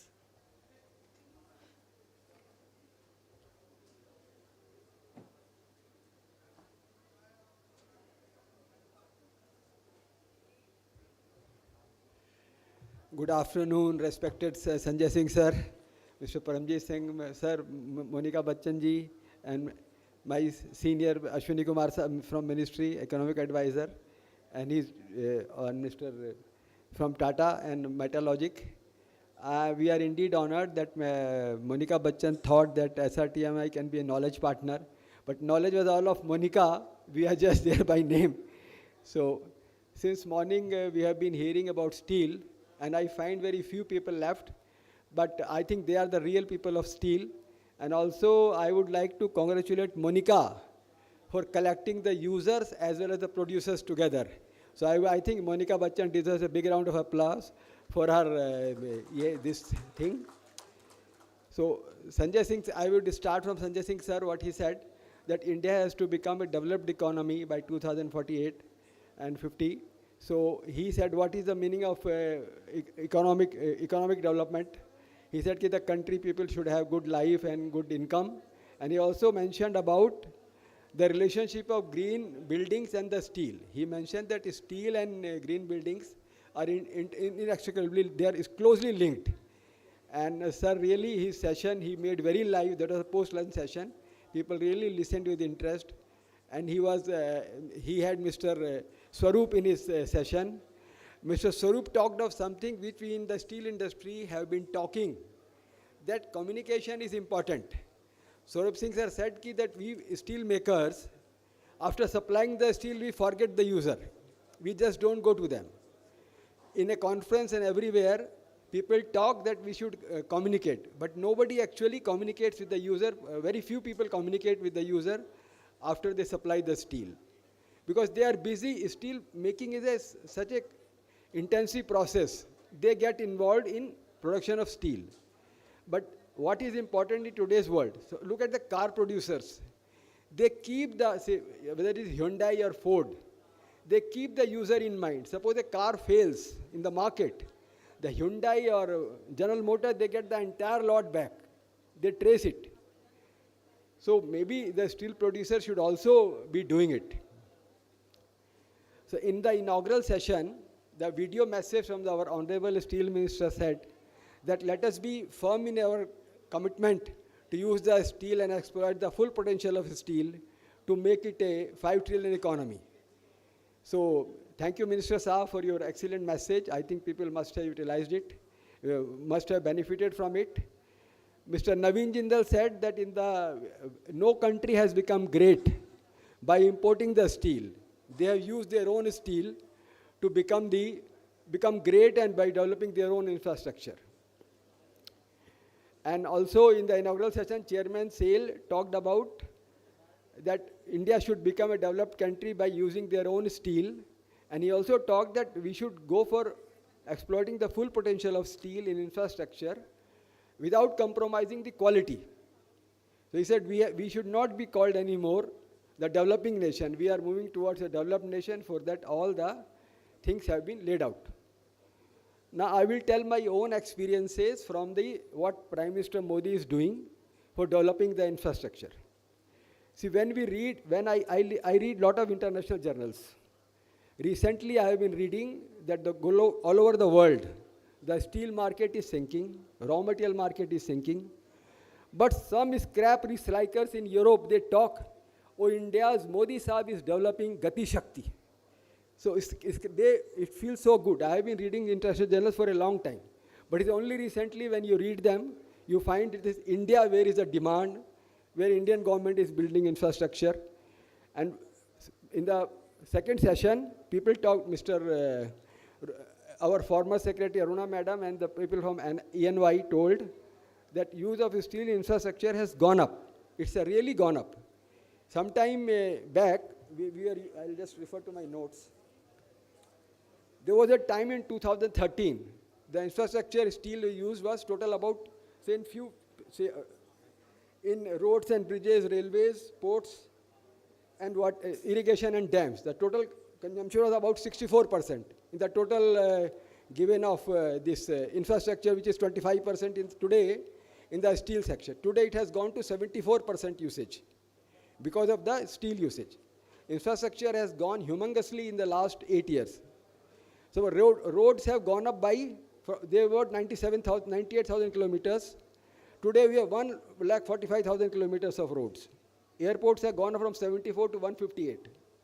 Similarly, this railways, the electrification has more than doubled.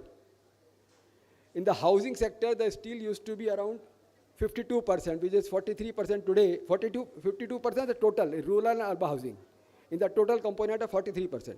Today, this component has gone to 69%. So this is all because of PMAY, rural housing and urban housing. See, now the rural housing projects, which were almost complete, 3 crore houses, the government of India has now announced that they will be going for 3 crore more houses. And they are also launching the middle income housing scheme. So thousands of projects are coming in the steel. See, we have been talking, the steel ministry has been organizing various conferences with the users and everybody. So biggest users like Mahua, they have been telling usage of steel in the buildings reduces time, reduces use of water, and reduces construction time. It is for the steel makers to exploit this advantage. See, very few people may be going to BMPTC, Building Material and Department of Government of India. Mr. S.K. Agrawal, I had talked once, and he told me these are the advantages of using steel. Even the green building, he said, reduces 10 to 20% less emission, which we have been hearing since morning. But users, it is the steel makers who have to take this advantage.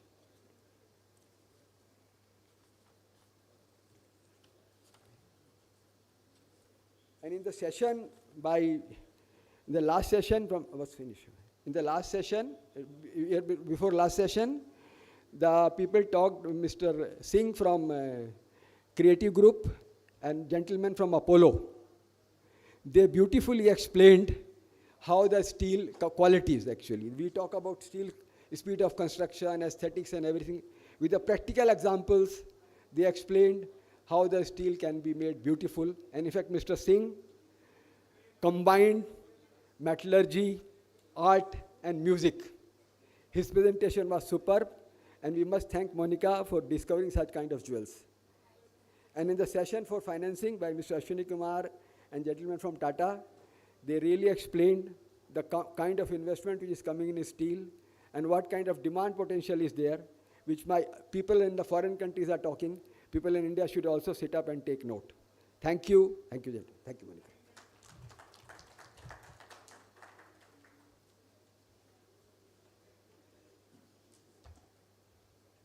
Thank you so much, sir.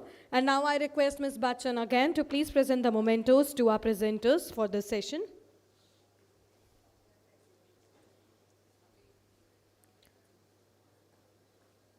Mr. Narendra Kamath, COO Tata Capital.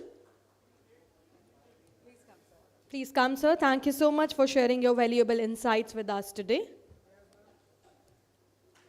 And of course, to summarizing your presentation on time, which is a sign of a good presenter as well. Mr. Ashwani Kumar, Economic Advisor, Ministry of Steel.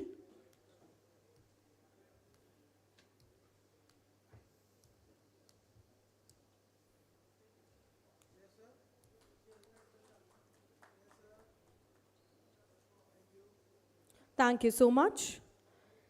Mr. R.K. Singhal, Consultant, SRTMI.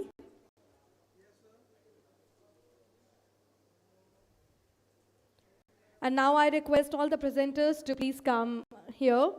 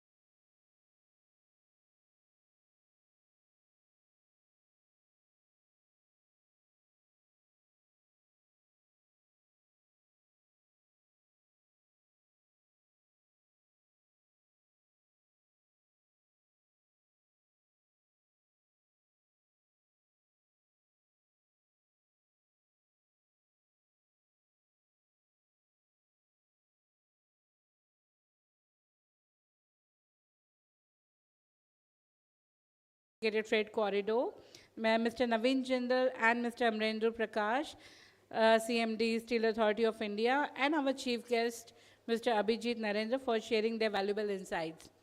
My greatest thanks to Mr. Sanjay Singh.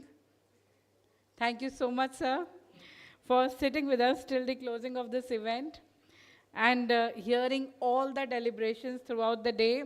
And like you said, listening is an art, and we should all learn from you that definitely listening is an art. I also like to thank whoever is present in the hall. Right now, I want to now thank my meteorologic team. I like to call my meteorologic team on the stage, please. Everyone. Amarjit, Chef Manu, Shivangi, Ruchi, Prachi, Yasmin, Rahul, Hardik. Everyone, please come over. Hashmad. Come over. आगे आ जाओ. So this is the team who is behind this event. मैं भूल तो नहीं रही किसी को? I hope. आज चल रही हो. Where is Ashok? Rahul and Hardik also. Hardik is here. Rahul? Okay. Thank you so much. So we have 3 departments here. The first department is the creative department. Creative department can wave their hands. So all the visuals which you are seeing, the designing, creatives, standy designs to motion graphics, everything has been done by our graphic designing team. Amarjit, Shiv and Prachi. My marketing team, Yasmin, Hardik, Rahul and Ruchi. They are the people behind, calling you, inviting you at this event. I want to thank my creative, Rajat is, where is Rajat? I want to thank my content team also for all the hard work on the research they do on everyday basis, the prizes what you get, and the news what we compile on every morning, which I send it to you. So for that, Manu, Rajat and Shivangi are there. And I want to thank my husband also. Prakash, please come now. Acha, aage aa jao yaar. Don't be shy. It is important because I must tell you that behind every successful